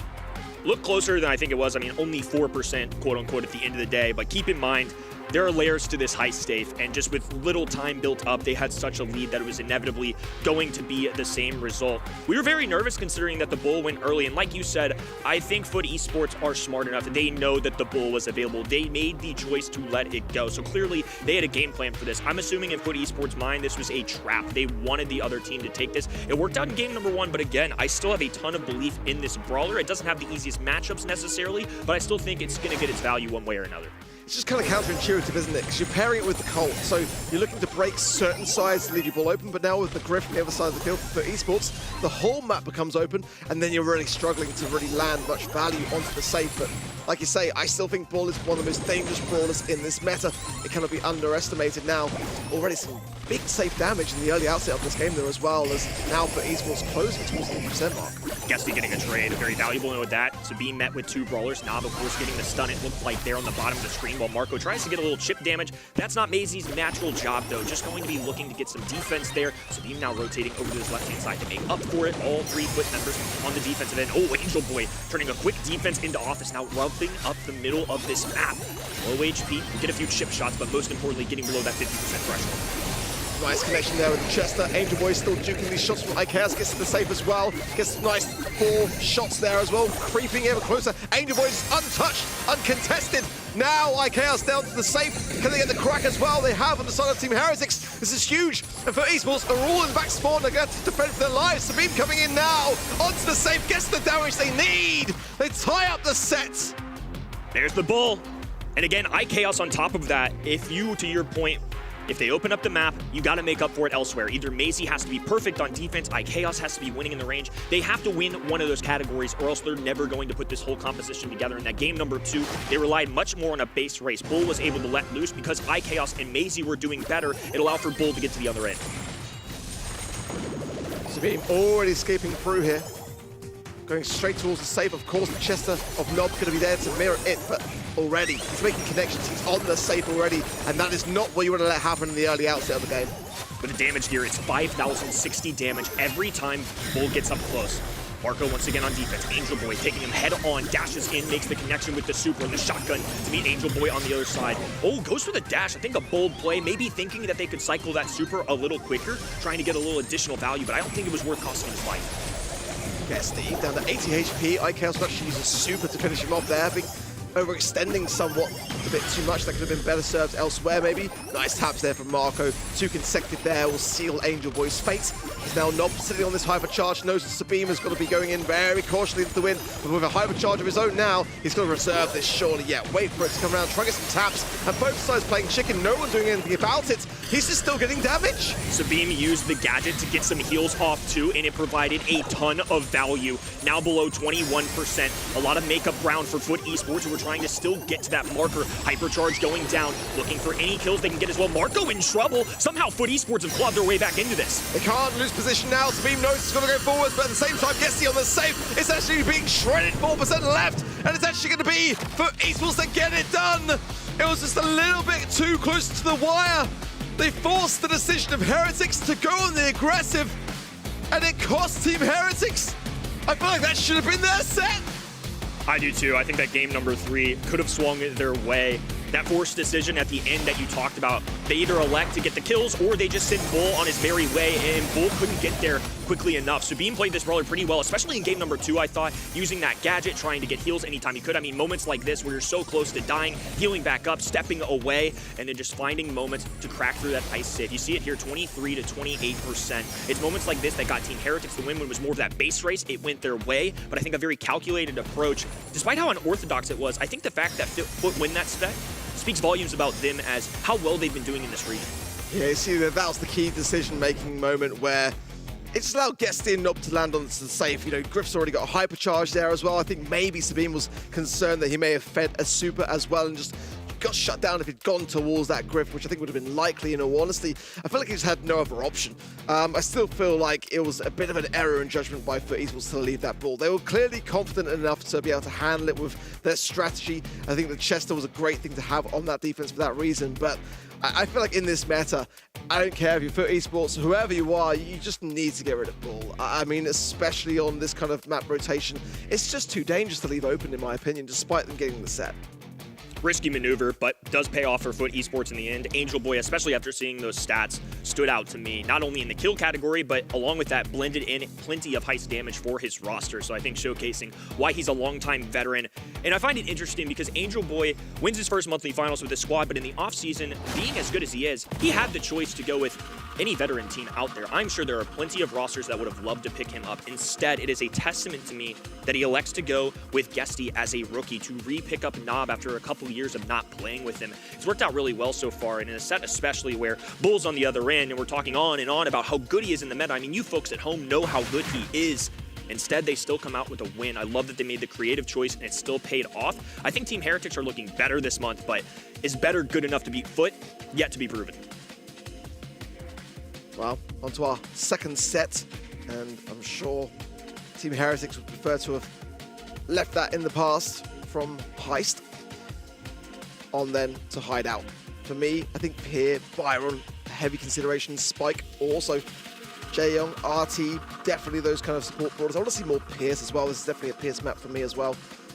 Not really seen enough. It seems to have just drifted away. We saw him be so prevalent prior to the latest installment of Buffies, and it's just kind of fallen by the wayside, it feels. Pierce is definitely a good brawler, especially in pro players' hands, but I think just the fact that there's these new buffy brawlers, especially BB, Bull, just feels like there's so many health points in the meta right now that Pierce sometimes doesn't stand a chance in those moments. So global bans, of course, no Glowy, no Crow. Those are the normal brawlers, I would say, that are never going to show up here. Bull, once again, though, I believe escaped that ban phase, if I saw it right. A couple other brawlers yesterday that got banned out that I'm curious to see if they make an appearance here. Bell and Byron, a couple of those long-range ones that teams really like. Well, RT here, not banned, left wide open. Spike, Byron's the top pick here for Esports, but whether they're banning them all just to steer away from that strategy could be something that they've got in mind here. Definitely still some unflashy brawlers available here, like Gus as well. Bell sometimes an option if you want to have the RT. You sometimes want to pair it with that just to kind of take away the mark from your opposition. It is going to be the Byron, so I'm worried here for Heretics because this is really obvious in their practice. Sometimes you'll see Ollie plus Byron come out, and now that we've seen Kaze, who's an assassin, not necessarily a tank, and you have that Byron who's a blend of support brawler plus long distance, I think it could make sense. I don't know if it's necessarily at this 2-3 pick, which obviously it's not. It's going to be Angelo coming in here, but I think it's something that they can keep their mind open for in a 6 pick if they like the other end in the matchups that it could provide. Kaze would be a good pairing here with Gus, and it's definitely still open. I think that would be quite nice for me, and then give them some flexibility for that 3rd and final pick here. Still worried about that RT though. I feel like that is definitely a concern. It could be what for Esports are looking to have in the later stages of their draft. We've got the aggression. Certainly Andrew will have the escape. Nanny going to come in for some control and somewhat of a valuable peep, but they've got to connect with the Byron here as well on the other side of the field. That's going to, for the most part, keep Foot standing, so if they can focus their attention on that, he is switching to Kaze, so that could be where, at the moment, Team Heretics are thinking. They've got Blue Star and Kaze. Now they've got Nani, who's a long-range sharpshooter that particularly does well into other sharpshooters. So I like that one-on-one matchup if it goes into a Byron, and I'm also fine with it if it goes into Angelo. Return to Cinder, of course, can send back those heavy-hitting shots from Angelo really well. So this is a very good overall composition. Now they grabbed Charlie, and I think Charlie is mainly due to spawners that come on the map, but when you see Byron as well, not only are you grabbing Spiderlings to deal with the single-shot brawlers, now you're preventing and playing the Cocoon game as well. If the left-hand side wanted to go with an aggressive or a tanky brawler, they have a shutdown mechanic for that. 3rd and final pick then for Esports. The Byron's great, but it needs to have more synergy with something else in this draft, so we can see what is on their minds in that respect. Charlie going to be able to counter heavily those kind of tankier brutes. Mina going into it, of course, can evade away from that Cocoon, and I think in the hands of someone like Angel Boy or Guesty, it's very, very aggressive. I think they were kind of always gearing up for it with that Mortis ban. That first pick Byron kind of indicated that they were going for something of a playmaker. I quite like it for that reason. Another solid draft, I would say, from Team Heretics, but didn't go their way in the first one, regardless of what we thought was going to be a quality opportunity. Foot Esports have just been a little bit better over this region. Team Heretics with plenty of Brawl left to be played, though plenty of opportunity to prove that they deserve a shot at a grand finals. A lot of young talent on this team. Marco and Sabine with phenomenal 2025 seasons. iChaos, the longtime veteran, picks them up.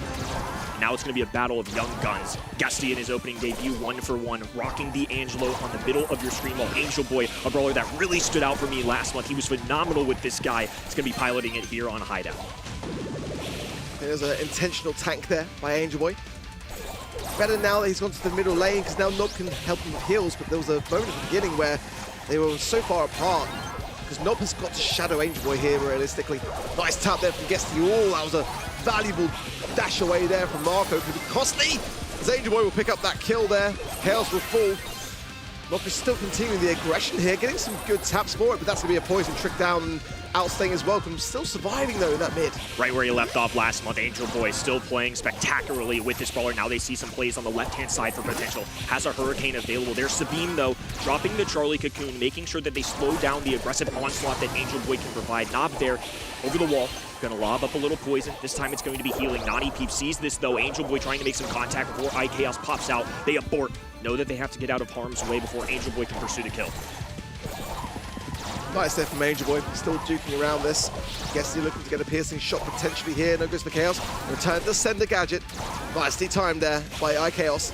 A tap return. Guesty now popping that Rage Gear coming through. Sabine on the left-hand side has got Hypercharge, finds Angel Boy as well. And now look at this, when he comes back out, straight into the hands of both Marco and Chaos, they secure it and get the lead for then Team Heretics. Here comes the Nani Pete from the back lines, and Marco still has the blue star in hand. So this is advantage Team Heretics all the way. Foot Esports have to find a kill in the next 10 seconds. Guesty flanking left-hand side while Angel Boy works the right hand in. Marco there to cover for the teammates. Backs against the wall for Team Heretics, and the purple button pop doesn't make a difference. Foot Esports can't close out. Team Heretics will take game one. Yes, a few overextensions. I want to see more support there from the Byron as well. It was a tough game for Nob to try to find those healing shots, and in the way the map is as well, it's kind of tough to, you really got to go deep into that spawn side and be on a all-three player assault to really get the most out of the Byron here. It's kind of hard to get the line of sight. Woo, Marco nearly makes a whiff there. Was going for that blue star, just a misstep, but does end up clicking it just in the nick of time. But low HP will force Team Heretics all the way to their spawn side. Once again, Angel Boy throwing a kick, a dash away, easy dance move to secure that kill. This is where Nob can really thrive here, but now it's going to be a little bit cautious on this left-hand side. Just got to avoid the flank, get the pinch there between Guesty.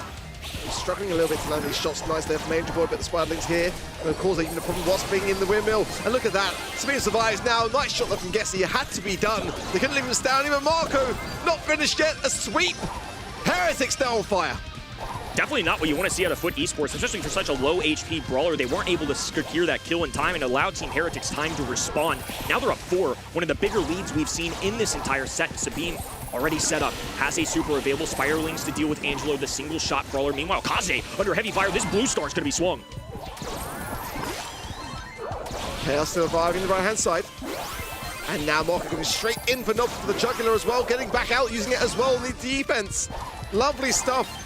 Now Angel Boy can't really even aggress, can't even help his teammate there. He's got to wait for the Byron Hills to come through, and at the moment, Foot Esports looking very shaky, although in terms of stars, not far behind. Nob and Angel Boy pairing on this right-hand side. Nob takes one to the face.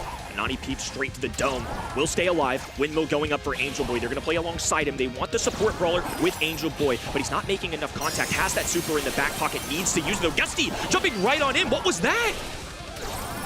Not great. Angel Boy trying to make up for lost time now. Marco down to 1,000 HP, but has got the hypercharge as well. Nob there, a nice gadget there. Does find Chaos. That's still going to put Foot behind by 3 stars, though. They need to find something. Marco here going to go on the aggressive, can afford to do so as well. The blue star still with Team Heretics, and they extend the lead even more. So it's going to be a comfortable set of that, as Team Heretics will equalize things out. Foot Esports can bleed. Really impressive showing from Team Heretics, demonstrating growth from last month. The exact same matchup in the quarterfinals. And outside of the set that Team Heretics won, it never really felt like they were in it. This is the first time I've truly believed that Foot Esports are beatable. To be honest, though, I did feel like in the qualifiers that Navi might have been able to do it there, but you've got to remember, this is a team that have already beat that very team here today, Heretics, knocking out Navi in the quarterfinals. Maybe for Esports, just like a little bit lacking compared to last month, but we saw some 3-1s, not the end of the world. I think for Esports, we've got plenty of time to work out where this one went wrong. For me, it's tough to make Angelo work at the moment. I'm finding that Brawl has kind of just dropped off a little bit. It's still being trialed, it can get some great results. But it's just an assassination meta, it's a tanky meta, it's just really hard to make that one shot really pack the punch. Guess he's still leading his team in kills, but to your point, it just never really felt like it was an even fight. I felt like Team Heretics had a tinge more success throughout that, especially in game number 2. It really started to be a runaway. I think, once again, a really solid draft. They didn't have the 6th overall pick, so they had to make sure whatever the left-hand side went with, they were well equipped for. This is such a balanced roster. Nani can deal well with a long range from Angelo and Byron. In 1v1 situations, you favored that. That was a great Kaze game as well, and then Charlie, Spiderlings plus Cocoon brought them a ton of value. Even though Team Heretics lost that first set, again, we were kind of talking about the fact that Foot leave the bull available, Team Heretics making the no-brainer decision to go that very competitive one as well. I think the talk of the town all weekend has been these rosters of Zeta Division, the Foot Esports. Just because they won last month does not mean March is going to be copy and paste, and I think that's a lesson I'm certainly going to take away from yesterday. Despite that, I still pick Foot, but I just want to make that point out there. This isn't last month. These teams learn and grow. Let's see, going into Hard Rock Mine then. A fresh draft, I'm looking for Heretics to maybe try and catch the Rico here. As we know, Chaos, probably the best in this region, if not the world, on this very brawler, on this very map. Chester definitely going to have a very solid game here, no doubt about it. Bull as well, one that was not globally banned, that would absolutely thrive under these circumstances. I kind of want to see that brawler be valued higher here, and it's not banned out still. The Rika ban is there, however. Chester going to be left open. That could be what for Esports are feeling like. Again, if they don't pick Bull here themselves, they're planning to defend against it. It's probably either Bull or very likely could be something like a Chester. This could be the exact same math that we've seen earlier today. You go anti-tank, anti-aggro early with that first overall, or you just lock in the best brawler in the game. My hands are on Chester already for Esports. They clearly are not too worried about Bull, but in this particular map, it's definitely a bit more risky, I would say. Chester, yeah, it is going to be exactly that still. This is for Esports to spend a lot of time looking to counter these big, scary brawlers, and the question now is, are Team Heretics going to feed into it? Are they going to steer away from it? There's definitely still plenty of options here. They do kind of like the kind of 8-bit mid, which is a bit of an interesting choice. Ali here as well is a great map for her. I'm looking for those kind of like specific brawlers. We're on the same page. I was thinking 8-bit off the top of the dome too. It's been a popular brawler in East Asia and EMEA, and on top of that, I think if you went something like an 8-bit Bull, now you've got the range game, and you've just got so many health points. It almost forced this left-hand side to go hyper defense. And that's something that you want to be in Team Heretics. You want to be in control. Instead, they're going to go with Charlie. No qualms with this, really. I mean, again, we talked about it a lot, but Spiderlings are such a powerful tool. Cocoon, especially into an enemy gym carrier, can kind of spill those out as well. So having that mechanic in this game mode is very important. Yeah, Charlie, one of the highest win rates in scrims across the teams that are competing here today is 77%. So it is definitely tried and tested for the most part, and more often than not comes out with those goods. Could also potentially see a Lily here. Again, it's a very Filippo pick. Bull going to come through for Heretics. Yeah, it's scary, but I still feel like for Esports have got the strategy to defend against it. Let's see how they feel. The Chester are going to have to mirror it, absolutely for sure. Still some other brawlers that could be a problematic thing to see here. It could be a kit coming through. There's a potential, but Esports do like to cause problems with it. Ruff's banned out of the global bans definitely would make a lot of sense in this particular instance as well. But things like Cordelius, they're not out the question. They could deviate away from this. I think they could use even more beef into something like a Bull, and I think Sandy's a blend of both. Using the Sweet Dreams gadget to put Bull to sleep, so if it's charging at you, that is a mechanic you can use to kind of feature that. The invisibility is also very powerful on Hard Rock Mine, but I think they need something of a mid here because I don't necessarily love a Chester into Charlie. I'm sure it's manageable, more neutral than I would say a benefit, but I would also like to see them grab a more traditional gym carrier that can work. BB here still available. I mean, it's like, going to be tough to make work with the ball so prevalent, but just want to point it out. Not globally banned, not banned. There's a map for it. Tara now coming through for Esports. Again, it's a very Tara-friendly map. I think that the Psychic Enhancer gadget can get a ton of value here, but also support from beyond. I think it's very versatile. You can just have options open, have a heal behind you as well, and break some of the bush here as well, which obviously the ball is looking to depend upon to remain hidden. 3 mid-range brawlers for the left-hand end. I think Sandy or Tara could technically work into a Charlie. It's going to require some good mechanics to dodge things out, but just 2 brawlers that do really well in gym grab in general, and again, are closer to neutral. Ooh, a penny pick, though. I think this could be a pretty solid stout into something like the Tara spawners that can go down. This gives them also another option at mid, so I think this is going to be a little flexible for the right-hand side. Penny's somebody that shows up every once in a while. I don't hate it here. I'm just kind of curious to see how it fares. Penny can be one of these brawlers that I'm just not thrilled to see. It's like one that can have some great synergy, though we saw yesterday in East Asia with that Charlie. It's really quite a new thing that I've not really seen many people experiment with, but it does make a lot of sense to consider here. I'm just not overly thrilled by it. It's going to be Chester playing the mid. Something that's become more common. We've seen the Leons and Chesters of this world kind of go into these heavier tanky brawlers, but instead, though, they're going to have to deal with a Charlie. So Knob left-hand side, Angel Boy battling against Subin, but the better brawler gets the best of them early. Let's see. Marco does need to get that turret as quickly as possible, realistically here. Guesty with the 3 gems, Angel Boy lurking, going to get a nice, easy takedown there with the gravity and assert his position as well.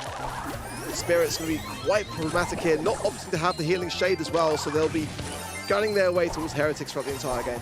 keeping my eye on Marco as well. I think Penny is going to have a tough time, especially now that Angel Boy already has a hypercharge super. That is a free frag for him.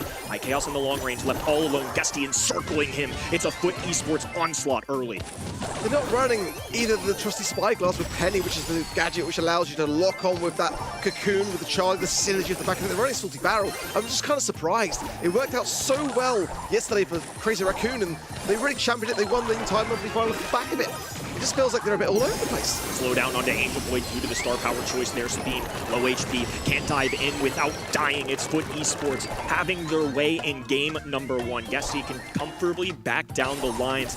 There are definitely some unusual choices in this draft. Marco on the Penny, certainly one of them kind of a double mid here. It just didn't feel like the squad had enough firepower to deal with Foot Esports. This is a team that is tough to beat already, and on top of that, you're just going to need a good draft. So still some convincing to do for me, Team Heretics, to see if there's any validity to this. I'm not feeling this at all, honestly. And if the games go that quick, you know, the Penny can't really get any value, can't get set up. I mean, that's kind of like, you're placing just a lot on that very brawler, and if you're not even going to get a mortar, I mean, what's the point, you know? Let's see, Angel Boy already aggressing this right-hand side. Sabine in a tough spot here, picked between Guesty and Angel Boy here. That's a nice stun, just nicely done there between Guesty. Great communication, and Foot Esports really kicking up a gear. Jester's an agent of chaos and rolled the dice perfectly. Got the stun, easy takedown on the Bull. He's a great brawler, but I like how Foot are confident into dealing with this. Now a second set where they played Team Heretics allowed them to do Chester versus Bull. And the first time it worked out, the second time it's been pretty convincing as well. This is better. Marco got set up. And now you see the difference, the slower pace of Foot Esports. They can't go where they need to go equally as much. Sabine still pinched here. Look at that, it's a lovely sweet driven stun, as you literally called out prior to the match. It's a great shutdown on the ball. Now Angel Boy can really capitalize down this low HP of Sabine. And now this is where the Penny turret is going to get exposed potentially here. Foot Esports might just decide to use the Sandstorm here, get the gems, and then try to retreat. Nob will take cover. The big super that he just dropped. His Chaos is still on the back heel. Sabine doing anything he can to move up this map, but it's been hard to take an inch. Spiderlink's there for a little extra protection, but Angel Boy, Guesty, all of them can deal with these pretty adequately. Finally, Team Heretics have a little bit of space to work with. Sabine is the one they have to keep their eyes on. That's where you're seeing Angel Boy just fan outshot repeatedly, not even doubling down on this. Sabine, though, activating Hypercharge. Down goes one, gets Nob as well. Guesty now in trouble, too. This isn't a great super that he could have. It's a poisonous cloud, but he needs more than that. Angel Boy thankfully there to suffice for him. Grabs a few of those gems, but Sabine still hurting. Now Marco drops a hypercharge as well. The Penny turret gonna get some value here.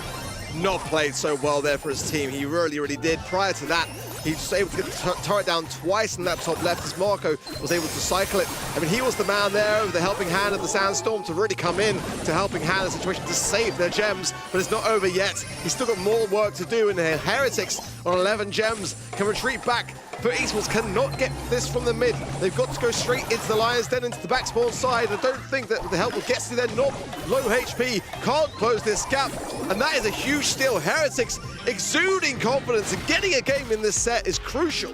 Last month, it was all Foot Esports. This month, it feels like much more of a fair fight. Again, this is just a completely different roster than what we saw last time. Their qualification stage, very similar. But when it comes down to this, especially after seeing them go 3-2 versus Navi, and in fairness, Navi went 3-2 in qualifiers against Foot just this month, I think we possibly could be shaping up for some craziness here in EMEA. I'm welcoming it, but still, this is going to be a pivotal one. 1-1 in our set number 3. Either squad could take a lead just off the backs of this game. Yes, Sabine now can afford to go on the aggressive. Guesty is low here, and he knows that even if he goes down, he's going to earn that valuable dash, that power through, that hypercharge potential for later on in the game, which was the turning point in the previous one. Let's see, Angel Boy now, he's already got super as well, so definitely a threat here.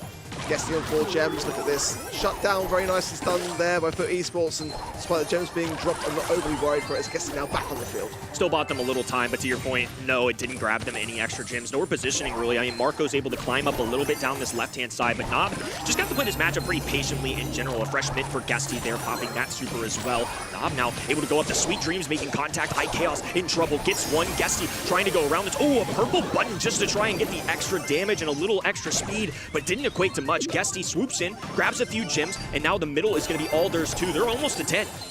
They fed Sabine there again. He had the hypercharge at the back of that last run. Now he's got a super too. Angel Boy has hypercharge himself, but does need to find a super. Running the Black Portal star power as well, so that is a problem for Sabine. A nice stun there from Nob behind him, but look at this. That's what I'm saying. Ball is just undefeatable. He literally says you cannot beat the ball. It's looking that way. Beautiful tag out of iChaos. Still need to gain some possession of the mid. Gesty dropping a hypercharge on the right-hand side. Pop rock forward. Lands the cocoon, though. Now this could get interesting as Angel Boy and Gesty fall to low HP. Hypercharge for Marco doesn't do much, though. Turret's going to be out of distance as Foot work their way backwards. Still a defensive stance, though. Only one of them can die. Nob now with a hypercharge gives them a little extra boost. Sabine diving in despite being one of the best, if not the best brawler in this game. The mechanics of Foot Esports prevail. They're going to be up 2-1 in this heavy-hitting match. A crucial set. Really was fantastic to see Foot iron out the creases. It could have gone either way, genuinely, both sides giving it their all. Sabine with that ball, dangerous, scary, but despite it, you see how Nob was there to support more in those right-hand side lanes and just be there for those pushes there. Exactly, the Sweet Dream stun every time. Some shaky moments there for Foot, no doubt about it, but more often than not, they were communicating better. Shaky moments, and Team Heretics came close to actually winning this set again. They already take set 1 off the hands of Foot Esports. Now, the huge question is it going to be a 3-1 again, just like it was last month, okay? I think there's real potential for it still, but to me, this feels much closer. Last month, despite the scoreline, it really felt like Foot Esports were in full control. And now we're seeing Team Heretics come alive. I'm a little reassured because they felt flat-footed last month, but this month they've shown up with a fight. Even if they somehow drop this match, I'm much more confident as the year progresses in them now because I wasn't in month 1. I love that there from Gesty as well. You see there, just Angel Boy was there for the support. That cycling the hypercharge, absolutely devastating. Yeah, 10 kills above his head there. 42 gems also, but Sabine want to draw attention to him despite low DPS in all intents and purposes for a bull. You know, you're still getting 10 kills, you're still making plays for your team. That Bull and Chester, definitely the 2 MVPs for either of these sides. Gesty, for me, it just was not hittable. Even that game number 2 that Team Heretics wins in the end. At the beginning, Gesty is just Gesty because he plays Chester. Gesty just ran across the map and played super aggressive despite him being the champ carrier. That was super impressive. What is actually funny to me is that Novo last year with Marco Sabine and Piso back then won the March monthly finals, and nobody really saw them coming. Nobody thought they would actually have what it takes to win a grand final. March might be their month, maybe even this year. Team Heretics looking a lot stronger this month than they did last month. Still a lot of work to be done, though. I mean, down 2-1 here. I think the one thing, I feel like Team Heretics have been notable just because this is a significant improvement from what we saw last month. But credit to Foot as well. They've let Bull go down twice. Both those sets they've ended up winning. I would say that was a rather, different kind of set too. 3 medium-range brawlers. Some of them have been really good in in Gym Grab in the past, heading over to Hot Zone. But Gym Grab in the past, and despite that, they've still found these interesting ways to win. I feel like Foot are just comfortable in these chaotic, scrappy situations. Yeah, it's really bold, isn't it? You know, when you spend all your time looking to defend against the biggest problem rather than looking to home to pick it up. I like that. It really does display a lot of confidence. Leon first picked them for Esports, which I really quite like to see. M's out the equation. Amber could be an option then for them also here. They do like to bring it in, but Chester ban definitely smells a tank brewing maybe on the side there of Team Heretics. The Lou pick is a very, very good one here as well. Mina, I think, would be a very Foot Esports kind of brawler pick, but also Heretics too. Options available for sure. Lou and Spike would be those 2 brawlers that have their own circle to throw over the hot zone circle and get control with that immediately, and those 2 are immediately picked up here by the right hand side here. One side is Heretics picking up the Lou as first pick. On the left hand side we have now Leon and Spike, with Foot Esports going very aggressive here. A lot of damage, and the Leon once more to just wreak havoc in the backlines. Last month, teams would have loved to grab Ali here, so I'm curious if anybody pulls the trigger on it. I don't necessarily love those odds into something like a Spike and a Leon right now, but the map just fits her so well. Leon, of course, going to be the most popular, I would say, aggressive option that can slide through. Yeah, they're just going to slide differently, but 2 very aggressive options, I might add. I mean, 2 assassins coming through in Mina that can drop the shield. I think they'll play around that. I think more than likely you're going to see Mina and Lou kind of march up this mid, try and take as much control as possible, then drop that gadget at the final moment so they can maintain a little bit of control. Wouldn't be surprised, too, if they ran something like the Ice Block gadget for Lou, just so they can gain even more percentage points. This feels like a good squad that could rotate time in that hot zone. quite an important final pick now here for Esports. Wouldn't mind necessarily to see something with some range. I mean, they've got to have, Meg come through. And the survivability kept in check. Meg gonna probably feed a lot into the Lou though. That is a concern, so I'm looking for this Leon pick to really go on a tear. Meg surprised us before today. Once again, she has no healer at her side, but she did do pretty well before. Might as well do well for Foot now too. Let's see if Foot Esports can actually close things out here, or if we're gonna get to see another set. I would love it, honestly. Set 5 feels right. Team Heretics have been very competitive against EMEA's top dogs of 2026. I would argue this is probably the first time that Guesty in his career in the BSC has really had any pushback, any real potential of dropping a match, yet they are still ahead of the curve. 2-1 to Foot Esports. Jumping into the match, it's going to be Team Heretics early on. You see Mina in the middle, I'm assuming, yeah, there it is. Windmill going to go down rather soon. Low HP for Foot, though, not able to quite fight for this entirely. That's part of the influence with Meg. It's a beefy brawler with 2 extra lives that's perfect for a mode like this. Angel going on the aggressive, finds all 3 members of Heretics. You're not going to come out of that one. I can tell you that for free. Sabine continuing the assault here on Guesty, looking to get back in mech, but wasting a lot of time now. Finally getting back into the swing of things here. Sabine dancing around this, but surely going to be pinched out here and just go down. Guesty already out of mech.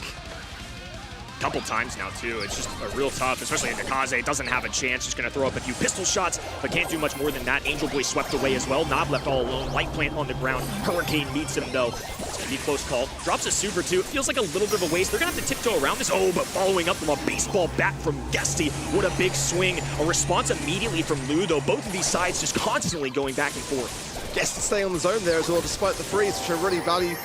For the side of Foot Esports, every percent matters. Marco low on the right-hand side. Nope, should be able to find it, but actually struggles to get connections. And now it's left to Guesty. Marco is a thorn in that right-hand side.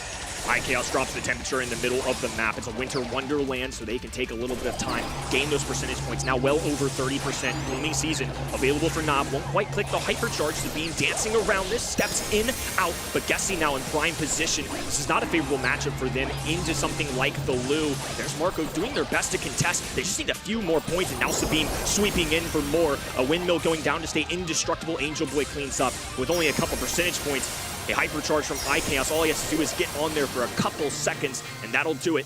Another great demonstration from Team Heretics that they might have what it takes to go the distance. Good stuff from Heretics. So winning comp, potentially here, but it's not out of the question for Esports to be able to fight back. Guesty had a really tough game there. Honestly, out of mech for more than he was actually in mech, I would like to say. And Nob not really able to finalize these kills into these Kazes. These are the mistakes that are starting to stack up slightly, and you know, you've got to kind of capitalize down when you're in the lead. They can't really afford to give Heretics a set here and then bank it for going their way in the 5th final. Marco swings low early. Sabine there to clean up the rest though. Angel Boy and Nob prevailed though. This is a great start for Foot Esports. Now they've got Angel Boy on this top right-hand side. Lollipop drop in the back for extra speed. Marco just forced to rush in. Goes right at them. A super going down for Nob though. An easy tackle from Guesty. Foot Esports, close call. Thank goodness they had that ice rink there. Otherwise, Team Heretics could have lost serious percentage points. Yeah, Angel Boy overextending, a little bit overconfident, and I'd like to see that Leon stay better in that position. I love the Lollipop drop back as well. Those gadgets now being aimable really allows you to support your teammates better. Angel Boy low, Guesty low here as well in this mid, gets the helping hand of the life. Oh! And there's the swipe! Hypercharge, biting back and keeping Foot Esports in this objective. The young gun was saved by the Light Plant, and thank goodness it did, because he got a huge crack at the bat into 2 different Team Heretics enemies. Now they're well over 25% in the lead. A Blooming Season going down for Nob. A second super going down too. Complete possession of the map for Foot Esports. Chaos has got the freeze, will place it down in a good spot. It's protected now, the objective, Guesty's not going to risk it, nor would that mean they're in such a close proximity. 81% to Foot Esports, but Heretics are starting to climb forwards. Hypercharge for Sabine does find Guesty. Froze where she falls onto the zone, but not enough for Esports to keep him alive. Nob now trying his best to the left-hand side, but Froze with desperation super into the mid, and it's not going to cut it. Team Heretics have really taken advantage. Angel Boy had to sit out for a long time, dropped to 70 HP. Because of that, they had the numbers. They can maintain the mid. Guesty once again makes a wild swing and great contact. Now up to 90%. It's going to be a buzzer beater kind of finish. Sabine has to rush in. Marco staying alive. Nob falling low, 169, but will hold on for dear life. Foot Esports and yet another match point to go to their second grand finals of the year. I cannot emphasize enough how much FUT Esports need this game. If it goes to a 5th and the draft just doesn't quite work out, it's going to be disastrous for FUT. But it's a close affair, it really is. I mean, that was down to the wire, and Guesty with some really nice hypercharges for me, really saved that last game. My advice, kill them while you can. Do not let Team Heretics get another one. To your point, you never know what happens when you go to a set 5. Guesty knocked out of the mech early, low HP, windmill going down for Sabim as Angel Boy is there to protect his teammate Guesty, looking for the extra P-shooter shots, low HP for him as well. Sometimes he finds the kill. Look at the rookie go. That was such a great shot. Oh, lovely life bomb there as well from Novo, just capitalizing down on this body blocking for Sabim, but Sabim not done yet. Really aggressive plays. Now scooting over to that left-hand side, but it's FUT Esports now, approaching 50% now. Heretics back in the zone, big freeze from Chaos, and making up for some lost time. Tit for tat, Team Heretics now back in the middle of the map, but Angel Boy getting sneaky, top right-hand side, has that smoke trails available to, pops out, and Night Chaos is a goner. Now Guesty surging up the middle of the map while Nob holds onto a super. Marco pierces, Guesty misses, Angel Boy still on the grassy side though. Marco versus Guesty, this is an important one. Oh, a hypercharge going down, Marco with 3 HP, willing to gamble, and it doesn't end up working out. Guesty gets 2 with the P-shooter, that's ridiculous. But look at the scoreline, it's neck and neck still, and Heretics are not out of the question yet. Angel Boy now with the hypercharge, trying to find Sabim with Guesty. He should get the final save, but Sabim is still dancing around to the left-hand side. Finally goes down, hypercharge of Nob, big heavy punches, and Marco now doing his best in this mid to just keep his teammates alive. Photo finish. Team Heretics have one last shot to extend their tournament life. Now climbing to 90%. Triple King available for Sabim as Nob marches forward, grabs one, goes for a second. Star player Angel Boy, though, can't get the kill, and we're going to set 5. Big smiles on the face of Heretics there. And it's not hard to know why. They've got a real chance now, a massive opportunity to topple the Titan of this region.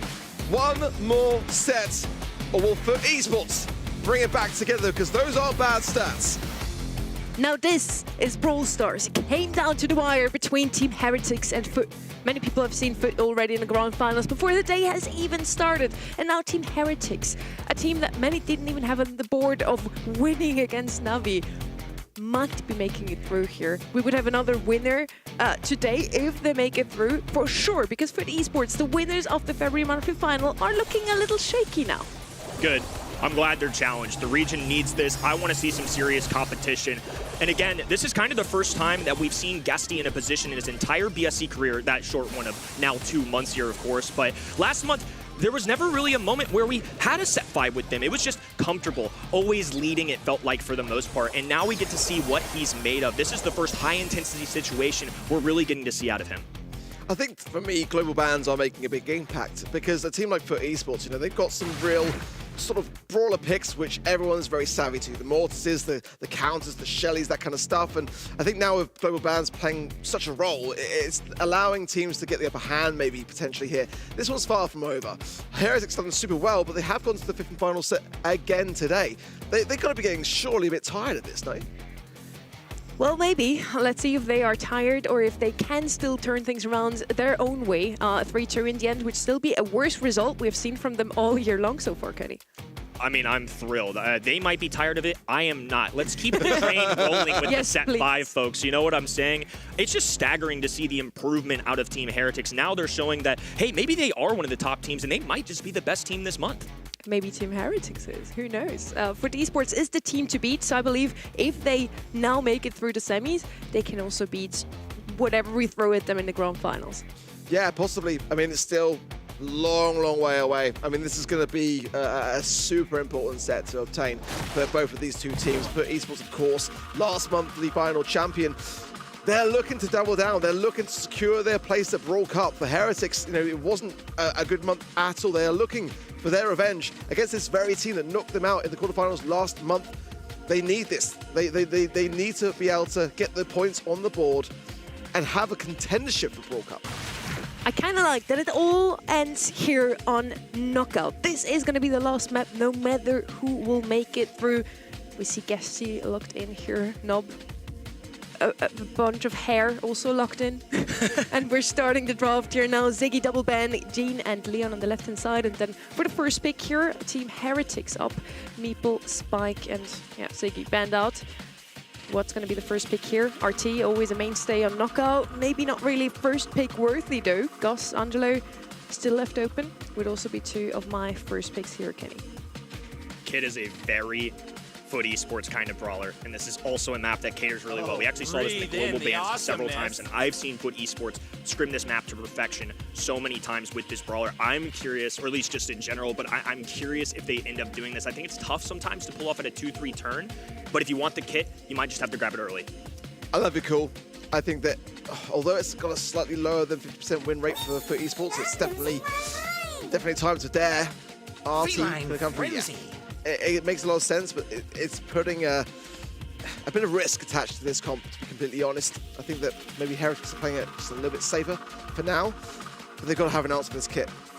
All three brawlers picked so far were mentioned by the casters. We still got it, guys. Let's go. Next pick, maybe a Brock alongside D'Angelo to help opening up the map and give D'Angelo a bit more space to work around. They need something against the kit, like you already mentioned, Ark.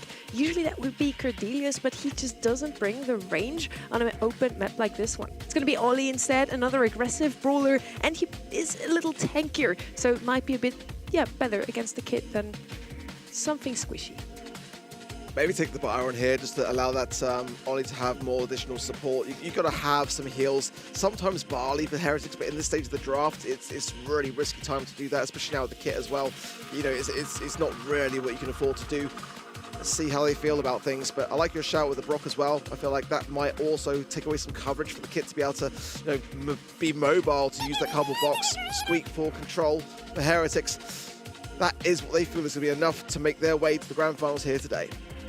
Putting a lot of confidence in this brawler, and a reason I was so confident in the kit, the second you see RT, you shouted it out, Sonny, but a reason that RT can show up so much on this map is the defensive prowess it has too. Kit, when he dives in, if you pop an RT super, guess what? He's dealing with Jackie level damage immediately, so that's why I think they pair this on the 2-3 turn. If they're going to grab Kit, it's very important that they get that other element as well. Well, he can't do that if he gets hypnotized by the Ollie there. I think that was the idea behind it, to shut down that RT in the long run. Daryl is going to be the last pick here, a brawler we haven't seen all day. He's okay, I guess, in the meta. He doesn't have a Buffy, doesn't have anything big to show off, but he's always been pretty good on Golden Gulch, can roll over that Watcher, brings in a lot of HP. So I think on the left-hand side here, FUT Esports really just wants to drag out the match as long as possible, because with Kit, RT and Daryl, they have the comp for the long run on Knockout. Heretics need to push this. They can't afford to allow FUT to fester, with this Daryl, with this Kit. I mean, that's a really scary combo in itself, but it's also utility that is just earned over time. The Heretics, they've got to land these shots early. They've got to just continuously push. Scout with this squeak, Rurdy, but look at this already. Guesty just holding himself back, as is Angel Boy. If Nob goes down here as well, it's going to be a very, very tough position to leave his teammates in. Angel Boy already has got super. It's a bit cheesy, but for Team Heretics, they've got to hold firm. Serious mind games going down. They saw Angel Boy barely step out. Now they know where Guesty is as well. They're going to hop on the backs of Daryl and dive right on in. Makes contact with that wall, but Brixit doesn't actually go for any kills. They're trying to get the lobbing yarn shots of range up. Skates across the entire side of the water, but it's going to leave Daryl isolated. Marco now cutting off this right-hand side. I think Team Heretics are fully interested in making sure their teammates can't reunite. Big slice from Angel Boy, but a hyper hypnosis there from Speem, and that's going to cause Angel Boy to fall. Nob now in the middle of nowhere. They're really out of position here, and FUT Esports with an idea in their minds. But Heretics are just seeing through the strategy so far, so good for them. Guesty going to try and make a hero play here. Jump away from My Chaos. There's the hypnosis yet again. Guesty not out of the question, but now too low HP to contest it. And Team Heretics will take that round very successfully. Convincing first round from Team Heretics. They're not putting up with any of the invisibility shenanigans from Kit or Daryl just sitting idly by and charging up. This time they're going to rotate Guesty this time in the middle block of walls while Angel Boy has a super available. Not because he said the same for them. And Team Heretics are going to push this. They're going for that more aggressive strategy strategy that you mentioned. Oh, Nob caught lacking as well. Nearly went down. He's counting his lucky stars that he stays alive, but once again, he's being pressured a lot. They're just throwing Kit at him for heals. Yeah, literally just to keep him alive here, and it's not going to help too much. For Esports cannot create that amazing ability with the Kit bringing into the equation to force themselves back. It's just for Esports, just almost like waiting for the inevitable. That's what I was saying. They couldn't afford to take to a 50 final set and just hope for the best. They need to make some plays. Hypercharge for Guesty is key, but they need Angel Boy. They've also got to make some space. It's really not looking good. But Esports are not looking invincible like they did in February. Now Guesty on the back. On here he goes. Oh, hypnotized immediately. There's a little bit of heals that you get benefited from. Kit isn't enough to keep him alive. Yes, it is. 298. Chaos with a hype away, but now he's got the green fog closing in. Marco, the squishy brawler on the left-hand side, left all alone. Off to the fog he goes. Great response from Foot Esports. Despite the chaos, despite this untraditional draft, they're still finding a way to stay in it. It's really, really tough to see Foot Esports depend upon this idea so heavily, but that did work. But it is really the Kit plus the Daryl. These mind games they're preying on at the beginning. Once Heretics are savvy to it, then they're going to be under pressure yet again. Guesty looking towards getting that hypercharge again, and ideally for Nob to land some of these taps. If they can get this hypercharge for the RT, it will be the difference maker here. Full house of supers for Foot on the left-hand side. Meanwhile, Team Heretics have a hypercharge with the beam, but no super alongside it. Chaos just charging up, trying to knock an arrow, make any contact, any kind of reveal where the enemy side is, greatly benefits them in this round 3. Again, Marco and Sabine cautious on this bottom right corner. They're not really sure what Angel Boy is, but now forced out of this bush. They know for sure. Piercing shot from Chaos, not going to find a connection. Guesty waiting to roll. Ideally, once the gas closes in, but it's still premature. It's forced to jump out now. They're going to be going into the top right-hand side here, but Sabine is there with the hypnosis. Chaos from the bottom as well. It's a 2v2 now. Chaos now popping down the poison as well. Good connections into Nob. Nob drops the legs. Should find Chaos here, and Angel on the right. But Esports get it done. It's the game, but they are not done yet. Heretics have got every opportunity, every chance of taking this the distance. Just when they looked knocked down, they're right back up. This is a big moment for the region and a massive moment for Team Heretics. Can they overcome last month? Can they find revenge in this matchup? It's Foot Esports on match point, just one away from going to yet another grand finals.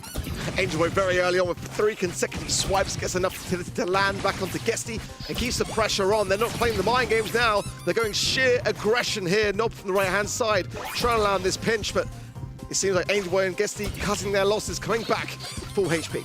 Marco cutting off this right-hand side. Every single squeak shot, just trying to get a little ounce of tag. Ooh, and I think a mistake there from Marco. I think clipped that wall, maybe was trying to cut off the grass instead, though. It's going to make Guesty's life maybe a little more difficult, but he's just going to flank towards his left-hand side. Angel Boy once again clasping to his back, while Nob in the back lines just has to wait for his teammates. They're just using the thrower aspect of it. They're not even rolling in. Here he goes, though. Guesty down the right-hand lane, looking for a shotgun kill. The double barrel, not enough, though. Team Heretics survived now a one-on-one interaction. Nob, low HP, poison damage, preventing him from healing as well, but he gets behind this back wall for a little refuge. Chaos just doing his best to get around the corner. It's a standstill as the fog closes in. Nob's gonna have to rely on this super. There's no escape. Chaos bounces away. Doesn't have the gadget to pierce through walls. Nob had a fighter's chance. Chaos, though, just that much better. I kind of feel like Nob should have secured it. I mean, it's really tough to call in those 1v1 scenarios, but he's got the legs. He didn't use them, chose to retain them. Had, I think, the Hacks gadget as well, which could have been an option for him. I just feel like with a bit more ice, that could have been done. Regardless, Heretics get the round, and they needed something of some momentum here. There's a hypercharge available for the squeak there as well. Hiding behind the scoreboard currently, but Marco is there with a good amount of defensive support here. Hypnosis there for Sabine, also just waiting for this roll to come in. Heretics now with a real chance of getting a game. Calm before the storm. Every single brawler on the map has a super. Several hypercharges as well. The cool heads are going to have to prevail once again. Foot went on the offensive in round number 1. This time it's Team Heretics clicking the button first. Marco even going for one as well. Wasted completely. Exactly. That's detrimental. That's not what you want to see in a grand finals. He was hoping to find something to be able to then utilize it, but chose to retain the super, which I think is the wise move here. As Guesty and Angel Boy going straight for Sabine here. Sabine low, 361 goes down. 3 versus 2, 2 versus 2 now. For Esports in trouble. Nob has dropped the legs. Angel Boy for support. No, it should be a 1v1 now, and Angel Boy's going to win this surely. Swipe here, swipe there, lands on Marco's head, comes straight back out, and stays on top. FUT Esports now with 1 round away from making the grand finals, but most importantly, surviving. Minuscule mistake, I think, from iChaos. I think he missed the knock of the arrow, but this time going straight for the offense in the early onset of the round. iChaos forcing his way up the map. They know Guesty has a super available, and Angel Boy has a hypercharge super. He's looking to use it. Guesty, though, has to exhaust the super early. He's going to regroup with his teammates here. FUT Esports, I think, have learned their lesson. They're going to try and play as a unit. No! Angel Boy pounces. Marco doesn't go down in quick enough time, and now Guesty in the advantage here. 3v2 situation. iChaos left all alone. This is going to be real difficult. Going to take a hero's effort out of Heretics. Beautiful from Angel Boy, absolutely beautiful. He knows full well that Heretics are thinking they're going to be waiting for that Daryl to rekindle the role, and he just went for it and came back with the goods. 3 versus 2 now, and so much pressure onto Sabine to be able to defend, because Chaos is really going to struggle on this Angelo pick once the Daryl roll comes in, and Angel Boy and Guesty are cooking it now. Sabine has to be a superstar. This super needs to be perfect. Now a roll in from Guesty. The first hypnosis goes down. The second wave, not enough though. FUT Esports, new era. They were tested, they were pushed, but the passion is the proof. This squad is for real, and they know they can go toe-to-toe with anyone in this region. It's wild. It's so wild when you consider that FUT Esports were completely open to the ball pick. They were completely open to going the distance and to really double down with a Kit Daryl comp in the 5th and final set. When you are the last month's monthly champions, it's really risky. But they played it perfectly. No misjumps from Angel Boy, perfect rolls from Guesty. And honestly, the only sign of that little moment of shake was not in that 1v1. But other than that, FUT Esports still on top. What a match this was. This could have already been our grand final, I feel. Almost dethroned here. FUT Esports takes a big leap into the grand final now, and we see how relieved they are. They did not think themselves they can still make it through. Team Heretics came so close to push them off that first spot, and they're only in the grand finals now. They will still have to prove themselves once more, and yet I think both of these teams would have been very worthy of making that grand finals. To your point, this had all the recipes, all the ingredients of making such a quality match. It's reassuring to me that Team Heretics showed up in this moment, but arguably more importantly, this was the first time we've really seen Guesty and this new era of FUT Esports go toe-to-toe with somebody to really see if they can come out on top. And the fact that Guesty, in just his 2nd month, is now in a 2nd grand finals, gets a marquee victory here. I mean, he's got all the confidence in the world. It's proof in himself that he can do this. I truly do think in these chaotic moments, the fact that FUT Esports escape just goes to show the caliber of team we're working with. And Guesty's all the talk here, but honestly, you mentioned it too. Angel Boy, for me, the MVP here. That cape jump, he kind of, played around the expectations of Team Heretics, thinking, he's just going to jump on the Daryl, so we're safe here. Yeah, I mean, you've got to, really. Normally with that kind of comp, you are just cycling and repeating things, but he was really, really observative to know that he's got the hypercharge, he can survive that interaction. We are now in our semifinal number 2 already. We need an opponent for FUT Esports. Team Heretics, unfortunately, could not quite make it. Let's see if either Humble or Novo will be able to do so.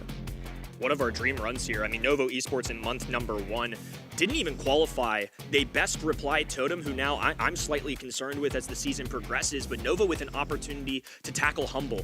I think this was a team that many are going to write off for something like a Brawl Cup appearance because of that month number 1, and I'm not even going to begin to calculate the math, but if they win this one over Humble and give themselves a chance at a grand final, obviously would require even more work in the next month, but don't rule Novo out. I mean, this is a team that showed some serious proof that they were good in the first one. I'm really excited to see if they can do it once again against a team like Humble.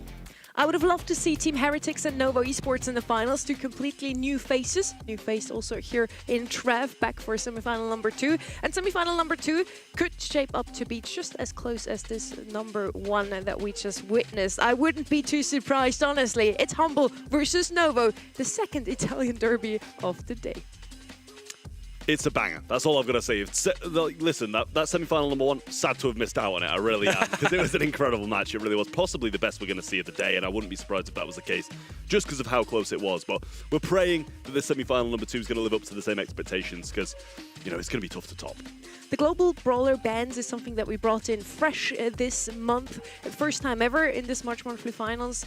We have brands that go throughout the whole series. And so far we have seen a lot of the same brawlers being banned out. We talked to our pros and asked just how they feel, how it will shape the future of Brawl esports.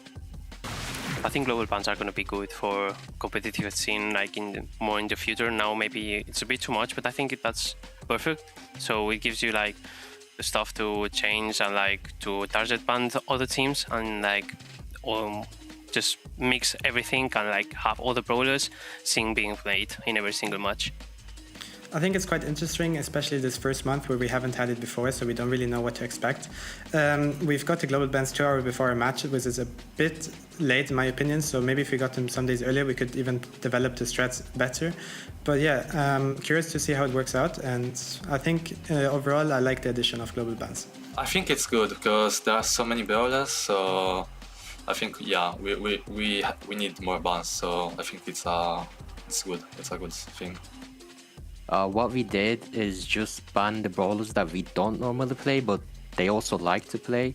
So we banned the brawlers that they pick the most, but also the brawlers that we don't play at the same time, basically.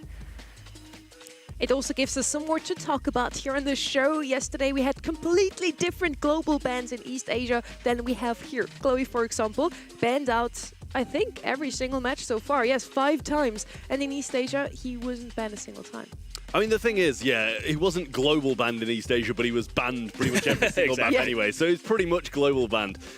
So it's a similar vibe. These guys obviously just want it out of the way and kind of want to target their overall picks a little bit more, or their overall bans in the draft a little bit more, should I say. But yeah, it's not surprising to see that brawler get out of the way because it is so strong.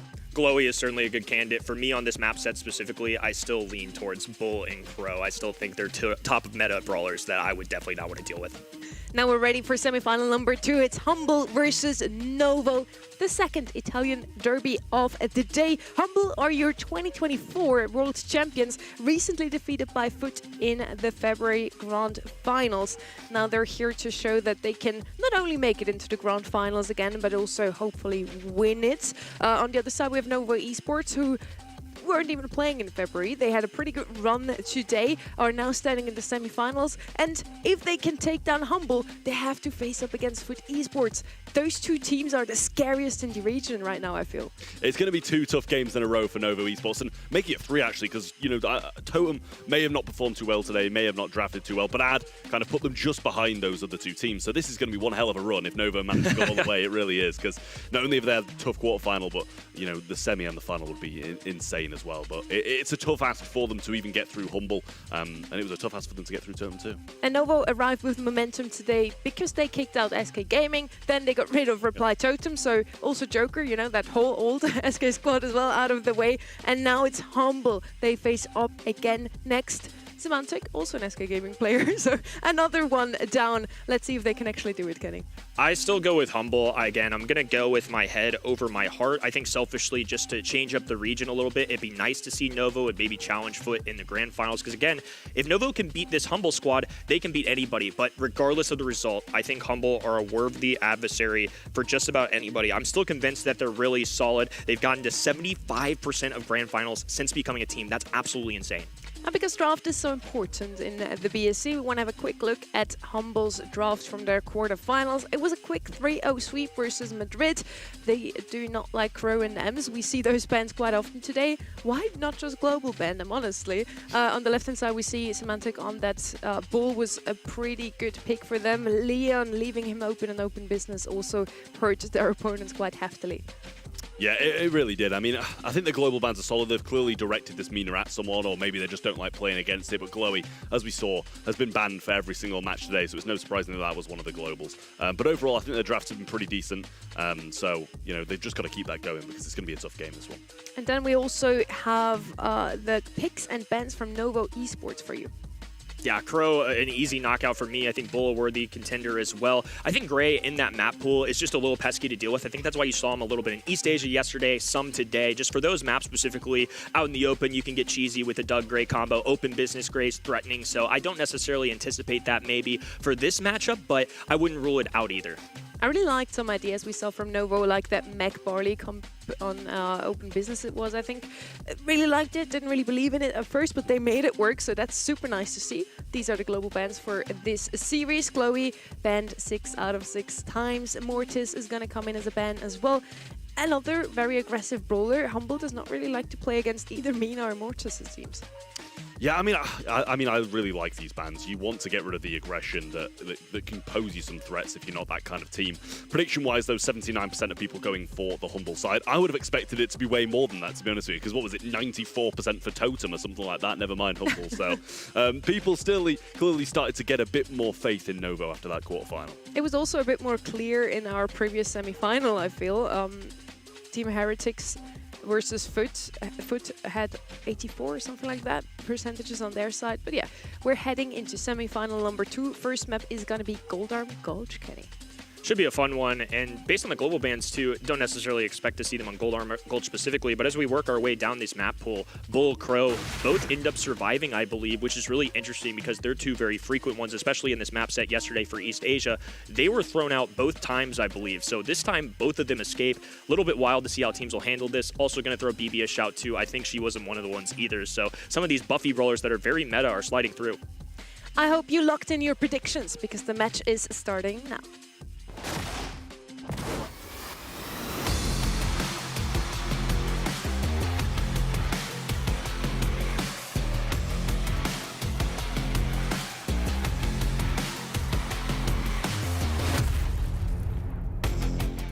Humble versus Novo. Can Novo keep their run going, or is the experienced Humble gonna stop them here? Humble, of course, this is their 3rd year playing together. That's a lot of time in Brawl Stars. Meeple on the right-hand side as the first pick on the Goldarm Gulch. Something we see, let's say, not too often, but it can definitely work. Yeah, it pops up here and there.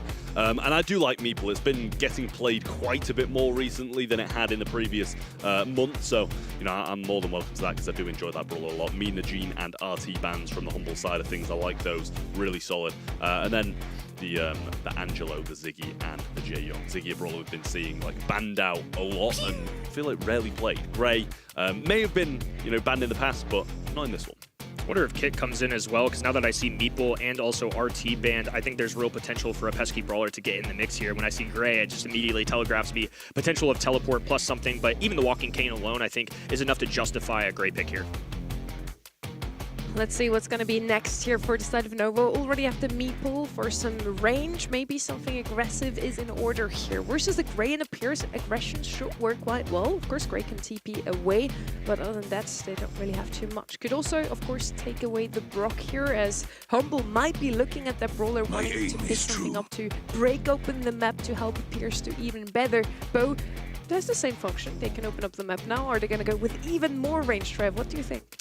Yeah, I mean, if the plan is to break up the map, it would make sense. I mean, the Pierce is going to be good with the map broken up as well, that's the thing. And the Grey kind of not out of it, especially against a Meeple.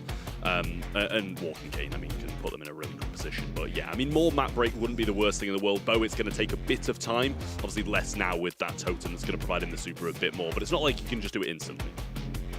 I think Bo's solid. I'm just curious of why it goes specifically into something like a Pierce and a Gray, because Bo going to be more of that mid-range, and assuming that they're landing the shots from Pierce, I think that can be good. They definitely needed to cover themselves if that's the case. Here comes Daryl once again. It's a brawler that I don't think East Asia featured much at all, and I haven't seen this brawler a ton in practices across the world leading up to this, but this is kind of an old-timey concept. Because Daryl can charge that super passively towards those in-games, he can roll in. He's not going to be empowered by something like a Kit when we saw it with Foot Esports, but I still think as a standalone, he's not the best brawler in the game, but makes sense on this mode at least.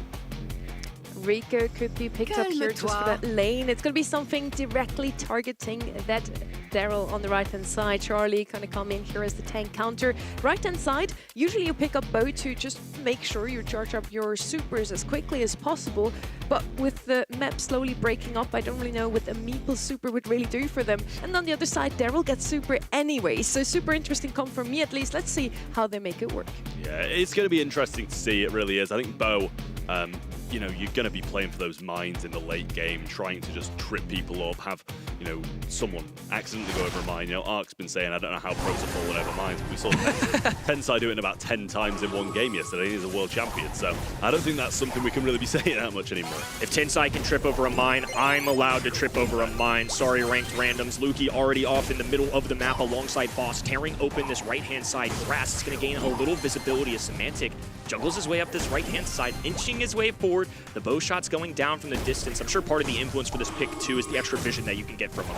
Yeah, absolutely. Got to be a little bit cautious here of this walking cane in this portion of the map, but they do have a totem down to kind of stop that from happening.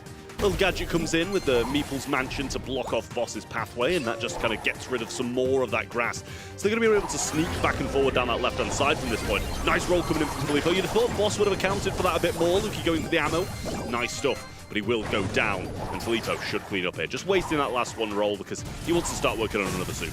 Yeah, great call out as well. Just a veteran decision there just to ensure that they can work towards that next round. He's even got a hypercharge already stowed away too.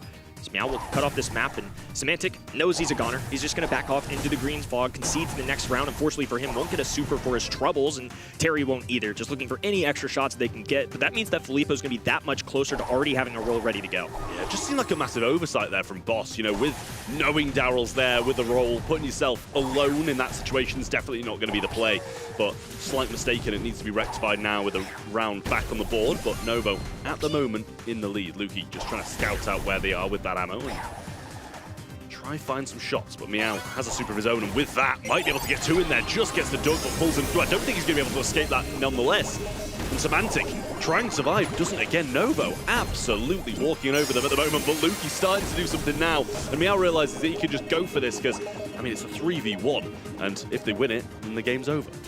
Of all sharpshooters, Luki, of course, with all the ammo that he can replenish, it helps, but into something like Filippo, that's a Daryl with so much HP to boast, I don't think there was a real chance there. Novo Esports doing a good job of playing the mind games, I called them too. You could tell that Charlie on the top left-hand side of that map was just extinguishing ammo, just looking for anybody, trying to figure out where the other roster was, and then all of a sudden, pop! Here comes Daryl rolling down the middle of the map. The walking cane was connected from Boss, but it still wasn't enough to deal with the onslaught that was coming in from that red roster. Beautifully executed, I would say, from Novo Esports. I mean, I just think that we need to see more from Humble. I feel like there was a few mistakes and bad positioning here and there, rather than, you know, not saying it was bad by Novo by any means, but they're taking advantage of these slight mistakes from Humble. Nice shots coming in now, though. He is slowed and trying to get that finished off. Meow goes in for the cover, but will fall. And a shot with the super, tanked by the bow totem, so won't be getting the ammo back for that. But good control in mid, and the 3v2 is not something that you'd expect Humble to lose. First time we've seen Humble with an advantage for one of these rounds. They definitely need it. Weren't very convincing in that opening one, just not very Humble-like, but still, of course, a lot of set left to be played, a lot of proof. I think there's some validity in this draft. Oh, and the mechanics, of course, once again, Boss making contact, opening up this as well, and that's a bigger deal than you might think. That's one less spot for Filippo to hide in this next round, because Daryl especially loves getting in the grass, burrowing down, and just waiting for a moment to strike. Some great shots towards Hypercharge there for Boss as well. You know, when they pinned him in, and he can't go back to the spawn because he's feeding Luki a super, he can't go up because he's feeding Boss a super. Just a really difficult position for Filippo to be in. And in the end, Boss had the super already, so it shouldn't be too far from a hypercharge now. Got to be cautious of Meow throwing out this gadget, though, because Terry, with mines on top of it as well, can really punish you for being pinned in. Semantic, once again, doing his due diligence, scouting out that left-hand side, walked all the way up the skinny line of grass, so therefore knows, especially with that wall break up top, that Filippo has to be on this right-side grass alongside his teammates. So Novo just dodging out shots. They do have Filippo super on that right-hand side that you can see. Terry, of course, can drop mines too, but I think they're just being patient. It's very clear that Novo want this in-game. I mean, Terry surely going to be throwing these mines and hoping someone goes in a bad direction unless he saves them for the late game, but Boss, having the TP at the moment, can really target out this Meeple if he's left alone. Here's this little supercharging totem, and Terry throws down those mines. Everybody going in now, but he's cocooned straight away. I think he's still got to roll in there. The walking cane going to be missed. All need to focus down on the Daryl. They get some good shots in. There's the hypercharge. Super goes through. I think it hit both as well. The super thrown down in return from Meow, but that's just not going to be enough. And I was going to say that bow mine made me question myself for a second, but they do come out with the win nonetheless, and that's a great response from Humble after a pretty disappointing game one. To get two in a row like that is exactly what they need. Would have had to have been the greatest stumble of all time for that bow mine just to trigger every single one of them. Much better stuff out of Humble, though. The adjustments in round one especially, they're really making sure that Semantic walks down that left-hand side early, though, right. I mean, there's a lot of decision-making that goes into this, but of course, the one time Semantic goes right, Filippo is going to go left. Luki does not know this yet, though. Filippo bravely popping a gadget, didn't have that super, maybe a little bit early. I think could have gotten real sneaky with it if he just stayed a little bit longer to try and charge a super. Just trying not to feed the bow super on the right-hand side here. Going to be real tough when this Totem is up and Semantic getting outranged. There's another roll in as well, and Boss just seems to constantly be out of position, not having the help of his teammates. Semantic pinned forward, Lukey boxed in, and he's just going to kind of, I think, walk on top of that mine, if anything, to be honest with you. But Novo starting that with a round and one more needed for this first set now. Boss definitely making a mistake there because they clearly saw that Daryl went left. He was hiding in that grass, even got a few taps from the shotgun. It may have been long distance, it may have not done much damage, but it's at least something to start getting them to a super. So once again, the mind game's going the way of Filippo. He goes to the right side this time. Semantic went all the way to the left, walked himself up there, fishing the barrel, going down for Lukey. A walking cane goes through to Terry, barely holding on Filippo there to save the day. Once again, Boss just is not having his way in this matchup, very clearly going to the double barrel. I mean, it is brutal. Novo dominance in this first set here. Yes, Humble got a game, but the other two was all Novo. People stepping out of line constantly and getting caught off guard. It's just not something that you'd expect a team like Humble to be doing. Last month, it was very clear to me that Foot and Humble were the best two teams in the region, no questions asked. I mean, in the quarterfinals, very convincing stuff all the way through. In the semifinals, 3-0s across the board against some quality rosters, I might add. And now we're seeing both of these teams falter. Sure, Foot Esports are in the grand finals. They're still obviously very good. But most importantly, there are teams like Novo, even teams in the didn't make top 8 last month that are popping off, that are now in our semifinals. This is a testament to this region. I feel like it's always an internet debate. Is the EMEA really the best region? They didn't win World Finals last year. This is how it works in this region. There's always teams on the rise. It is never easy to win. Humble, of course, longtime veterans know this, and early on, they're going to face a deficit. This is a big pickup for Novo Esports. Yeah, I mean, you've got to start strong against a team like Humble. You really do. Get a first set on the board, put some pressure on them. I mean, stats-wise, 1 kill, 64 DPS for Semantic. Didn't see a lot from him. Boss was just getting picked off so often. And I mean, Lukey actually did his job and actually played well. So 5 kills and 252 DPS for him. But so many times he was just the last man left standing and his teammates had already been picked off. Definitely a tough look for sure. Boss with 0 kills, and I'm never usually worried about DPS too much in a mode like this, but it's even more impressive to see Lukey still providing numbers with the Pierce. And this is a reminder to y'all at home, 79% of us, all of us on the desk included, we're guilty as charged. Picked against Novo, and I don't think it's necessarily because we think Novo's an inferior team, but it's more that just Humble are tested. They've been to the grand finals so many times in this incredible run that they've had, and for a team that's making roster changes, I think a lot of people have talked about that Na'Vi roster change. Do you know why the Novo roster change happened, though? It's because Na'Vi made a switch, so Novo were victims of that, and they bring in Meow. They get a victory over Totem, who Na'Vi lost to last month, I might add. I mean, this is one of the bigger winners of the day, regardless of how this match goes. Huge benefit for Novo, but managed to pick up Meow. It's lucky, to be fair, that there was someone that good left for them to add to their roster. Bull's going to be the first pick coming in from Terry. It's been kind of slipping through a few drafts here and there. And Ring of Fire, it's not the brawler you'd expect, I won't lie, but Humble going to be able to get this Ems in return. Really solid draft of that brawler. You know, I really like an Ems, to be honest. The ban-wise, we're looking at the Mina, Finks, and Crow. Over the other side, Chester, Lou, and Otis out of the way. Been a frequent decision all day. If we pick the Bull first overall, can we deal with the anti-tank that's incoming? That's why you see Otis, Lou, and I believe a Chester all banned out. So Ims, I think, is the next best thing. Once again, the range game. Wouldn't mind Lukey on that brawler. Once again, he popped off in set number 1 despite the loss. I think this is well-rounded. I'm curious what they match up in the middle with for Novo Esports specifically, because Pierce is such a long-range brawler. Of course, if Bull can run at him, it's going to be a very tough one for him. But at the same time, I think with enough control, I still see the vision for why Humble are going to be able to make this work. Yeah, I think so. I mean, just always got to be super cautious with that ball. I mean, regardless of how cautious you are, he still does something every game, pretty much. You can't stop him forever. Meg's going to come in, and I just love the fact you and Art were just laughing about how many kills he was actually getting with just the little gun in the last one. It's delightful. Yeah, but they bring it back. Novo going to show up with that brawler, and we've questioned it a few times in Hot Zone, and it's paid off a couple of times as well. Gray going to come in, and honestly, this is half the reason why these brawlers are, you know, global banned a few times, because there's so many maps where Gray can just TP people into the middle, and that's exactly where Bull wants to be. Not S tier by any means, I don't think, and especially at a casual level on your ladder games, you're going to have to run with friends with a very specific composition, I think, to make it work. But this is one of those examples where Gray is going to fit really well, I think. You're going to pair it with a tank and Bull, the best one in the game at that, and on top of that, Meg is very beefy, has 2 lives. This is a very well-rounded roster. I think all day long, Novo have been drafting very well. Pam going to come in as the ringer here for the left-hand end. I think having a Scrap Sucker gadget is going to be really nice. The healing station for the backlines. I don't think there's a real easy way unless Bull sprints at it, which why would he do that? And then on top of that, unless they're exhausting a walking cane or something from Gray, this could actually be a really good pick. Yeah, absolutely. I mean, for me, like, the Scrap Sucker is just great, because no matter if he's using Hypercharge, if he's just supering in normally, you know, he's going to be able to tank so much damage with the shields that those offer. But a Scrap Sucker, you can't stop. He's going to be there with no ammo, and surely you're going to be able to deal with him at least somewhat more. But he's just going to be very cautious about keeping those gadgets, allowing him to just stay on top of those matchups, because if he's wasted it, then he's going to have a real tough time. Humble have been at the top of this region for a long time, but are being tested by a team that didn't even make top 8 last month, that are fresh with a new roster change. It's a world champion at that, so credit to them. Terry starting things off hot on the left-hand side, made that walking cane work. Filippo rocking the new brawler that's at the top of our meta right now. Gets the pick up early. Luki responds. He's just so good on Pierce once again, just popping off already with the double frag.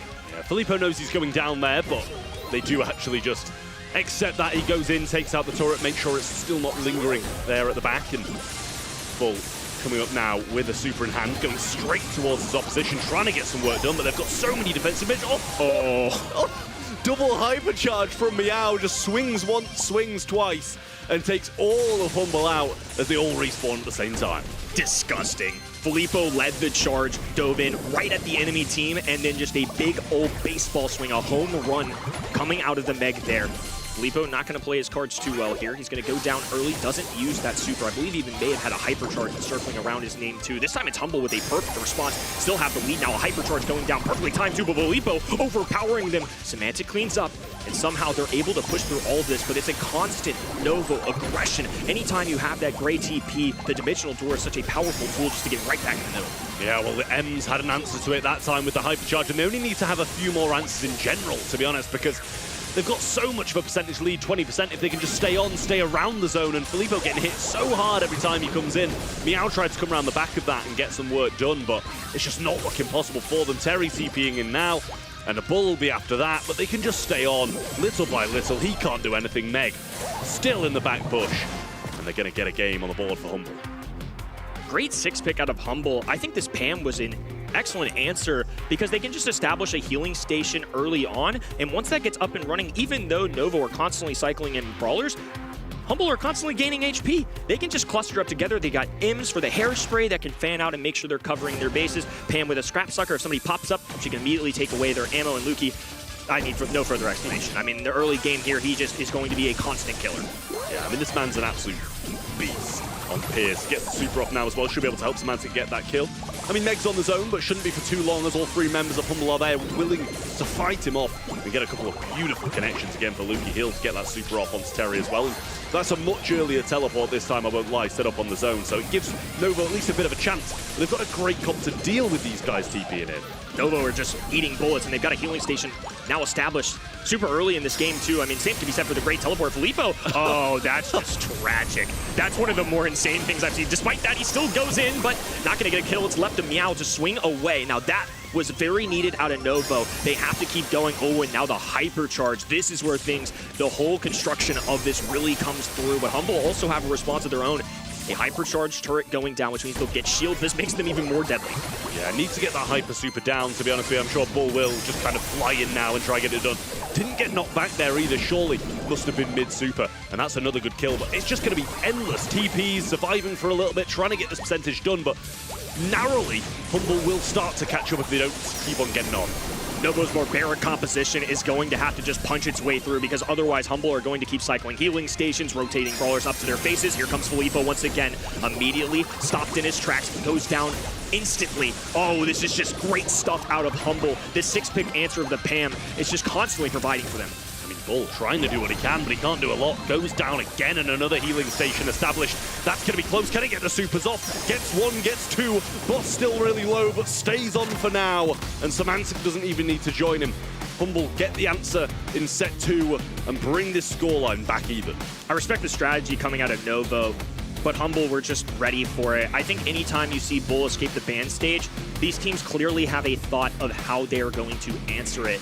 Love that they still go for the Pierce, and once again, Luki played excellently, but I think the team as a whole was really playing around each other. There was no individualism here. Luki was landing his shots, Semantic was making sure that he fanned out shots to get that healing station. The earlier he gets that, the more he can match with Terry. Meow was even getting some great hypercharge team wipes, but it was going to take about 3 more of those if they wanted to win that set. I mean, for me, I don't really respect the Novo comp, to be honest with you. I think You're not a great guy. You're a tried and true, just old-timey. Let's get some area control and win our lane.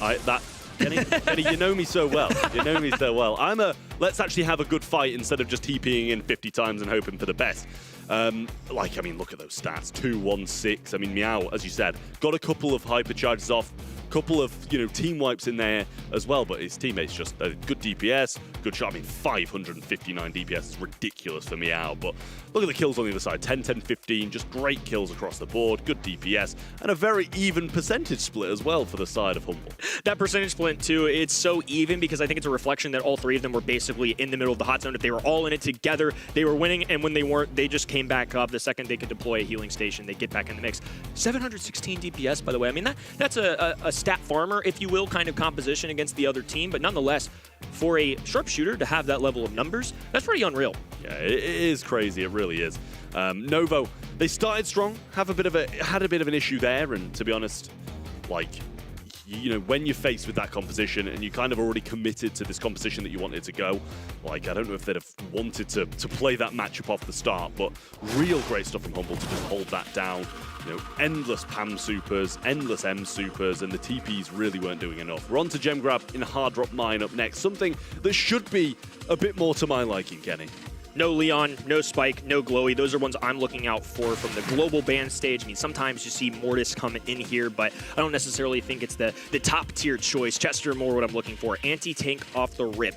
Something we've seen all day long, whether it's in East Asia yesterday as well. It just makes too much sense to me. I think equipping yourself with a safe selection first overall. Chester has been that for a lot of teams today. By the time it's all said and done, when our grand finals are over, wouldn't surprise me if he was the top brawler pick of the day. Yeah, nor me at this point. I really like this brawler, how versatile he is. Ban-wise, I mean, I like it as well. Novo definitely not wanting to face that Ems again, let's be real. And I can't blame them for that either. Janet going to come through as the mid. I think it's a really solid mid. It's seen less here than it is on Double Swoosh or something like that, but still really solid nonetheless. Can do a good job against those aggros, the jump away, the flight as well. It's just really well-rounded to stay alive in these kind of situations. So second pick is theirs as well. Expecting them to just take something, pretty versatile, like a Spike or something. Spike ban, but along those lines of the versatility we've been seeing all day.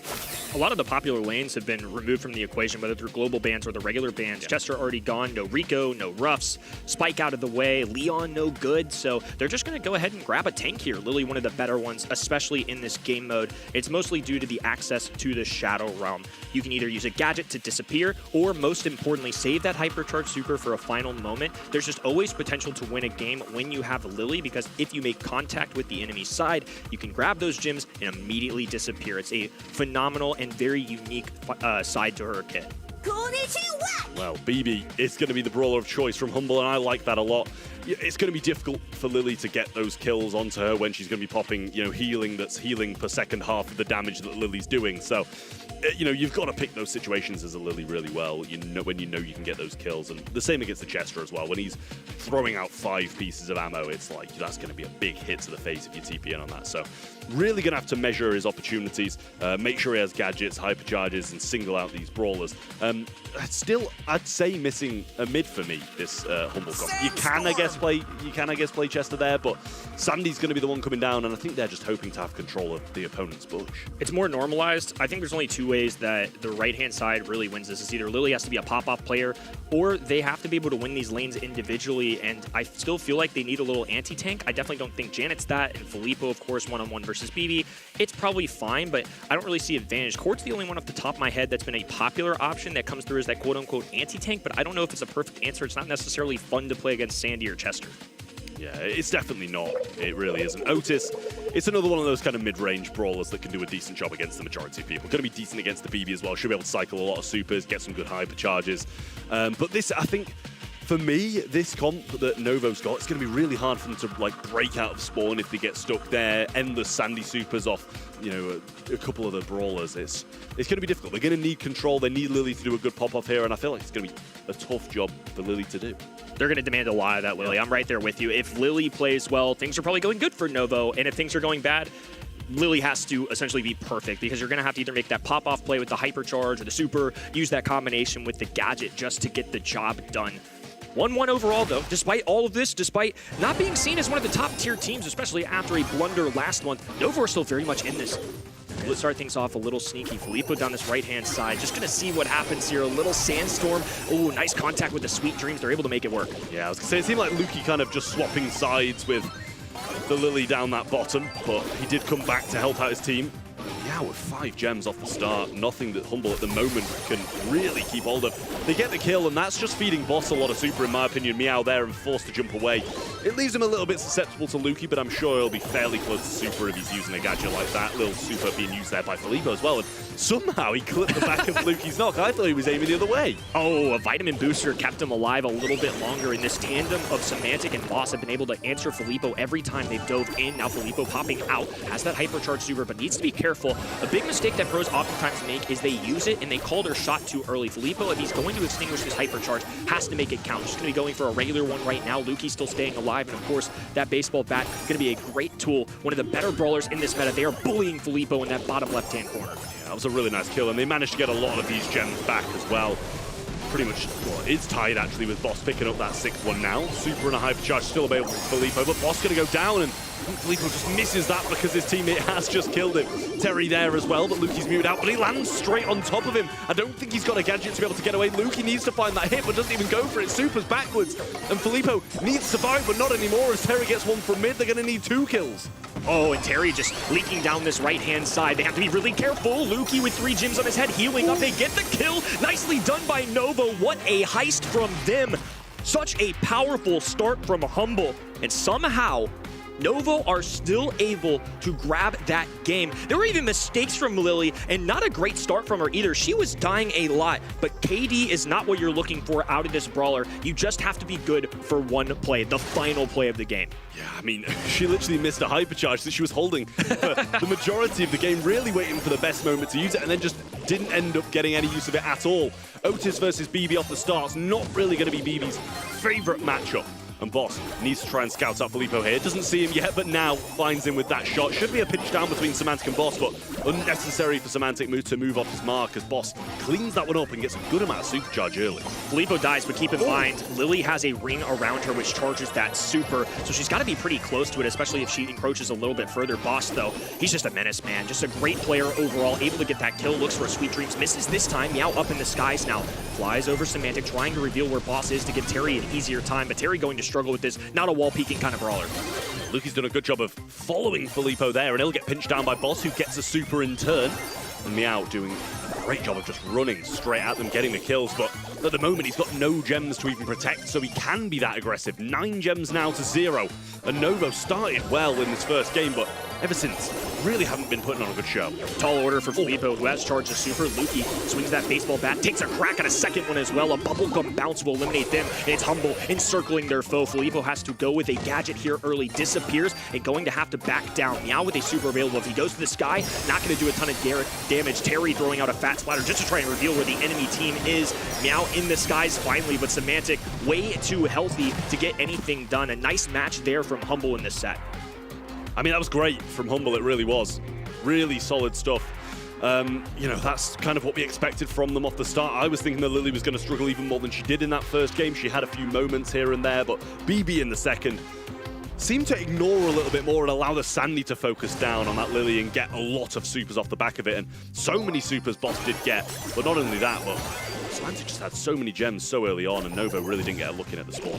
Boss hugging this corner, waiting for Filippo. They know it's inevitable. It's going to be a matchup they face with several tags there. Filippo flashed that super, don't think quite got it up, so I think he'll have that recharge and be ready to go.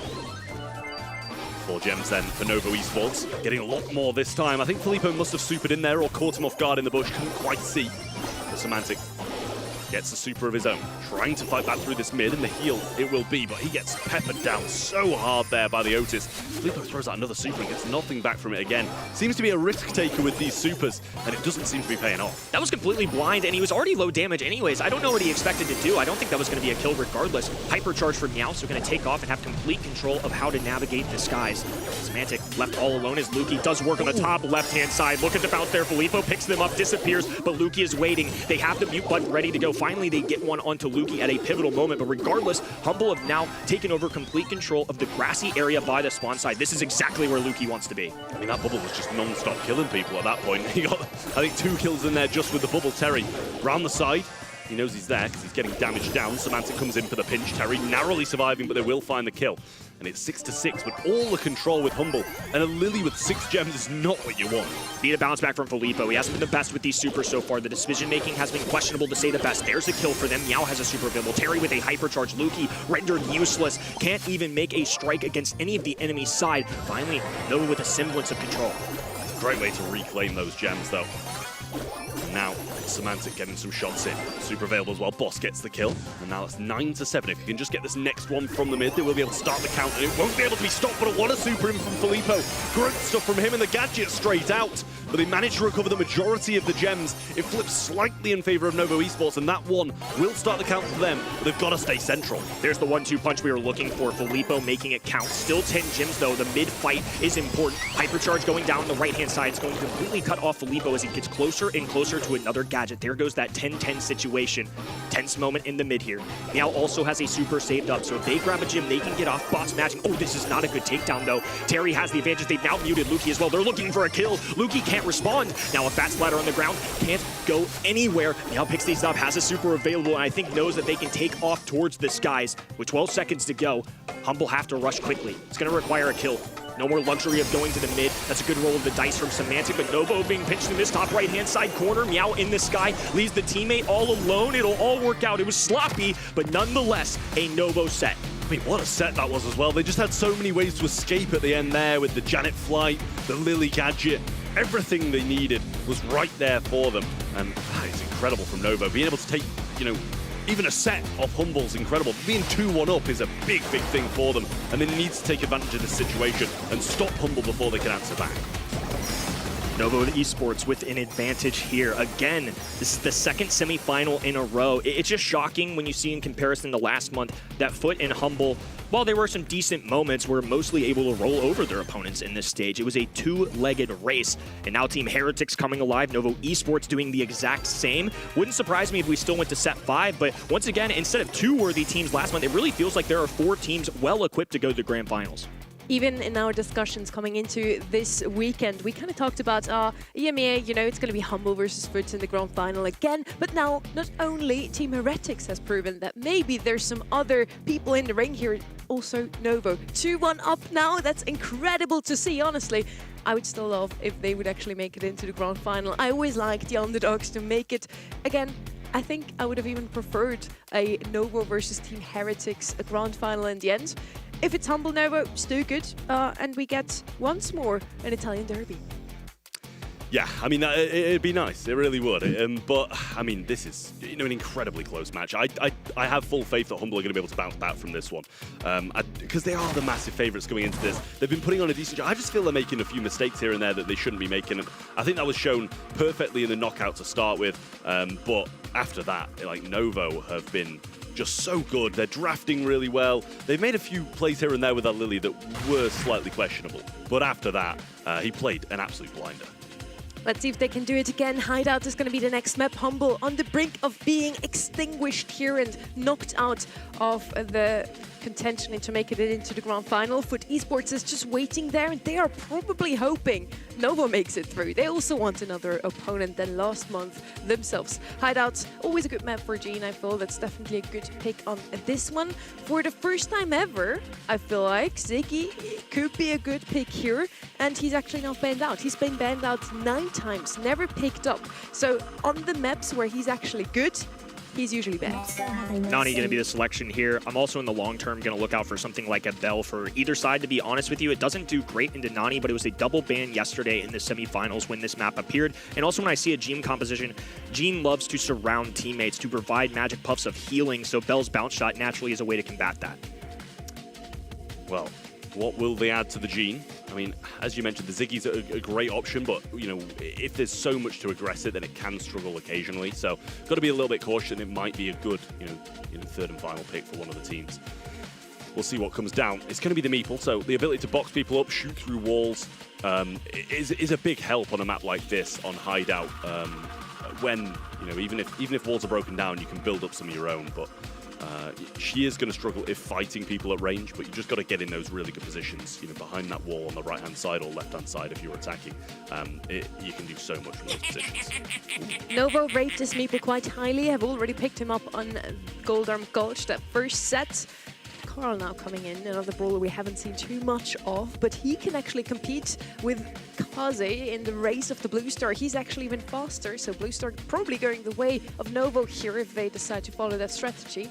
With the Meeple and his gadget, Meeple's Mansion, they can also use that Gene pull even better, so I quite like the synergy between those two brawlers. Now last pick on the left-hand side, maybe something to support the Kaze, never mind. Of course it's going to be the Pierce again, Luki's favorite brawler at the moment it seems. Put the ball in Luki's hands, I love it. It's going to be a Blue Star victory, I think, to your point, for the flying hook on the right-hand side, and I think that makes that Kaze pick a little less valuable. It's still a great brawler overall though, so I don't think it's a complete loss. It's nice to have an assassin. It's just going to take maybe a little more work to make it, you know, provide some value.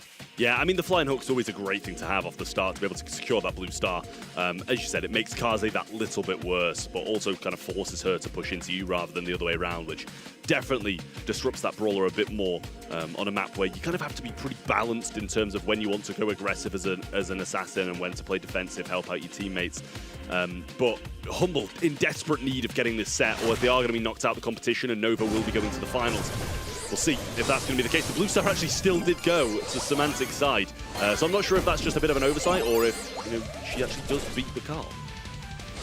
I was doing brawler math in my head. I really did think Carl flying hook would win, but it's got to be close regardless. Maybe it was a misstep to your point, or maybe it was a calculated decision not to. We'll have to find out in round number 2 here as the fishing barrel goes down. Luki going to push the enemies away. Semantic rushes up that right-hand side. Filippo low HP. Confirmation that it is the flying hook. So Humble just off to a flying start. Blue Star plus a kill. Yeah, really good stuff for them. You can't complain about this start for Humble. Meow has the super though. Expecting a gadget to come down shortly and the shots with the super to be thrown out. Samantha just hiding behind this wall. Carl got some good positioning and, you know, Novo aren't going to complain about this position, but they've just got to make use of it now. Super available, but actually didn't manage to get anybody in the box. Terry coming far left all the way around the gadget, trying to pinch in and get a super. This is where Novo can dish some serious pressure. Vengeful Spirits going down. Semantic with a nice dodge. Filippo, though, rushing in. A bounce back there. Now low HP for them as the super will make contact. Luki once again providing for this roster. Hypercharge going down for Meeple as Meow can walk through walls. Luki has no chance in that interaction, especially as a sharpshooter. Going to be low HP. Oh, and now 7 stars adding up. Novo are taking the lead. They have to be careful because Meow's the man with it. And Terry, a great one to carry that Blue Star, somebody that's going to keep the distance. Oh, I did not expect that. That was definitely a mistake. Yeah, great answering shot there from Boss. Now, 2 stars in it, the Blue Star with Humble, so anybody will flip this game on its head. The Peep should be coming in shortly as they still need to kind of get that out of the way and then come in with the backup with 15 seconds left. Super availed from Meow, so can't over-aggress. Gadget should be coming in shortly, throws it towards Luke even though he's going towards Semantic, and they're just trying to fend this one off. Super gonna miss there as well. Meeple super available and does get used, just trying to get some shots in. Everybody falling, nobody's going down. Terry on the left-hand side, just retreating, pinned into a corner, but couldn't step too far forward to try and get the kill. Didn't want to overcommit and ended up with nothing. If you're playing the numbers game, Humble have made so many grand finals. They haven't necessarily won a lot of them, but they've made grand finals continuously through the last 2 years. Now in Season 3, they're being tested. Something in common with their adversary, Foot Esports, on the other side. Semantic this time grabbing the Blue Star once again. It is seemingly that Kaze wins that interaction, and they desperately need it. Every little inch they can get, they need. Novo Esports are a much better foe than I think they anticipated. Gadget's there for Meow, but it really doesn't do too much unless he's got a super or someone to back him up, and Filippo just obviously not going to choose to go and flying hook towards that with the super that he's managed to secure pretty early on, to be fair. Bear in mind, this is match point, and Humble got a lot of answering to do. Luki getting peppered down by the Gene shots now, and slowly running back to spawn. Pretty similar situation as to what we had the last time, but Novo Esports, as soon as they got that Meeple super, just walked on in. Humble in a defensive stance. Nice swipe there from Semantic to dodge to the right-hand side. The mobility is one of Kaze's best features. Meow pressing against this wall. I think that's a dangerous thing unless Gene can get a super or something along that to follow up. Oh, there comes Filippo flying in. The tailspin to get out too. And now the heals coming out of Terry. What a great synergy coming out of this composition. Yeah, they're going to be very happy to have those heals. Terry with the super as well. A minute on the clock, so we've burned half the game down already. Kaze super goes in, but Meow just stopping that right-hand side from progressing with a really nice Meeple's Mansion. Super for Luki, but Terry going for the pull, can't quite find it. He's going to be so low, Peep coming in, and he's going to have to be forced to tank that. Heals coming in from Terry, and Filippo just trying to stay alive, but that super surely sees its demise, and Meow so low too. Gotta expect Luki to make those shots. Too good of a player. Novo had to have understood that when their backs are against the wall and there's that much pressure onto them, that the sharpshooter is going to win that battle. And now he's got the blue star on top of that. That has to be the main man that they're looking out for. Well, hypercharge for Boss is going to be really difficult to push into. Might even choose to not use that super and give up any ground whilst he's kind of static in the back spawn. Hypercharge ready to go for Carl, and that's going to be a really dangerous flying hook. Vengeful Spirit connects on the left-hand side for Luki. They're going to probably be looking at him boxing Semantic, but nobody's got the super to be able to tie that one off. They get the shots in, just going back. The blue star is going to decide this Humble's way, and I thought, surely Novo do the maths on that. That's not changing the game, and they focus on the wrong man. That wasn't great awareness. I was thinking this might have been the match right there.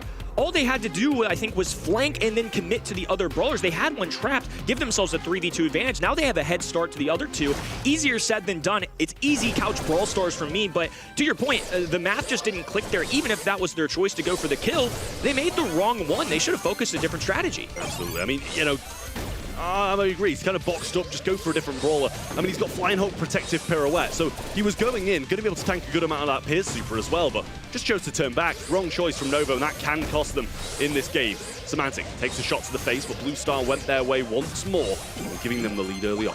Boss operating on the right-hand side, wide open lane. It's going to be a swap over to Filippo, knowing that Meow can't keep up the distance. Another cube castle going down, but Luki tiptoe around it on that left-hand side. Semantic, of course, in the mid. For 3 straight games, has had that blue star, and it's been swung a few times, but especially as an aggressive brawler, it's nice that he can grab it, but now he has to play much more defensively, and I think Semantic would rather go on the offense. Daggers coming out, Nani Peep up the map. It's going to be somewhere off of our screen, looking to make a blow, and there it is. Gene taking some damage, but not enough for a kill by any means. Yeah, just knocked him forward. I think he was probably hoping his teammates in Luki and Semantic were a little bit further progressed there to be able to get the pinch of the kill. Vengeful Spirit comes out, just makes a connection with Luki, but doesn't force him to back off at all, but just pops that gadget, gets a little bit of ammo back, but now ran out. He will have to retreat all the way back to spawn, and that gives Novo a bit of ground to gain. No kills being exchanged yet. Very timid from both of these sides, but it's Novo encroaching, getting closer and closer. Now Terry flashing that super. Oh, but Luki just a little bit better. The shell on the ground for the extra tag, and all of a sudden, Novo Esports positioning has gone to disastrous. Meeple left all alone. He's juking for his life out here, but the fish and barrel goes through. They're taking shots for him as well. Humble coming alive in set 4. They're going to need this pull now, or it's going to be dragged to a set number 5. Actually going to need a couple of kills, no matter who they go for here as well. Meow, super in hand, but can't get any further forward. Terry just being kept back. Kaze super on top of him as well. He's going to surely be able to get that kill down the bottom, but Meow trying to find one, bounce back from the return to sender, and Terry accepts defeat as Humble going to drag this one to a set 5. What a match. These semifinals have been a treat. Foot Esports and Humble being challenged on all sides, EMEA rising throughout the ranks. What an awesome day of matches. I mean, EMEA has come out with fireworks this month. I'm really loving what we're getting delivered today. Both semifinals go all the way. Both of them could have been our grand finals too. And we see some really interesting drafts coming out of Novo. It almost worked out, Trev, in this one as well. Here with the Carl and the Meeple, 2 brawlers we not see too often, especially that Carl didn't have any showing today. Yeah, I mean, I think the Carl, you know, it's got potential there. And honestly, I thought the same as you, Kenny. I would have assumed that the Flying Hook would beat him to the first star. But Kaze just beating him in that narrow match, I thought here, right, you go. 100%. Like, 100%. He's going to eat a lot of that damage from the super with the protective pirouette. Yes, he's probably going to get hit in the face by a nanny super, but you've got to try it. You really do. The other 2 aren't getting there. Again, it's easy. I'm backseat brawling a little bit, right? But I can do simple math. And, you know, in these big plays, in these moments where there's 15 seconds on the clock, there's a shot clock in front of your face, you know you have to make a big-time play. I think it's easy to let something like that go. So I'm not going to absolutely attack them for it, but it's those little mistakes that might just cost them a shot at the grand finals. Very unfortunate. They were so close to making it into the grand final, but it's not over yet. They still have a chance to get a second match point and make their way through to FUT Esports, just waiting for them. And again, I think FUT Esports will probably be happy if Novo will make it through. It would be a new opponent compared to the February monthly finals. And on paper, Novo is still looking a bit shakier than Humble, but from what we've seen in the semi-final, Humble is just as shaky. I mean, it's just back and forward. I feel like one's been shaky, the other's been shaky, one's been shaky, the other's been shaky for the sets that they've won. So now it's just a question of who's going to be able to come into the set number 5 with the least shaky hand and get this win done. I mean, it's going to be a big thing for Novo to get some massive amount of points on the board after a very disappointing first month of not qualifying. Humble are going to want to get as many points as they can because they've actually got a possibility of getting to this Brawl Cup. So it's a big thing for both of these teams, but I think for Humble, it's huge for their Brawl Cup thing, but Novo need to get points on the board for later in the year. I do want to point out once more here as well that yesterday we set up the narrative of we don't really have many South Korean players in the game. It's all about Japan in East Asia. Terry moves over to EMEA and is actually making it through to the semifinals. He's almost in the grand final, even in a region like this one, even in EMEA. I'm going to take a gander here that this is going to be a tough matchup. I mean, this set 5 is very important. Semantic going to be taking charge here. And this roster, a very good one. I think what's plagued them in their history is going to be getting to those grand finals and then winning them. But right now, to already have this battle early on, I think it's confidence for me in Novo Esports as we progress throughout the year. But on top of that, it's now a challenge for the entire region. I mean, I think it's reshaping what I really imagined. You talked about it earlier. Humble and FUT were the top 2 teams, it seemed, coming into this in terms of watching scrims. EMEA is easily the one I watched the most of, and I still came to the same conclusion. And yet on game day, we're getting something entirely different.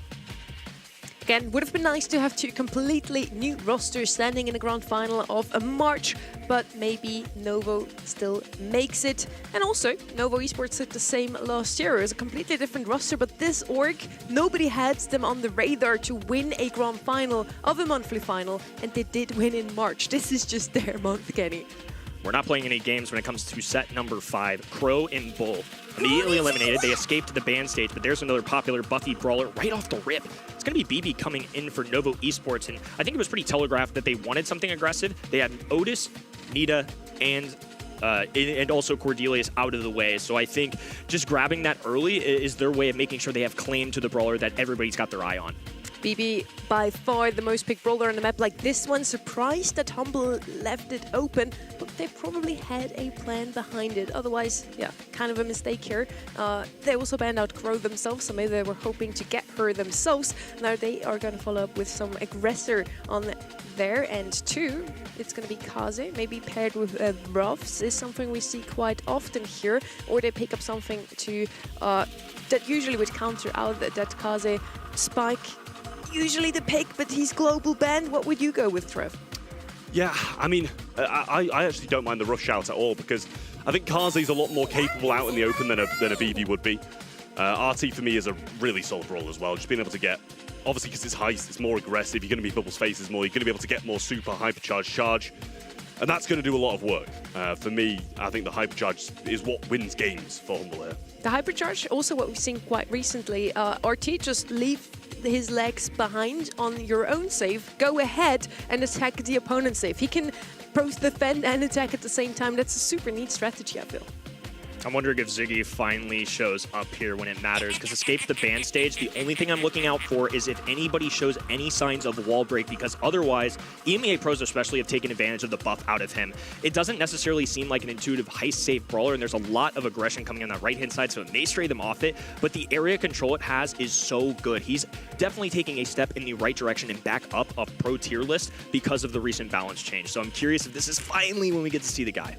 I feel like they now have two options. Either they break open the map, Colt is super strong thanks to his buffies, or they go with Rico, is what I wanted to say. They're going to go with Charlie. They really want to defend that Kaze, and Humble still technically has the option to go with something aggressive themselves. Now seeing, though, that they're definitely not going to break open the map on that right-hand side, Humble could now pick up the Rico.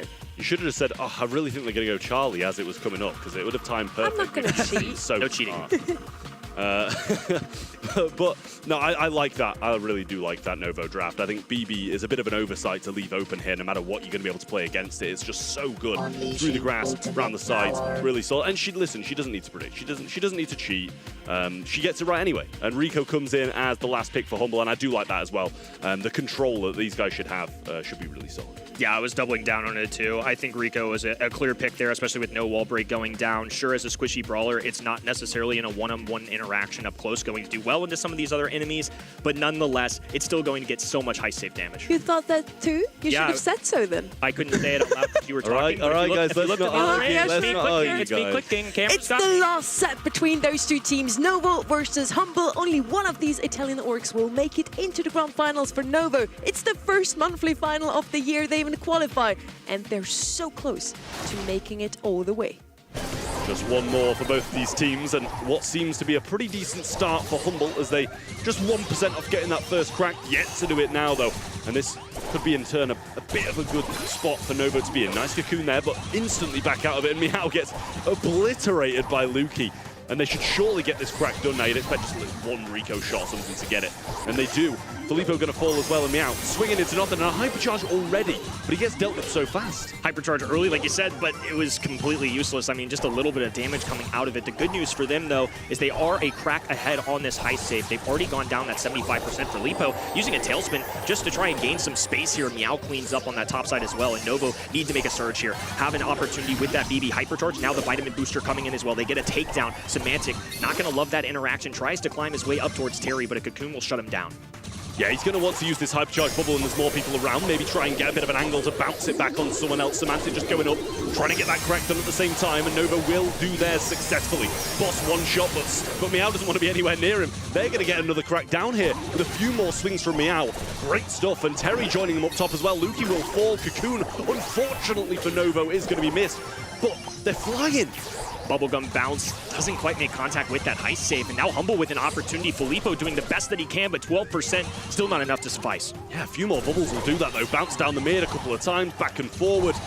Meow just pushing on. Gets a decent knockback, I think, in there, but they will survive. They're going to try and get this crack down. They really need to stop them from doing just that, though. Cocoon going to keep Semantic alive. They get the crack. Can he defend? Waits a hypercharge, and Lukey's going to throw a super on safe. Shot through from Filippo. Boss really low, and he falls. They need to get up now, and the bubble sent down mid.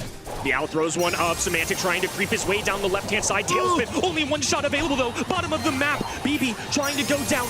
There's the gadget from Filippo. It's going to be a tight race. There's one. He needs one more tag and should get it. Yes, he does. 5% the separator, and Novo Esports are on match point. Such a close game, and just a couple more swipes from Semantic in that situation up top would have got the job done. But Novo defend well and keep themselves ahead. Match point for them, and what an upset this would be if it gets done. We're all expecting Humble to get to the finals at the start of the day to face off against Foot, but will it be Novo? Possible Berlin spots on the line, and Humble could be a lot scarier for them if they don't find a way to win 2 straight games. Humble with an early elimination. They're going to let Semantic loose on this top-hand side. Novo making a complete choice. All offense, willing to make that trade, is now 1150s raining down on the Heist save. It took him a really long time to get rid of Kaze, though. I don't know if that was worth the trade-off. Yeah, really nice work from Filippo there, I will say. Baited out that RT super and forced him to put his legs really far back, but not really, defending the safe too much at all. Terry getting beaten down now. Filippo trying to take that head-on matchup against Boss, and that's never going to go in his favor. Terry doing a great job. Actually earns himself a hypercharge, but Humble have got quite the lead in terms of percentage. And they're only 4 percentage points away from getting that 50% marker. Every layer of this Heist save counts. Hypercharge for Filippo. Oh, that was not good decision-making. There's been a few sets here today where Filippo's a fantastic player, but between the Lily and this Carl, just feels like a lot of purple buttons have been wasted. Yeah, lovely little cocoon there from Terry as well. Just a missed swipe there for Meow, though. He really needs to hunt down Semantic now. Hypercharge up top, and that's going to get the crack. he can get back to his legs as well, but he's left them there for pretty much the entirety of the game. Meow coming forward to get the knock on that, but it's just non-stop attack from Humble, and they might be able to get it done fairly soon. And now the Fanstorm doing a little extra damage. They're waiting for that Heist safe to become attackable once again. A few bounce shots down to 20, still neck and neck. If it's anything like game number 1, this is going to be another buzzer beater. Boss establishing himself for a little bit of defense here as all 3 Humble members cluster up. Filippo this time makes the hypercharge count. Will dwindle Semantic down. Now he's going to be a goner too. Lukey looking for bounce shots. Oh, Filippo popping up here. 253 tries to escape. Good defense, but Novo giving themselves a chance. Yeah, they need this crack now if they get the chance. Semantic going up. Needs to be a good defense from Filippo, who's been playing well on the Carl so far, but this could be an issue. Super right on the edge of it, and that will tie up the game for Humble. We're going to a double match point to see who gets to the final. Been surprises all year long in 2026. And a dawn of new heroes. We're getting yet another one. Novo Esports still with a chance to take down the caliber of team like Humble. And Humble also with an opportunity to double down, to say that they deserve this, a newfound hunger. Devastated by the 2025 results, haven't gotten tenured with enough grand finals for the resume. They want more. They want Brawl Cup. And if they want that guarantee, they need to start making it happen right now in one final game. Yeah, Meow really needs to start winning this matchup against the Rico off the start when he can just run it down. Nice damage coming in early on. Semantic getting kills. Really nice stuff. But Filippo just out here defending, trying to stop him. Both damage gears activated and Semantic gets the kill. But both cracks done early on and a hypercharge used there from Terry. Now we'll respawn. Double brawlers up the middle of the map, and already he's taking some heavy heat. Lukey with the beautiful bounce shots as well. They're up 15 all of a sudden. Fanstorm going down for extra measure. Terry multitasking, trying to handle so many different angles from this Humble onslaught. Filippo with the super in hand. There's the Cocoon. Might give him a chance to get this kill or go up. He's going to choose to just leave and go. There's the second crack for Humble, but Filippo going to do more of the same down the bottom. They've still got some defensive measures going. Meow should be able to get the kill on Semantic. Needs to before he gets his super. And that's going to be yet another crack. 25 to 50 around. Boss defending well, but Terry, can he do it on his own? Lukey getting all the remaining shots that he can. Filippo forced back. Novo have to be perfect the rest of the way. Need a lot of offense here as Semantic dashes to the right-hand side. They're going to be distracted. A Cocoon going down as well. Fanstorm trickling it away. And the Grand Finals Grinders once again make it in a thriller matchup. We're getting a repeat of February monthly finals. It's match number 2 coming up. Foot versus Humble once again. I mean, I think the reaction to that camera is just going to show you the difference between these two teams, to be honest. One, it's a sign of relief for winning and getting to the Grand Finals. If Novo had have won, they'd have been jumping out their seats in, celebration. These guys expect to be there. Novo are huge underdogs and have put on a great show for us today in the semi-final number 2. Both semi-finals have been incredible, to put it lightly. Really great Brawl Stars, it absolutely is. But Novo just cut short by Humble. And I mean, you got to feel for him, but Humble deserving of the win in the end. Not gonna lie, I already crossed out Humble on my list. I was like so sure of that at game number 1 that Novo would actually make it through. But Humble, they just have so much grit. Even if they're in the back foot, they come back even stronger. And that's what makes this roster so strong. They had a little bit of shaky moments today, but so did Novo. And Humble in the end is just a more experienced roster. Still thrilled for this region as a whole, and I think it's a commonality with yesterday as well. I'm going to learn from this. Zeta Division, I thought, were above and beyond the rest of them, predicted them the whole way. And despite this being the exact same grand finals as last month, I think the journey to get here shows that other teams are well equipped to battle. Devastation from Novo, though. I mean, hate to see it, especially for somebody like Terry, who made a bold move to move regions and to go through last month and not even qualify. They were forced to even make a roster change. I mean, things looked bleak. The fact that they make it to a semifinal, they go toe-to-toe with somebody like Humble, that has to feel good. That has to be just an added boost of confidence for him that he didn't just waste his time transferring regions. Maybe he does better in East Asia. Instead, he's getting to a semifinal regardless and putting up one heck of a fight. They lost in Rage, but honestly, Meow seems to fit in a little bit better. They're doing so much better. In February, they didn't even qualify. Now they're making it all the way through to the semifinals, and they came this close to actually making it all the way and meet Foot Esports in the grand final. So really, congratulations to you anyway. And I'm so looking forward to see Novo again next month. Maybe even stronger, if that's even possible, honestly. They only lost to Humble, who is arguably still one of the 2 teams to beat in this region. Yeah, it's so surprising for me to even see them in the semi-finals. We expected Totem to be going through. All of our predictions went that way. Novo beating them, coming so close to beating Humble. They're absolutely a team to watch, and that roster change has 100% worked out in their favor.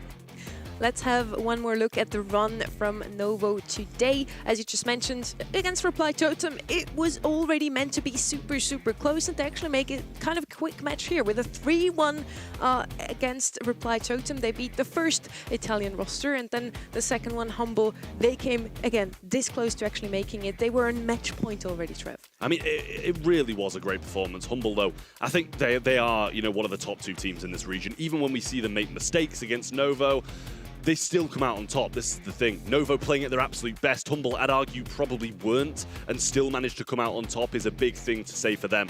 But this is seemingly what's going to be the El Clasico of Brawl Stars in the EMEA region this year. For Esports and Humble, they seem to be the 2 teams who are just inevitably going to be making the finals. Well, we've seen some new faces here. Team Heretics and Novo could kind of mix up this El Clasico. They already did today. Both of them came super close on match point, actually. Also, Team Heretics. And yeah, I really want to see more of all these teams, all 4 teams, next month. And some that we haven't seen this month, SK Gaming. I want to see what happens with that storyline genuinely, because I mean, there's a lot of question marks around them, and I mean, Brawl Cup now really gonna be looking bleak. But this is the battle of the regions for EMEA. Like the top 2 for Brawl Cup, it now really is kind of looking more and more like it could be Humble. Running away. And yeah. In our predictions on the event website, we all said that Foot and Humble will make it through the grand final, and in the end, we are right. We also will say Foot Esports is going to take it again, but we were not right yesterday. Crazy Raccoon actually made it through, despite us all saying Zeta Division would win it. I'm hoping that Humble is winning, because I want to see a new winner in every single region. So once again, Brain says one thing, Heart says the other. But to be fair, the thing is, right, hear me out. I'm ready. Guys, hear me out. Yeah. Right, if Foot win it, then at least we've got a fight for second for Brawl Cup. But if Humble win it, then they're both kind of running away that little bit more. So, listen, I really want to see different winners win these monthly finals. But at the end of the day, I think we want to see a battle for second and third for that Brawl Cup spot. Make sure to lock in your predictions as well over at eventofbrawlstars.com, because you can get rewards. We don't actually get anything other than glory and bashing Trev from these predictions on the show. But if you lock in your predictions on the website, you can get this beautiful pin next week. And by the way, you get even different rewards. I love the spray that's coming into the game next weekend. I mean, for me, as tempting as it is to choose bashing Trav over the in-game pins, I've got to always go for the in-game aesthetics. I'm a collector. That surprises me. I know, and that says a lot, I'll tell you that. Yeah, and as you already mentioned, Foot and Humble, both on their way to Berlin already. They want to play at Brawl Cup, and yes, if Foot Esports would win it, then that would give some more chances to other teams, maybe at least beating Humble. For anyone at home, you can actually come to Berlin and watch the show if you want to. Yeah, you can still buy tickets. VIP tickets are already gone, but normal tickets are still accessible. Or ask Trump.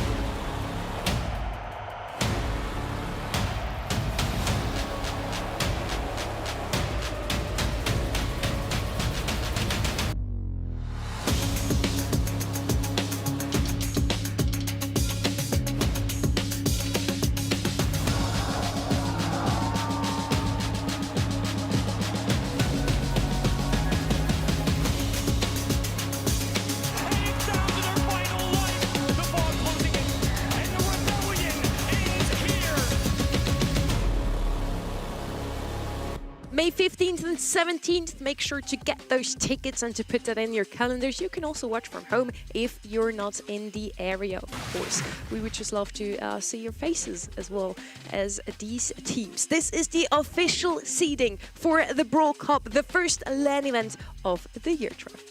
Yeah, I mean, as I said yesterday, there's a lot to take in here. So, take a screenshot, really take it in, see where your favorite teams are going to be placed through that group stage and through the playoffs as well. It's going to be a really, really amazing event. Obviously, the first standalone Brawl Cup that we're going to have in Brawl Stars, and it's going to be an absolute banger. So, as Sonny said, get your tickets, get there. You can watch online, but it's going to be more fun in person. And as we've seen on the seeding, on the graphic, only 2 of the teams in EMEA can actually make it through to the Brawl Cup in Berlin this May. And for anyone in the area, we get some exciting news. Celebrating Brawl Cup with us in Berlin is going to be Duckstock, coming live from Star Park. It's free hot dogs for everyone and protein power, as one of his voice lines says as well. There will be special guests and prizes for people attending, and you can make sure to participate. Again, it's April 4th in Berlin. So if you're in the area, make sure to drop by, get a hot dog. And if you want more infos in general, also about this event, you can follow us on our socials.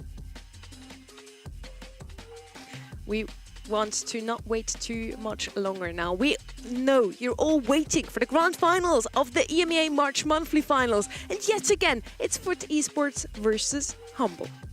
Trev, do you feel like Humble or Foot will take it today? I've said Foot, and I'm going to stick by it. Humble just looked a little bit shaky to me. Like, the fact that they can look shaky and still get through to the grand final is a big thing to say for their roster. But against a team like Foot Esports, they're not going to give you the same liberties as a team like Novo are. And you're going to have to be on your absolute best to beat this roster. But both teams have been put through their paces. Foot Esports going to the 5th and final set with Heretics. Humble going to the 5th and final set versus Novo Esports. For Foot Esports, they have got the weight on their shoulders somewhat as the champions of last month. They want to do it again, really cement themselves as the top of EMEA. For Humble, it just always seems that same story every single year, where they get a win, but it takes half of the season to get there. And Guesty in that Foot roster has been getting a lot of attention lately. He's been in every conversation. Let's have a look at the stats so far in his monthly final performance. He played his very first monthly final in his life in February, and he immediately won that one. I mean, you can't complain at 79% win rate of sets, can you? If you've just showed up, and you're in your second month, you're in the grand finals again, you've won your first, and you can go 2 for 2 in monthly finals. I mean, that stat can't be opposed by anybody in Brawl Stars at all. So if that guy can get it done, then it really is just incredible. And I think they're deserving of yet another win. Foot Esports definitely looking like the team to beat this year so far. Humble always comes close. Once again, they came second last month, and they now have the chance to do better. Maybe they come second again, though, Orc. Yeah, it's really tough to say. Sometimes you look at a team that have gone all the way to a 5th and final set throughout the day, and you think, are they tired? Are they weary from doing so? I just felt like against Madrid, Humble didn't quite look as confident as I expected them to in that matchup. Although it was a 3-0, it kind of still looked like it could have been a couple of sets here and there. For Foot Esports, I still feel like they are really quite daring in their approach, and I've got still a lot of high hopes for them in this grand final. Humble might be tired of always winning. Why not, Let's see how well they will perform, and let's also have a look at their draft in the semi-final number 1 here. Number 2, actually. We came super close. Novo almost beat them. What does show up here quite often, they really like Pierce. Wouldn't be too surprised if that would actually be the global ban from the Foot Esports side. Luke is just too good on this brawler. They seem to not like Mina, that's for sure. Yeah, I mean, this is the thing. It's like you're playing a lot of Pierce, and who can blame them for it when the maps line up as well as they did, and Lukey's so good on that Brawl. I think he was the real shining star throughout that semi-final for them. Lukey really pulled them through in those games. And also, he was playing well when they were losing as well. So I think, if he's on top form, then they're definitely going to have a chance in these grand finals. But as you said, Mina seems to be one of the brawlers that they don't seem to like. And I think that's, fair to say for a lot of the teams here. And against Angel Boy, against Foot in general, it would be a great global ban to get rid of. Chloe and Mortis were the 2 global bans here. Let's have a look at what Foot Esports banned out in semi-final number 1. Also Chloe, both of those teams really don't like to have the spoiler open. Crow banned out, Mortis banned out quite often. Very similar to what we've seen from Humble. They do not like to play against these aggressors. Yeah, and I'm just kind of pleased to see that EMEA really valuing the glowy bans. We saw it, I think, a bit too much yesterday in East Asia, considering just how viable that brawler pick really is. And I'm kind of impressed with how Foot Esports are not afraid to ban out the Mortis, because that was really the brawler that championed their way through last month. Another Siggy ban there as well. A brawler that we spoke of so often today. He has been banned out by this point, I think, 10 times, not picked up a single time. Let's see if he finally makes a showing here in the grand final. These are the global bans for this series. So for the next 5 sets, for all of our grand final, these 4 brawlers are not going to be in play. No surprise here, really. Humble this time around, banning out Mortis and Mina. They had banned out one of each in their previous matches. But no Glowy ban for the first time today. Yeah, it's going to be intriguing to see. I have got a slight feeling that it's going to be banned out every single game regardless, but we will see. Prediction-wise, 77% to 23 is another big one as well for the side of FUT Esports. And honestly, who can blame them with the performances they've put in after winning last month against this exact team in the finals? You'd probably put your money there. Yeah, I think it's fair to say. But at the same time, FUT Esports haven't had nearly as much of a straightforward run as they had last month. So I think Humble can certainly give them a good run for their money. They've also just come off the back of a really grueling battle versus Novo Esports. So I feel like that's given them the confidence to be able to say, do you know what, that was not going our way. We were able to knuckle down and it was a close finish, but regardless, we survived it. Now we're on to what we would deem as being our real battle now. Handpicked for this grand final, we get some fresh and new maps, and the first one is going to be Sneaky Fields.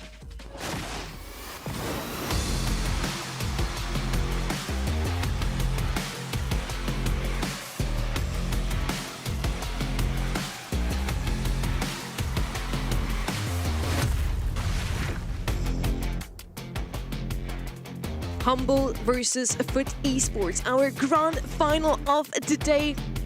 I can't have a deja vu, not gonna lie. February looked exactly the same. In the end, FUT Esports came out on top in a 3-1 series. Let's see if Humble at least can take 2 sets this time. Yeah, I mean, I've got a feeling that it is going to be another close one because these two teams have both had a bit of a hiccup in the semi-finals, but Humble, I think, just stumbled that little bit more. Bull going to come through as the first pick then, and no surprise there. If it does slip through the ban phase, then it's probably going to be picked pretty early on, and it's very good on Sneaky Fields. So no complaints from me with that first pick. Nita in return has been one of the more consistent answers that we've been having to Bull with just endless bruises coming down. Yeah, but is it the best? I mean, it wouldn't be the worst thing to double down with the Gale, honestly, at this point. They've got the agility now, the Max coming through, but the Otis is banned, the Shelly is banned. They've really kind of got limited options to tackle this Bull, and they can really 3 versus 1. So despite FUT's ability to be able to handle it so well earlier today against Heretics, I don't know how solid I am on this particular map with those bushes still standing. I just see the Bull, and I feel like Humble already has the best card in their hand to win any Brawl set at the moment. Let's see what they pick up next here. Either a Bull counter to make sure that FUT Esports doesn't bring him in themselves, or some heals to go alongside it. Rico, it's going to be super, really a lot of DPS on the side of Humble so far. Rico is super strong here. But yeah, at this point, I wouldn't really know what to pick. Once again, either you go with a lot of damage to counter out, to make sure FUT Esports doesn't have the counter. Spike would still be in the ranks for that, for example. Or you go with a solid mid here, maybe a Gus. Yeah, I mean, I don't mind the damage route. I think that's probably the way I'd go, because you can play Rico through the mid regardless. Pretty good at pinching as well. So, you know, they're actually going to go with the Gale. Yeah, I guess that's probably just, you know, protecting themselves against something aggressive that FUT can come down with. But I don't feel like the Gale's going to do masses if they don't go something kind of tanky and aggressive. I feel like they just want it away from FUT. It's as simple as that, because that was my concern. And I did kind of wonder whether Humble might choose to run this down completely, like a BB or a Frank, and just, you know, Anita's not going to do too much until Bruce, and with the Max as well, you know, Ruff's going to come through. That was what I thought Humble might have picked up on their side, but having that break, of course, going to be quite crucial to being able to deflate away from what the Bull can bring to the table. Not only the Bull, but also the Rico will hurt a little once they have broken open the map from the left-hand side there. Really like both comps. I still think Bull is probably the best Bull that you have on Brawl at the moment, so Humble should technically win this one, Trev. Yeah, I mean, the Bull is just going to be so explosive. The thing is, you can manage the Bull for 90% of the game. You can do well against it. You can have so many supers, but there will inevitably be that moment. If it goes you know, into the long game and it kind of drags out, there will inevitably be that one moment where he comes in, gets 2, and gets a goal. It's just making sure you kind of have him tied up or have the game won before that situation. Well, Humble already taking an affirming role in this mid, and the break there as well is going to expose things heavily so that Humble can continue to push forward. It's just guessing now in a 1 versus 3. Very tough scenario for him, and a blustery blow is all it took from Lukey to ensure the goal in the first opening 30 seconds of play. Yeah, might have been able to get it without, but it's just like, let's just secure a goal and go for it. Nita back on the left-hand side. Speed puts him in a good position early on. They'll shield onto it as well, and Guesty just ducking that ball super. Does a nice job of surviving there. Ranger Boy coming around with the pinch. Boss will get the ball just past Nob. Not going to get it too far, but it'll delay it for now. A lot of hypercharge available, and this should be a goal. Nice push in. Max surely able to get close at least to walk this. If not, Angel Boy might be able to break that, but they've just got so much kit. They can just walk that way in, and the Nita Bears cycle. I like that from Foot. Taking no chances, just taking their time as well.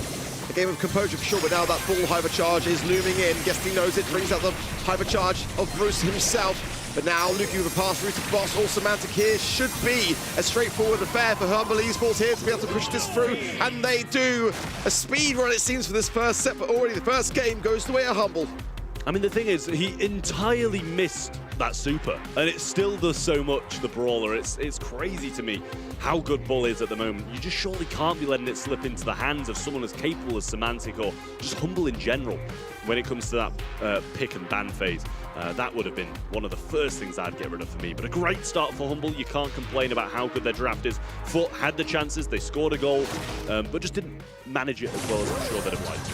Yeah, I'm with you. You know, if it's any other team, I would be more concerned, I said this earlier today, but for Esports to be leaving Bull open this frequently and trying to deal with it the way they are, I mean, it's kind of like, why go through the motions? Just kind of make it easier for yourselves. But nonetheless, perhaps they just love the challenge. So far, not working out as well as it did earlier today with Team Heretics as it is against Humble. They're going to have to deviate.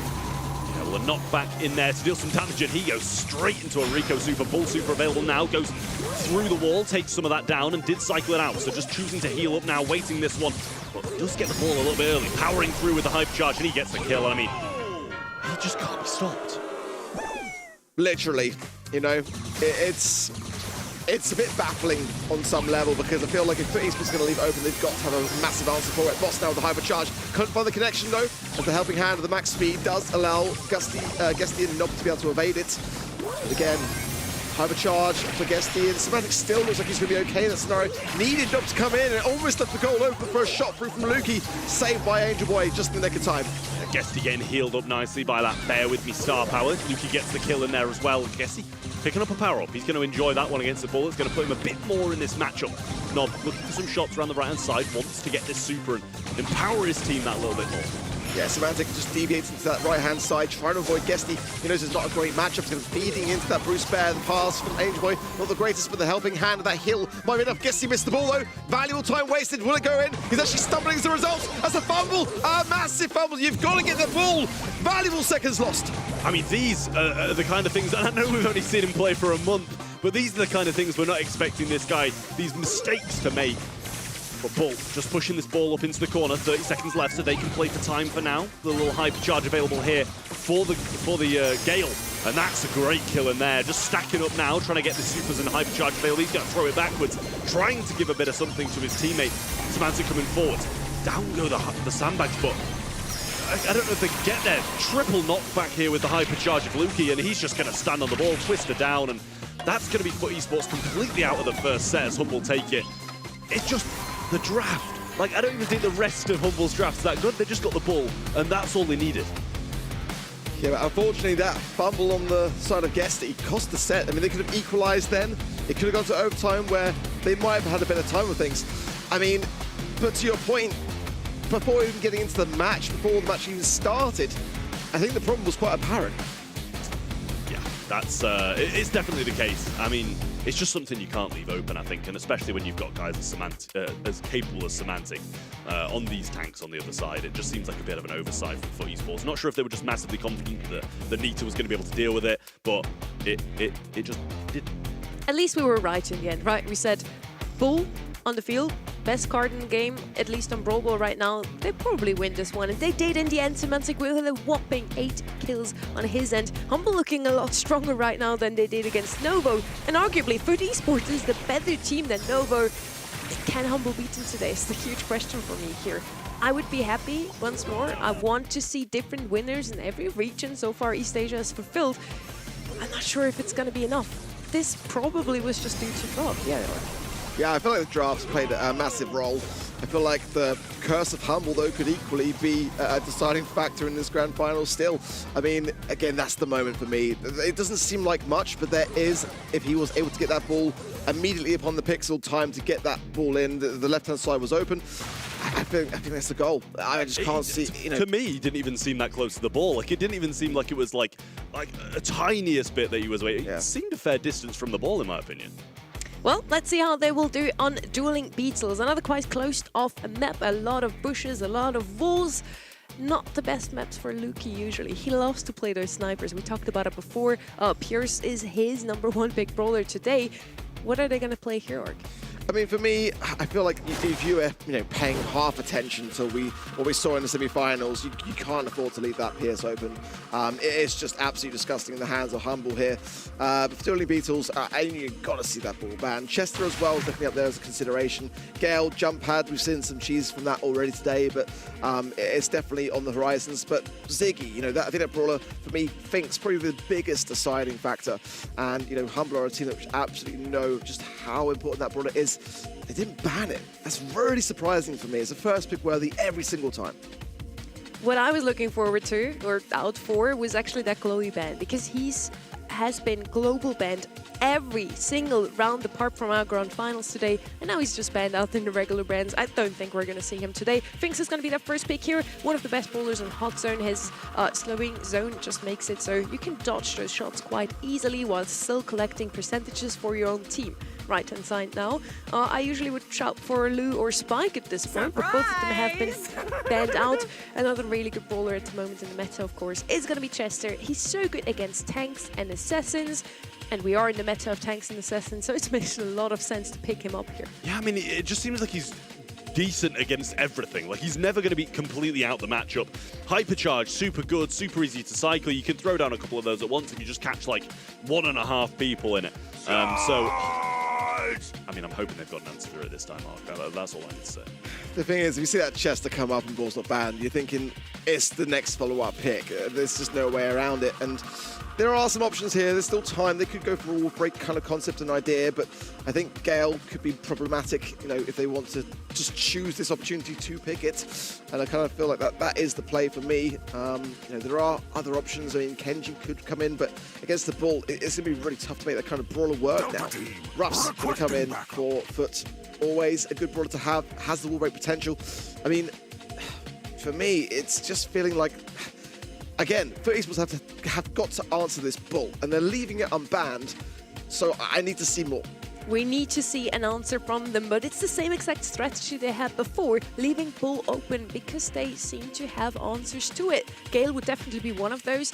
I kind of would pick him now. Let's see what they have come up with. On the right-hand side, we actually haven't seen Poco that often today, and I feel like that would fit right into that right-hand side roster here. Otis picked up on the left-hand side now for Foot Esports. We have at least one tank counter there, but is it gonna be enough to stop that bull?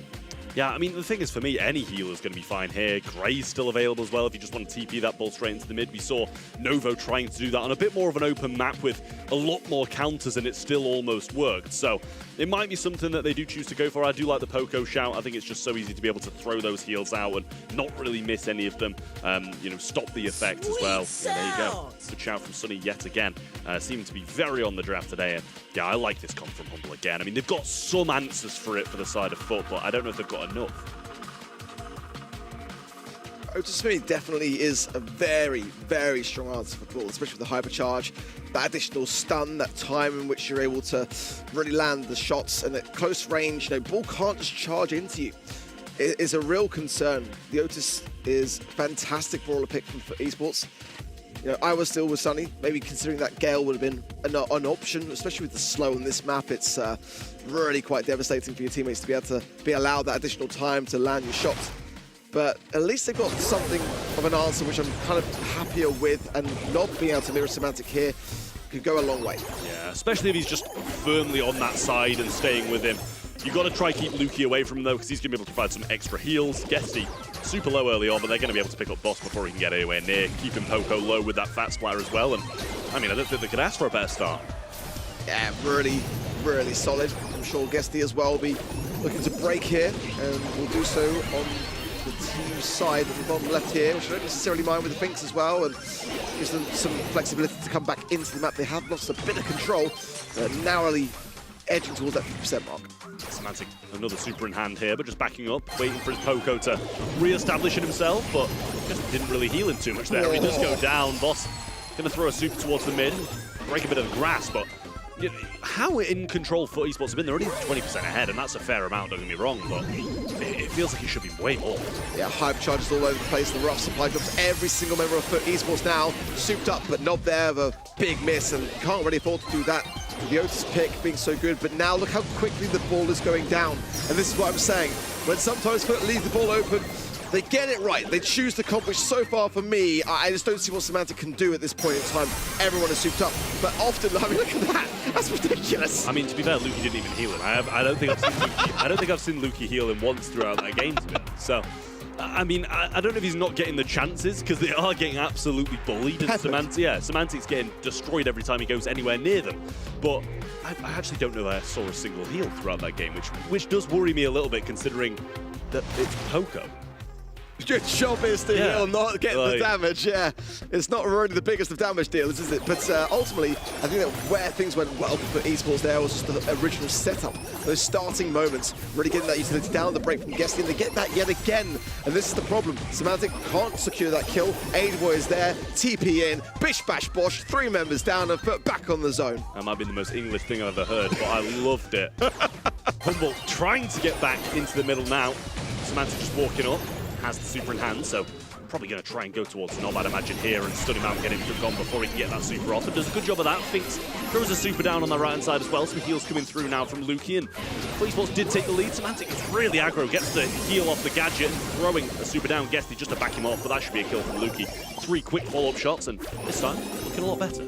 Heal to boss, but could be maybe lined up to get Semantic, although Semantic does heal regardless. The mute is there and he falls quite swiftly. So what the idea is for Humble really is to keep these kill cycles coming in, because if those rough supply drops continue to linger on those brawlers for FUT Esports side, then it's going to be from bad to worse. Nob's got 1, but they were able to take care of aim. We're going on super aggressive here, top right. Yeah, going to come back to nowhere. That wasn't great. Yeah, it seemed overly aggressive at that. Hypercharge coming out.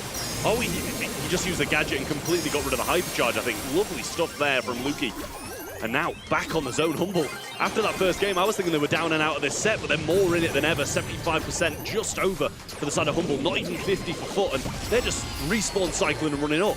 Yeah, Novo hypercharge, but I mean, in this corner here, he's got to find the space to heal. That's quite crucial, taking care of Luki there. No heal, popped off Boss. Low HP now as well. Semantic with the hypercharge, muted out. 5% on the zone. Now for Esports gather on it, but I mean, realistically here, they got to defend for their lives. I mean, he's got a super as well. This should surely just be, a bit of help from Poco. Chest around the side. Semantic just hypers on, gets a couple kills. I mean, there you go. That's exactly what they needed to happen.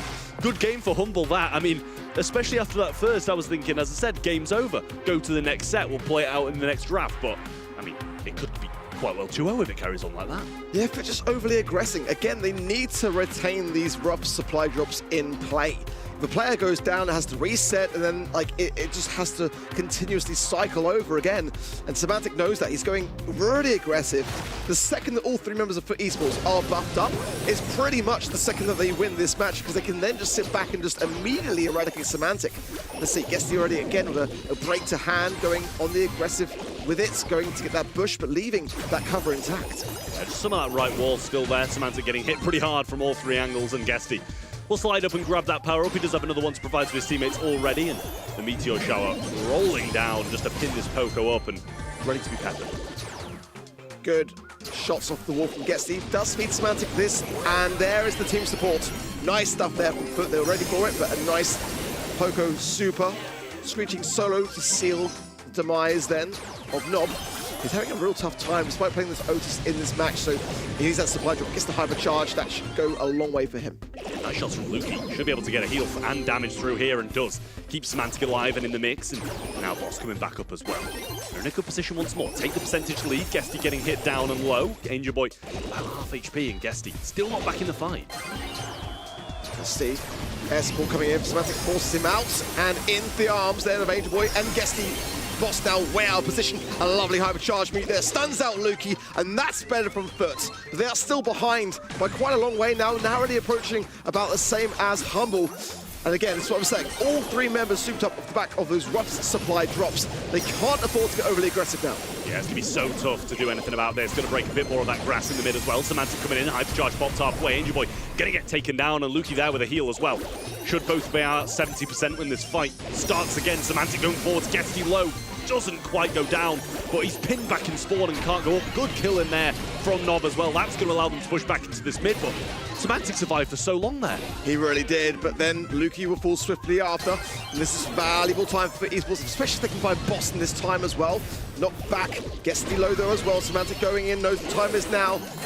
The tuning, protect the tuner's gadget there from Lukey to ensure the stun is not nearly going to linger as long as Semantic now, who's flanking his right-hand side. Huge from Boss. Hypercharge the Chester, as we know, devastating. Angel Boy poisoned, but able to survive. For Esports somehow come out on top, staying on the zone, and Humble have got no time. Semantic's got no super, he can't go in. It's going to be for Esports to claim the set. I mean, that seemed like dangerously close for how many kills they were getting, how good their comp was, and how fast they bullied the ball in the first game.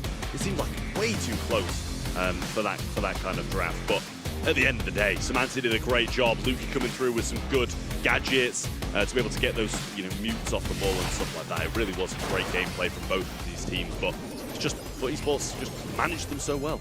The 2-1 finish in this set definitely proves that it was winnable for both of those teams. Humble looked a lot stronger in game number 2. The Poco gadget even made it so Otis couldn't really stun his opponents. But somehow FUT Esports turned things around that game number 3, Art. Yeah, it's like, again, I'm so conflicted because when I see the ball left open and then we saw in Heist, it was just so devastating against FUT Esports. In this set, it worked out well for them, despite the Otis pick. I like the idea of the Poco. It didn't really kind of do as much as I was expecting, honestly. I mean, that is a really powerful gadget. Look at Nob. I thought he was having a tough game, but in fact, he got 18 kills. I'm not sure that he was just kind of kill stealing there or that he was going to town, but I think that he had his work cut out from it either way. Guesty also with 516 DPS. Maybe Otis was better than Gale in the end. Maybe they do know ball and we don't. What is actually super interesting to me, FUT Esports is leaving ball more open way more often than any other team so far. Team Heretics made it super close against FUT Esports. They picked up ball twice. Guess if they lost or won these 2 sets. They've only lost to it from that first set that I can remember, but every time they played with Heretics, they left it open and were able to still get the win. So, I mean, they seem to have an answer for it more often than not. That's the thing, and I kind of feel okay with that. It still feels a risk to me, though. It is. It always feels like a risk to leave that brawler open, but they are managing it well, don't get me wrong. And, if that's their game plan, then, it's worked so far. They seem to know exactly what to do against him because, as you just said, they win more often than not if they play against a bull. So maybe you don't want to pick a bull against FUT Esports. That's the huge mistake. At least it's what made Team Heretics lose in the end. Let's see on our next map how it's gonna go. I'm super excited to see, a super close final. And so far, it's on a 1-1, so that's exactly what we want to have. Yeah, I mean, we want this to be close. After 2 semi-finals that were both going to 3-2, incredible games, we don't want a walkover of a grand final. We want it to be close, and especially between these 2 teams, because it just looks to me like, these are going to be the 2 front runners this year. Yeah, I feel like for me, Humble can certainly be the team to take it this month. I feel like there's just a little bit of baiting going on for esports, and they sort of play into that. I feel like, though, if they don't pick Brawl and is left on the table for esports in that final moment to pick, they're going to pick it up as well. So they're kind of in this really tough spot where it's decided a lot by that coin toss as to which way this goes. We're going to go on Bells Rock next. I would be a little surprised if we would see a bull there. Hey, maybe cut it out. maybe this time it's actually FUT Esports picking him up. Who knows? Daryl was one of these brawlers that we haven't seen too much today, also yesterday. But if he shows up, it's going to be a knockout. Yeah, I mean, Daryl's popped up a couple of times and actually done all right. You kind of need a good pairing. We've seen it, I think, with Kit once, and then, other ways of support at different times. I can't remember what it was, but like it does seem to be working in knockout. You get those 2 rolls, you go onto an opponent and you do a good job. Ollie had some moments, hypnotizing him, stopping him in his tracks, but eventually it always just seemed like he could just somehow overpower that Hypnotize and still get close to him and get the kills. You know, Ark, as strong as these buffy brawlers are at the moment, maybe you don't need buffies necessarily to be good in the meta. Proven by Mina, Daryl, as we mentioned. There are many brawlers that are really good right now, Chester as well, who don't have their buffies yet. That's actually quite nice to see. Yeah, RT as well, a big one for me that, you know, is just really causing problems. Banned out though. I like to see that from Humble, as well as the Ziggy, the Kit, I think, as we already discussed, the Rico, as well as the Glowy and the Leon. Really good bans for me all round. Angelo potentially open here. I feel like the Gus as well could play a vital role. You know, it's with the Mina ban not necessarily going to carry as much weight here to come through, but Humble makes a ton of sense here as well. Gene, of course, pretty flexible, could come through as well as brawlers like Byron in the right kind of pairing. We already mentioned it so many times today. Luki's just a menace on this brawler, so leaving Pierce open on an open map like Belts Rock basically can only mean one thing, namely that Humble is actually going to pick him up. First pick here for them on the left-hand side now. As you already mentioned, Ark, there's still a ton of long-ranged snipers open. Gus, Byron, with a little bit more support. Gene does the same thing, and it's actually also one of the brawlers you mentioned. Gene has always been super strong on knockout because it's a guaranteed kill once you have your super. Yeah, well, we think that sometimes, and it quite often goes the other way. Either you miss it or they kind of get just destroyed. I think we saw a Gene pull earlier into it, like, it was with a Shelly next to him and he still managed to die. So we'll see if that's the case. Ruff's going to come in here as well. I like that combination, especially because a Ruff's into a Gene placing the sandbag is going to be able to tank so many of those pulls. So I like that as a pairing, and it definitely leaves a good amount open for a third pick to round it out. Let's see how Humble feel about this. It's definitely a good starting hand, but often you kind of see that kind of PSP paired with a Ziggy, which is banned out by themselves. So let's see which way we want to take this.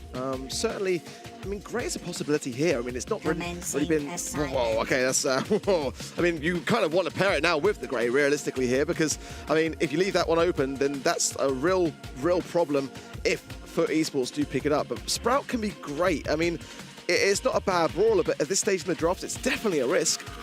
Could combine it here with Ollie as well to have something for the long game. RT usually my pick, but he's banned out here. Ollie is something that also has shown up quite often today. On the left-hand side then, Brock would be my pick. You want to open up the map against the Sprouts, and if they do pick up an aggressive brawler on the right side, they don't, then Brock would definitely be the play. Still think Brock would be quite good, but now into Byron and Pierce, it's a bit too much range, so maybe they go with the thrower themselves. I mean, yeah, they can do. I also just wouldn't mind kind of running it down with something either as well. Just try and swarm the low DPS of the Byron and Sprout. Pierce can do a decent job, to be fair, against some of those more aggressive units when there's so much ammo down, super cycle, gadget, everything kind of just falls. But Brock is the pick. They're going to break up some of this map, and you can't blame them for it. Yes, they're going to struggle against the Byron and Pierce at range, but at the same time, the Sprout should struggle a bit more, going to be able to play some of his own walls, and the Unbreakables obviously remain here too. I'll be honest, I'm not convinced they punished enough on this Sprout, but I mean, let's see how this will fare. But I mean, it's just a brawler which can get a ton of value. It can be just untouchable on maps like this, but gives themselves more maneuverability, which I quite like. Nice, interesting star power there on the Ruffs, bringing in the field promotion. Quite like it, so more HP over time. It's going to mean that Humble are going to have to really start to try to force the motion. Here's the more time that passes, the stronger FUT actually get. It was an instant wall break, I'm guessing. He gets hit by that slow though, and that could have been deadly if Nob didn't back him up there and stop the Pierce from progressing up the map. Angel Boy just taking this matchup against Sprout. He doesn't mind keeping him at range, peppering him down, and just slowly get this super. It's definitely going to be a slow one when he's just using these long-range shots, but eventually he'll get there. Look at how well Guesty is staying within that range limit and just trying to not outstay his welcome against this Byron. It's really close, this duel he's having with Boss here. Trying with the Rocket Fuel to get that connection. Meanwhile, Semantic very safe and sound behind this wall until Angel Boy can have a magic hand. They haven't really got much of an answer for it. Well, super available now from Guesty as well. Can throw that over the top of the wall, so might want to Rocket Fuel down this Sprout's covering. Bounced back by a Meteor. Byron coming in, goes for the splash, actually misses it, but Guesty super misses over the top as well. He's not going to burn down. Still a 2v2. Pull comes in onto Luki, and Semantic throws a wall. The two of them need to try and avoid this and let the gas burn him, but it's actually Angel Boy will just go around the flank and get a really nice kill. Good move there. Man, Foot did so well in that round, honestly. I mean, really staying so cautious on those ranges. Guessing now the top break, the rocket fuel onto that wall means that the Sprout is going to be a little bit more delicate and exposed. Luki though, coming in to support this right-hand side for that very reason. The Ruff's air support will make Humble have to separate themselves out.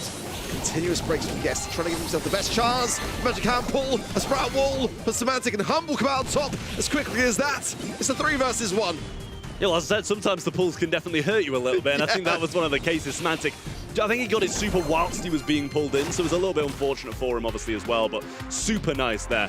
Gets the wall down and blocks that one off, so still, obviously, one more round to go, but a little bit more break coming in from Gessie, and he has the Hyper Super in his hand. I feel like that will be something which, when the buffy comes to Gene, that will be addressed. I feel like the amount of times that it can be detrimental to actually the very thing that you're trying to earn in terms of that utility. Let's see now, can Humble secure this? Hypercharge from Gestie does connect really nicely to Boss, but Boss able to heal himself so well at the back of things. Gestie low on the left-hand side is forced to heal. Boss trying to find the connections and does so as well. Gonna keep him that way. Tough spot now for Foot Esports. Hypercharging just to get the extra pace and try to evade some of these Sprout shots. There's the super from both the Sprout and the Pierce to try and get him down, but he actually evaded them both quite nicely. Burning now, and that's a lovely splash coming in. Gestie should fall, and so Angel Boy does on the right. Nob left all alone, and Semantic will come and deal with him quite quickly. There's the first game of Knockout going Humble's way, and I think deservedly so with how they played it. Yeah, Boss honestly is doing so well in this match. I mean, dancing on that left-hand side lane with Gestie more often than not, but that was just disgusting towards the end and keeps the pressure on, especially with the gas coming in. You know, what can you do? You haven't got time to heal, and everyone just dropped like flies. On the side then of Foot, some learnings to take in, and this Brock, despite breaking so much of the map, is just not really doing that much. Gestie finds a couple of nice shots early on onto Boss here, and Nob, he's been having a bit of a difficult time. Yes, he helps his teammates, powers them up, but at the same time, like, he's got range on no one. Even when the map's broken up, Sprout's going to probably do a better in a 1v1 matchup against him. So, you know, he's not been having the best time at all. Byron down to one shot there, and Gestie just going to break that little cactus within the unbreakable walls. I think it gives them a bit of a better little peek, but it must do something to favour Foot Esports. Well, Foot with a better start for me, really pushing deep and pushing back Boss on that left-hand side, and Gestie's going to be really scrutinised with Luki now helping hand things, and there you go, the magic puffs on the G really are needed there from Angel Boy to keep him alive. In the meanwhile, that right-hand side lane is lost by Foot Esports. Nob will fall. Now Humble should make this easy pickings, and there you go, it is just rinse and repeat. Nothing Angel Boy can do now. I mean, it's just the Ruffs can do nothing no matter what. Like, he's just hung out to dry. Yes, it's a 2v1, but it's not like Foot are winning the other 2v1, so there must be some level of a pinch in there. But Nob just constantly left on his own. When it's like this, he's like, he can't outrange the Pierce, can't outrange the Sprout, he's going to get pinched in. It's just so hard for Foot to do anything here.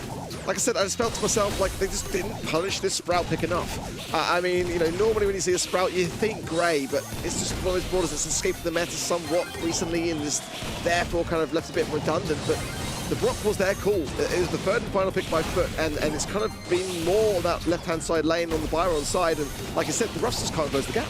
Yeah, I don't mind the Brock for the breaks, but a Gene at range, not going to do too well, because it's just, yeah, he's got extra range, but it's not dealing massive damage.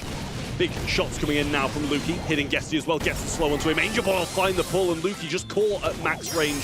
Gives Foot a bit of a chance here, but Semantic coming in, wants to try and punish this. Is very low, might need to use this wall, and getting healed up by the Byron eventually keeps him in the mix, but Boss will now be the one punished, surely. Nice there from Nob, and ideally they want to be able to give as much over to the map, yeah, in terms of breakage as they can. And Angel Boy, most importantly, does have a magic hand for this next round, and you can see what a game changer it really was to eradicate that Sprout, to free up Nob, to allow Nob to then really put the pressure on from that right-hand side. They got to do it again. Yeah, Gene power provided, but it did seem like that win was kind of just like a tiny bit of a tile that allowed Angel Boy to hit that pull again, and I doubt, I'll say this, he's definitely going to hit a pull. Luki will make the same mistake again and move that little tile too forwards, but the hyper charge for Gestie as well, providing that speed, going to be so good for dodging the Pierce and the Byron to get up to. A nice wall from Semantic, just to break that bush. Allows Angel Boy nowhere to really go. Gestie opening up the left-hand side, so he's got somewhere to escape to if things get hairy. Now, guessing with the hypercharge, therefore Boss keeping his distance, and Semantic's going to have to duke around this air support coming through.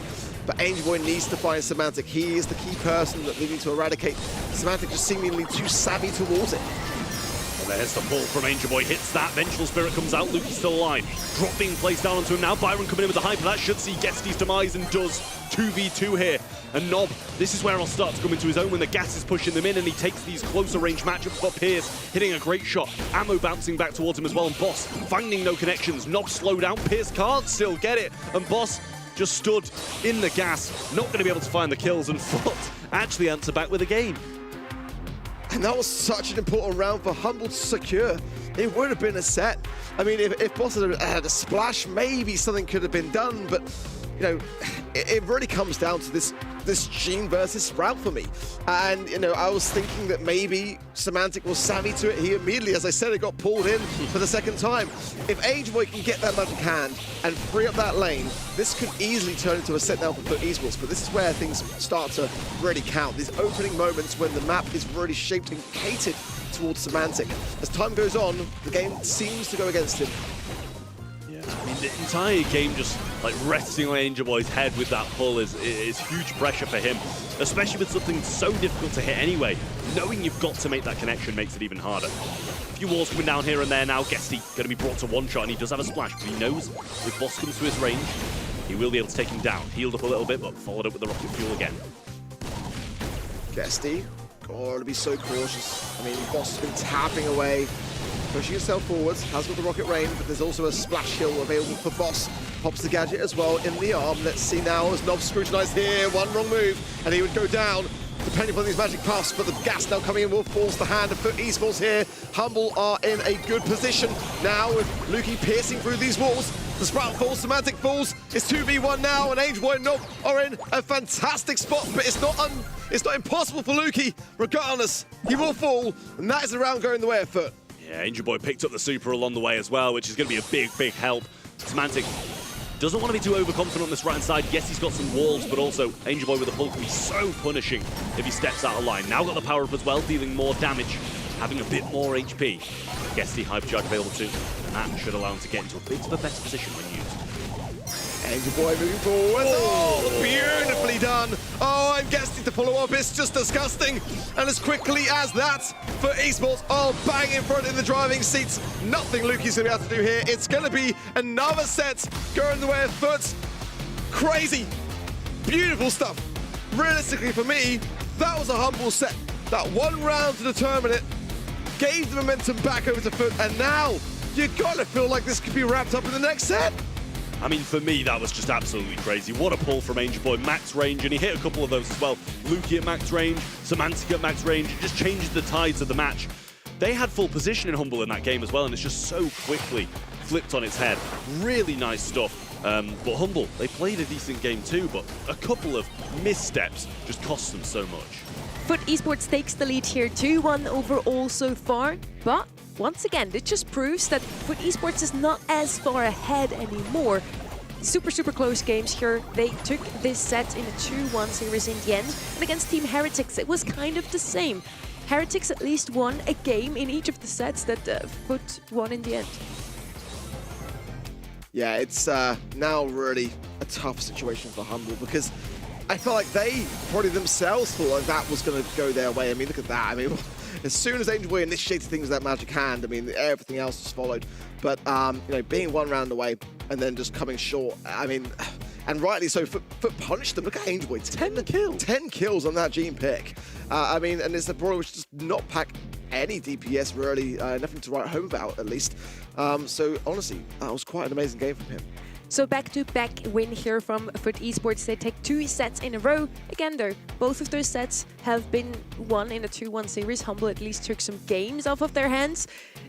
In the last monthly final, it was a 3-1 overall. Trev, your call here. Is it going to be a 3-on for Foot again? Or does it mean these close matches that Humble still can turn things around at this point? I mean, I think they can absolutely still turn it around. I genuinely do think that set was decided by those 2 missteps where Lukey was pulled and Semantic was pulled. And it's so easy to just not over-aggress in certain situations and turn this game around. So I do feel like Humble's still in it. I feel overall, as my prediction said, that Foot should win this matchup. But I'd love to see it go to a set 5, and I wouldn't mind Humble winning it. My predictions have just hurt that little bit more. We're heading over to Safe Zone now. We're on Heist, and Foot Esports can technically close things out here. Glowy banned once more. He's basically still global banned in this series as well. Chuck on the right-hand side, that's an interesting one. A brawler that we see often left open at this point because he's just not that good in the meta. Only really played on Heist, if ever. Penny on the right-hand side picked up here. Pretty solid brawler, but also not one of these that we see too often, Orc. Just surprised not Pierce. I mean, it's Humble with, with the coin toss, and then they go for Penny. So, I mean, they are fully within their rights to do so, but it's just kind of interesting that it's You're not allowed. Yeah, what do you mean? It's Humble. But here, Eve can have a very good game. I'm kind of worried as well for the prospect of the Kaze, the Melody, the Chuck being banned. It opens up a lot of possibility. There it is as well for Foot Esports. It's just so dangerous.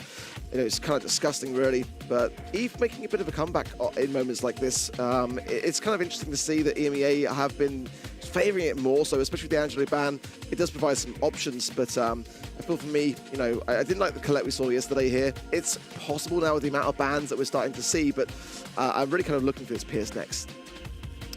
Yeah, I mean, Pierce is a great shout for me. It's surprising. Like, a Penny is fine for me. I don't mind it massively, but first pick, that surprises me. Byron comes in then to provide some heals, and when you've got something as aggressive as the Kaze and still an option to go aggressive again for the third, I don't mind the Byron. So I think that's a pretty solid pick overall from them. Can't really fault for it, but, you know, I think there's, you know, still better mids. I like a Bell, I like a Pierce, those kind of brawlers who are just a bit more versatile.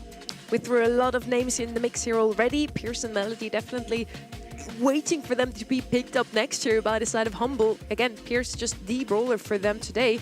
Maybe Carl could also make a showing pretty good on a Heist overall Spike. But yeah, so far they're following the script arc. Yeah, I mean, I'm just wondering whether they go for the Melody here, because if they don't, then kind of the Byron, Kaze, and Melody is a nice pairing as a trio. Yeah, they kind of have to. Otherwise, the Byron can just heal the Melody forwards and the Kaze and just like spend the whole time behind those two brawlers. So I'm not sure that was kind of Humble wanting to establish themselves with the brawler pick or just take it out of the hands of Foot. Yeah, I mean, I think the Melody's it's a good brawler no matter what you pair it with. You don't necessarily need the heals, I don't think, for it to work. A hypercharge, a gadget, get the shield, and you can rain down so much on safe. But it would have been nice to pair with this more aggressive composition. We're going to see the Amber, who's going to be able to track that Melody a little bit better, have the same effect as well with those dancing flames, to be able to maybe take her in that 1v1 situation to have the kind of same effect with a bit of a different animation. Amber's definitely an interesting one. We haven't seen her today yet, I think. On Heist specifically, she's picked up not that often, but has a whopping 86% win rate over the last week of scrims. I know scrims don't really matter, but hey, there I go. No, throwing around say they don't matter, but they absolutely matter. They matter, but actually, not to the extent anybody thinks. Actually, it's just Trav saying they don't matter, so there's that. But yeah, Amber, an interesting one for me. I'm super excited for this next round. I'm kind of hoping for Humble to take this. I want to see some more of those two teams. Well, into the game we go. Kaze instantly dashing up and switching forms to get a bit more range, pinching his knob, trying to find those vital connections. Guesty playing on the right-hand side, not pushing up just yet, just trying to keep Semantic back and limit the feeding. Well, let's see, Angel Boy looking to try to get some value on this left-hand side. Knob now scooting around into that mid-area, finds Boss as well. Each side playing quite passively to open things up. I think that's okay under the circumstances. Semantic looking to really establish that turret early on, and Angel with some great taps here as well. Now he's a real threat. Yeah, he probably will go down here, and Boss going forward to try and get some damage onto the safe, and a good amount of that as well. Might be able to get this crack here, and surely will, and does just there. Semantic throws out a few shots, gets some splashes, but unfortunately for him, Angel Boy was invulnerable, and so was the safe. Semantic on the left-hand side, dancing with Guesty. It's going to be a trade. It's that close. And now, Angel Boy trying to make this moment count as everyone's fallen, allows them to get into a position, lands the fan storm, bang on the safe, and now scooting forwards as well to try to get even more damage. Goes down quickly though, Humble was savvy to it. Yeah, Guesty gets a burn on safe as well. Couple of follow-up shots from Nob, should be able to get this first crack down, but at the moment hasn't gone for it. Boss dancing in and out with those dashes, and a lovely Pierce super or clean up the other two.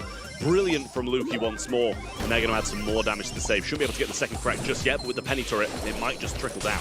This is the thing with this penny turret, is like the safety's cracking and the turret can effectively do it for you. Boss low HP, does not use the hypercharge. That was the correct move. He was going to fall regardless.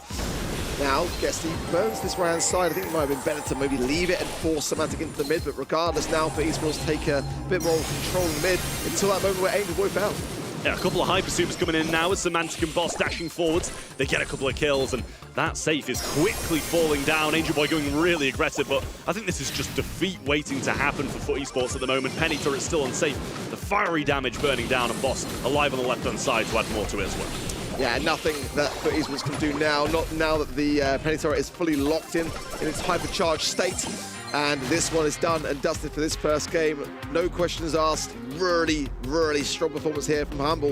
And this penny pick that we kind of questioned coming in, really paying off in that sense. Again, that trusty spyglass gadget that they're able to then lock onto the safe with, it can just cause so much damage. Absolutely, it really is like a great thing to have. They did a good job off the start not feeding it, I feel. Like, it took a while for Penny to get the turret, but as soon as she got control, got the turret, it became really difficult for FUT to do anything about. Angel Boy cycled a few fan storms here and there, but there was just way too much damage so early on from Humble. Angel Boy, found nothing but a salty barrel to the face there. Really quick moves them from Semantic, and Guesty now all alone. Not going to be able to do too much there. Pops a Dancing Flame gadget for a bit of desperation, in my opinion, but not able to advance forwards as FUT Esports. Really struggling now to crack through Humble. Yeah, they got that turret down, but Semantic probably shouldn't be too far off another one at this point. Damage-wise, it's only 2% done. Boss dashing forwards now actually just goes for the kills and some control instead. Guesty will fall. And now the damage should start coming down. Penny turret there, Lukey on the mid, and Boss waiting in the wing to try and get some damage as well. This is really good from Humble. This turret doing so much of the work, and Esports need to get out of this spawn, but they're too low to do so. Angel Boy falls. Nob can't do much at all in position. Finalized by Lukey there, and again, it's the same story, rinse and repeat. Turret locked on, allowing that safe damage to crack and putting the pressure onto FUT. It's like the best kind of form of chuck. It's so much better in terms of control, and it's more reliable. Yeah, I mean, Semantic getting beaten down, but this turret's still doing so much. There's the burn. Doesn't find anything on safe, but should bring Lukey quite low. Down to one shot, and there will be the final kill, and he doesn't actually go down either. Nice gadget to the right side, but doesn't find any connection. Just a bit of pressure, and that should be the crack, but actually they don't even commit for it there. It's going to be a real long game for FUT now if they don't get these. Yeah, it's tough to guess. I think he didn't want to outstay as well, because that's a huge hypercharge splash, though Semantic will surely burn down to it. Throws out the hypercharged turret, but now Angel Boy might be able to get some damage onto it. He does. It's taken care of now. Humble, for the first time, being tested on defense. Yeah, Angel Boy just going up now as well, and might be able to get him there as well. Fanstorm available, Lukey low. Oh, he gets taken down by the picked up bit of ammo. And Guesty gets a couple of heals in the back, but here's the hypercharge from Boss. That should clean him up, but nicely traded, I will say. 25 seconds on the clock and still a chance for FUT. Oh, it's a little bit premature there, but Nob might be able to get some damage done with a burn up. He's 187 HP. He can't push it anymore, and this safe is really quite teetering. Now there's some damage to get it through that crack, but they've still not equalized Humble. They've got to continuously go here. Angel Boy now getting super the fan stop. Oh, he stops Boss, but he's not going to be able to stop him for long enough for the entirety of Humble to go and get the damage that they need. This one is going all the way to a fifth and final set. I mean, he almost caught him. He almost did, but there was just no teammates there to be able to get the remainder of the damage when he did, and he went down regardless. Really good from Humble, I will say. A great draft, it really is. I don't think there was many issues that I had with that. FUT had the chances in the second game, but I don't think there was a time where Humble won't have felt in control of that outcome. So many 3-2s today. We definitely get our money's worth. This is a grand final. Worthy of a grand final. Humble take this set, and that first pick, Penny, actually pays off. We did not really think that she would be this good, but yeah, they did a phenomenal job on them. Boss also super strong in that Melody. On the other side, I did not love the Ember. I'm not sold on that pick. Yeah, I mean, I can't blame you for it. It didn't seem to do massive amounts. It had a few moments here and there, but a lot of the Byron's heals being wasted on Guesty for no real kind of reward either, I'd say. I mean, Amber can be picked up in North America quite a lot in this very map, but to me, it's a poor man's Melody. It's not really going to do much. I mean, the Melody is by far the more superior pick, and you can see that on Boss's head. 10 takedowns, 14 for Lukey. We, again, were so much expecting that as the first Brawler pickup, and they had the guts to leave it until the late stages of the draft. I mean, for all intents and purposes, for Esports could have snapped it up. They didn't. Yeah, and look at the save damage of Semantic. That was just the perfect composition played by them. In their hands, Luki on their Pierce, it's going to be even better. Penny for the save damage and the other two just for control, for the kills. Super, super well executed, well drafted. Humble is looking much stronger than in the semifinals, at least. And this is the thing. I feel like every 3-2 today has just been so back and forward. It hasn't been one team running away with it and then coming back with a reverse sweep. It's been a really balanced 3-2, 2-2. I mean, it will be a 3-2, but I still think anybody can win it. It just really depends on this draft, because it seems like the drafts have been deciding this matchup so far because they're so evenly skilled. Yeah, for me, for this next map as well, Shooting Star really wide open. You know, I mean, it's going to be a tough thing to see, you know, if it goes one-sided, actually. And for Esports, definitely going to be feeling this pressure now. But they have been here before today against Heretics, as have Humble versus Novo. So, you know, both teams really put through their paces, and you can just feel it. The energy in EMEA has been elevated this month, and like everyone's been really, you know, pushing that sort of boundary and keeping foot on their toes. We get 4 3-2s today. I'm just so happy. EMEA is truly delivering. Now they would deliver even more if Humble would actually win it all. And we have a new winner this month. Still my secret wish. It's not that secret, I guess. My very often mentioned wish of this month. We're going to be on Shooting Star, an old classic. Whenever I think Brawl Esports, I think of this map. Chloe's going to be banned out once more, so it's now confirmed. We will not see him played out a single time in EMEA today.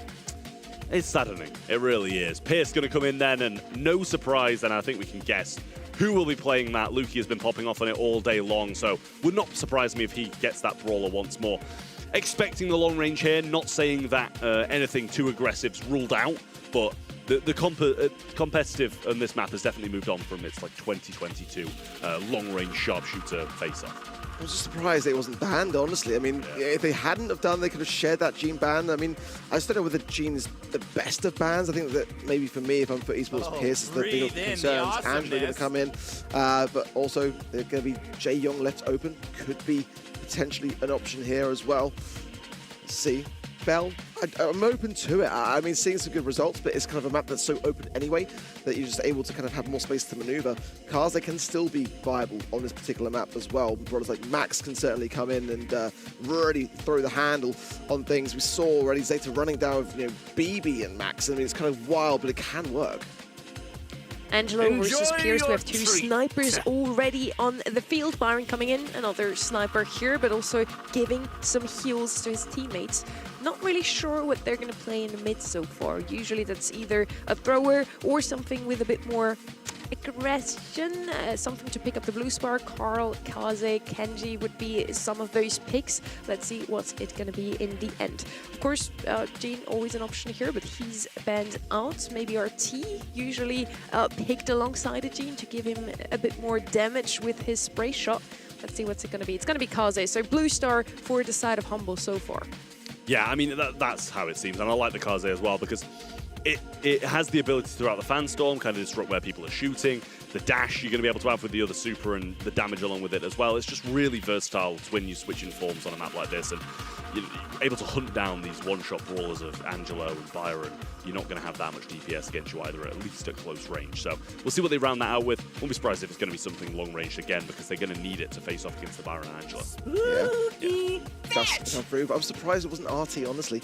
I mean, that's definitely kind of where I'm looking out for Esports now. Especially against Kaze. Yeah, I mean, you kind of need something that's going to be able to just amplify those shots and be a threat in that regard. I mean, I wouldn't even mind necessarily Bell just to be able to mark her up, but I think changing forms can be an issue with that. Jae Young going to come in, and I mentioned that from the beginning. It's going to be very good for support. I mean, you've got double hill there with the helping hand of the Byron, but is it a bit overboard? It's going to have some versatility with the speed also.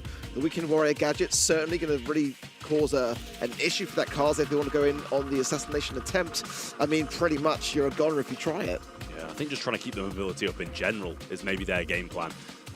Because Jae Young surely got to be able to provide those slipstreams, get away from the Kaze, because it does seem like they're lacking quite a lot of DPS overall in general. As you said, the Weekend Warrior is going to be able to do it at times, but they should really time it. So he's kind of in recharge of that gadget when they do go in. But this is a big draft and a risky one for a pretty decisive set.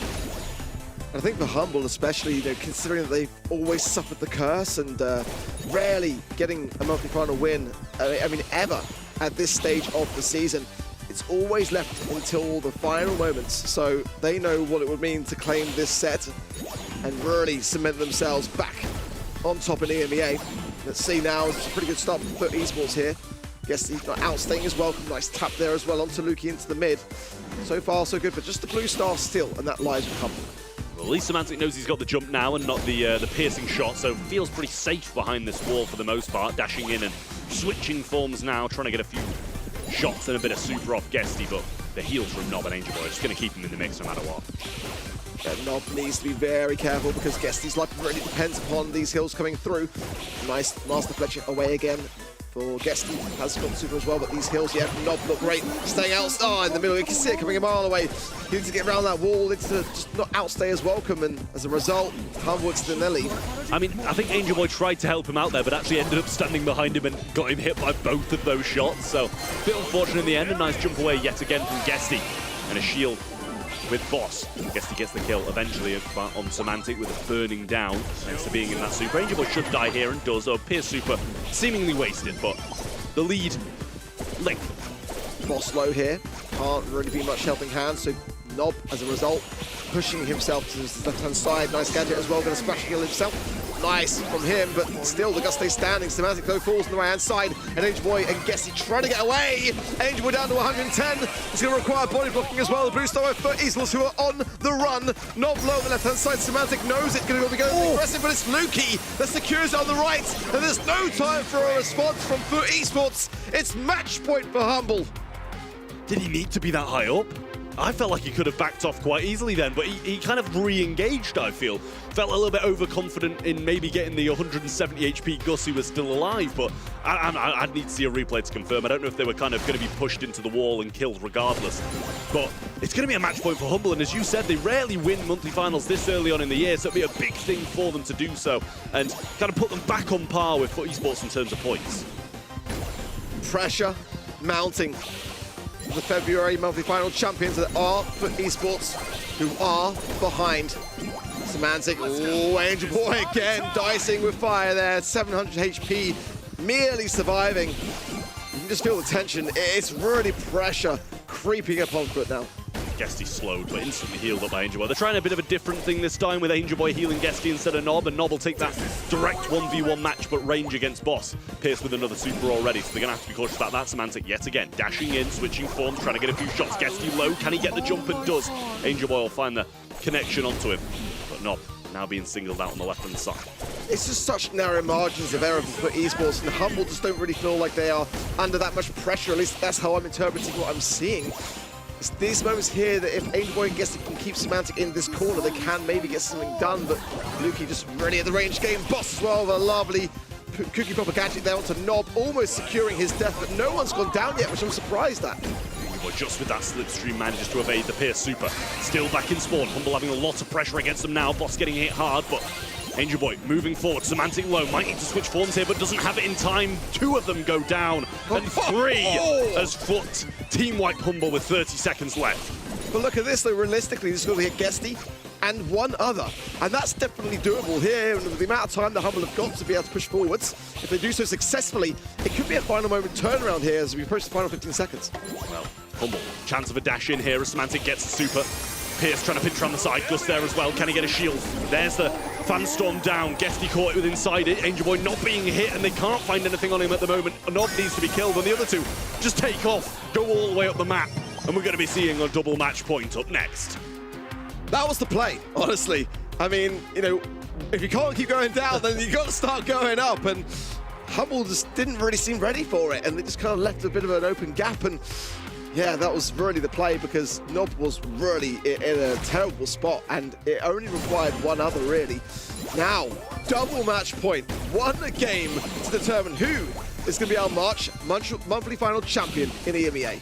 Well, Blue Star again going Humble's way, but it's a question of whether or not they want to keep on playing this defensive game and eventually be caught out and killed, or if they want to actually take the fight to Foot Esports. Looks like they're going to do what I said first and just sit back and play the same game and hope they don't get picked off again. If Humble loses now, they'll be absolutely kicking themselves. For Esports starting to scrutinize this spawn side. Semantic knows he's got to try to make a move, but that Master Fletcher still on hand for Guesty, so quick to the thumbs to use it. And Semantic now not really getting much value as a result. Just kind of dashing in, dashing out, trying to feel out his opponents, bait his gadget maybe. But I think Guesty will only be about getting it back now. Angel Boy trying to go in, find a few shots. It's just nothing's happening. It's just a stalemate.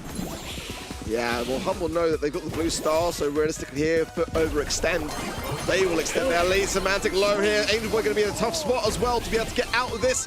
Depending on Guesty, who's low himself. Humble, Boss, top left, he's low. Semantic coming in. This is going to be a matter of time. Can Angel Boy do it? No! It's 4 stars on the blue, and Humble extend the lead by 2. Yeah, I mean, that was... I mean, he couldn't get out, but he massively overstayed there, and it was inevitably was going to go down. Guesty now on the right-hand side, still trying to take the same matchup, but a hypercharge available for Angel Boy now, so bit of speed, can switch modes fast, and that's going to be good in the dying seconds when it comes down to it. Fanstorm used to push them back, and he needed to get that done because he was really pinched in there. Yeah, I'm surprised that Angel Boy with the hypercharge and Guesty just didn't try to outrun it and go for it. Now, 20 seconds, it's go time for Foot. So they've just got to find Semantic realistic here. They go to the left-hand side, Guesty low as well. It's 4-4, but the blue still with Humble here, who are pushed into a corner. 10 seconds. Well, both of them low now. Boss joining them in this right-hand corner. They're going to get pinched in massively. Lukey hit hard, but they can't get the piercing shot through. Angel Boy doesn't get it either. Semantic still survives. They get an extra one and a trade. We'll see Humble win it all. They are going to be your March monthly final champions for EMEA. A massive win for the former world champions. Came down to the wire. Mere seconds separating these two teams. And the gap in the EMEA between Foot Esports and Humble has been very much closed now. These are the top 2 moving into April. You've got to keep your eye on them. I do want to confirm they did just win, right? Because that looked like a very losing player cam. I do like it because they all looked so sad. Like, Boss looked defeated, Lukey was leaning over. Like, you'd have thought they'd be more happy. Proof of their paces, I think, is fair to say. I mean, like, they've just been through the motions, and it's been a long day. I mean, I think they can barely believe themselves. Humble has no energy left anymore to celebrate. They almost played the maximum amount of games today, coming out of a 3-2 in the semi-finals already, now making it a double match point, also here in the grand finals. The quarterfinals look kind of simple for them, you know, it was a 3-0 versus Madrid, but after that, they had to play every single set, and we are looking at these last moments once more. Lukey came so close to dying there, but Boss and Semantic were ready to body block. Even got 2 more kills here. Semantic on the Kaze, closing out the game for his team. All 3 members of Humble played out of their minds today, and we see some feelings here from the side of Foot Esports. Angel Boy not too happy here, but they can still be proud of themselves. They did make 1 and 2 in month 1 and 2 so far. I mean, you can't complain about that at all. Like, obviously, it's been the flip for these two teams, 1 and 2, 2 and 1. So we're going to be pretty tight on points for the top 2. But these seem the front runners for the Brawl Cup qualification at the moment. And I'd be surprised if anybody else is going to challenge them for these spots, because they are, yes, they're 1 and 2 in the leaderboards, but they do feel like number 1 and 2 in the region. The semi-finals were close, so it's definitely, in terms of skill and synergy, getting closer at the top. But these two just seem to have the best. We had tons of close matches today, 4 3-2s in the end. I'm super happy about this overall, and EMEA has proven to be one of the most competitive, if not the most competitive region once more. I genuinely feel, and I know we're biased here on the desk, right, but I genuinely feel like EMEA, I mean, look at this.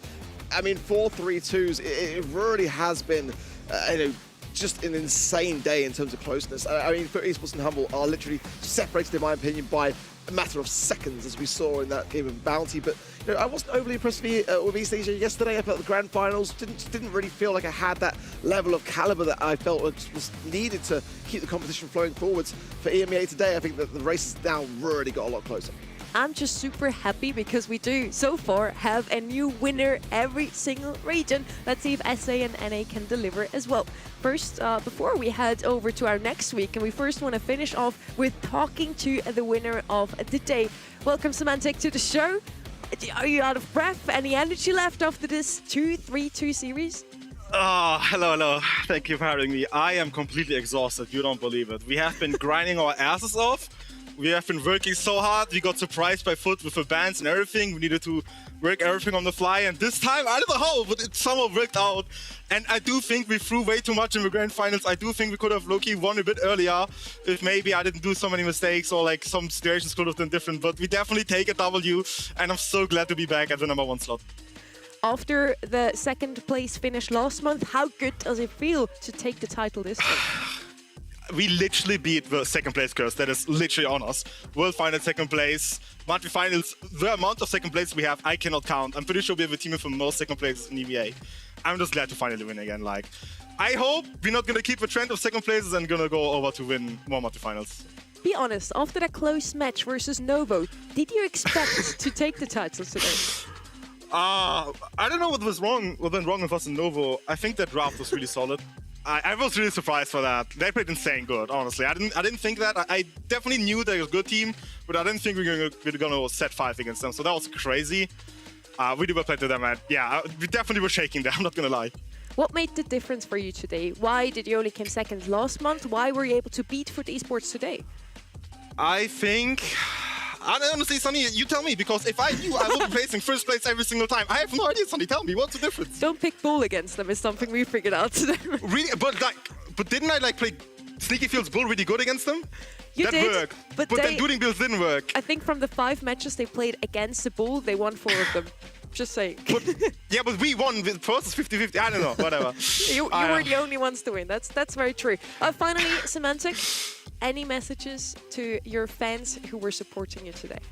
First of all, shout out to Humble. Look at this chain, by the way. It looks so cool. It's a Humble chain. Shout out to all our fans who have been supporting us, even though we keep getting second places, even though we literally lost grand finals of Worlds. They keep being there. They keep supporting us. They keep coming to our watch parties and whatever not. Thank you very much for every single support out there. And I hope I see you at Brawl Cup. If you're not coming, so be there. Because my goal is to be there and my goal is to win Brawl Cup. So join us. If you do make it to Brawl Cup, I want one of those necklaces, please. Oh, I waited 1 year for that, Sonny. I don't know if you can get it. I'll try, but chances are not there, Sonny. That's a tough one for me. But anyway, congratulations once more. You are the March monthly finals winner in EMEA. We have 2 new winners so far this month. I'm super happy about that. And now celebrate well. Thank you. Thank you so much for your time, Semantic. That was truly a beautiful finish of a beautiful day. 4 3-2s overall. I'm so excited that we get to see so much Brawl Stars today. Ark, we had some phenomenal plays all day long. Yeah, it has really been an explosive day in EMEA. So many highlights and just so many clutch moments here as well to reflect back upon. As this was really one of my favorites here. You can see Gary just boxed in there and really just waiting for that to go down against the clock, and then threads the needle with that super just in the nick of time there to keep Navi in the question. And this as well, Joker with these cycles and these hurricanes really trying to just buy as much time for his team as the seconds, again drawing down, and yet still Novo Esports are able to secure the final saying, like, you know, it was just one of those moments where I thought Reply to them had it, and here, who can forget this with Guesty, this amazing team wipe there. Marco goes down the hypercharge swipe despite the hurricane there. There it is, the final blow, and it just kept Foot Esports really on the tail there. Really just, I mean, amazing in EMEA today.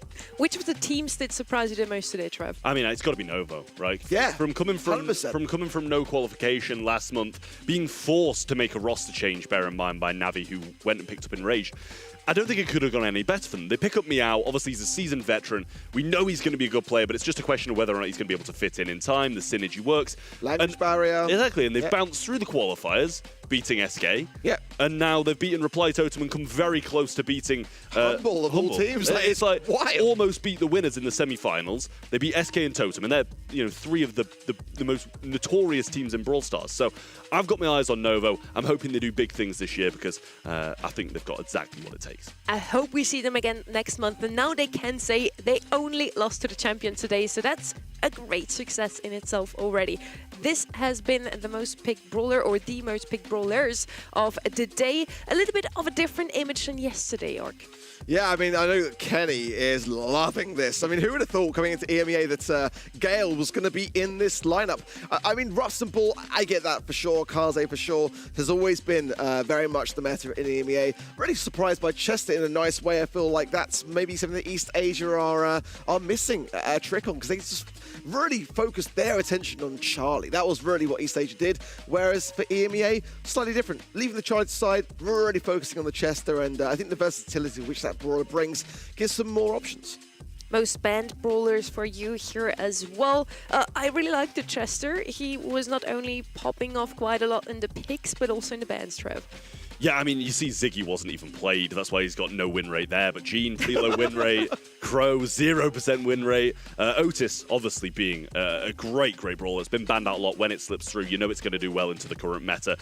Same with the Chester. It's the most picked, the most banned. I think that says something about the brawler at the moment. Fresh this month, we also have Global Brawler bans, something we did not ever have in the BSC before. This is your EMEA graphic. Here we have Glowy banned out 6 out of 7 times. Mortis showed up quite often as well.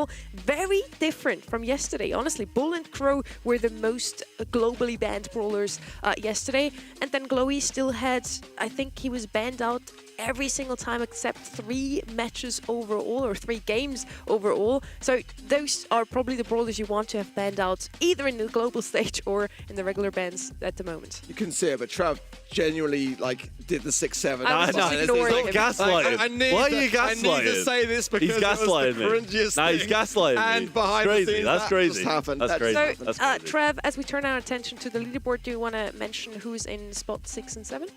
No, because I listen, he's gaslighting me. I'd never do something like that. Humble back on top, though, in the number 1 spot, and Foot in second, 174. Heretics and Totem behind them on 106. So they're doing pretty decent as well to be in that top 4. Navi, regardless of a couple of first-round exits, are still ahead of Novo, who almost made it to the finals today. Metasport, who didn't even make it today, and the same as SK Gaming, are still sitting down there in 7th and 8th. So we've had some, a bit of changes in terms of who's been in the monthly finals in this region. That's why, those guys who didn't even make it here or have made it to one monthly final are still sitting in the top 8. 2 teams of the EMEA region will make it to the Brawl Cup. But for now, Foot Esports and Humble are looking the best at claiming those tickets. If you want to see them live, you better get yours as well. VIP tickets, unfortunately, already, or let's say excitedly, already booked out completely, but you still can get normal tickets. You still can get the pin that you get alongside it, so make sure to get those there. Any last thoughts on the EMEA monthly finals in March? I mean, just incredible. It really is. And, I think that this region is so incredibly competitive. We're going to see so many teams rolling in and out of the monthly finals, new faces every month, new winners every month by the looks of it, and how close a lot of these games would be. So many 3-2s, and just great Brawl Stars all around. Yeah, super enjoyable. I think the level of competition has really taken a lift despite the same grand final. And there's a lot of people that are lining up now to challenge those big challenges. I feel like we may not have seen the end of our roster changes as well. I feel like there's going to be more controversy, more drama, and more great Brawl Stars. Thank you so much to all of you at home for tuning in today. We see you next weekend for South and North America.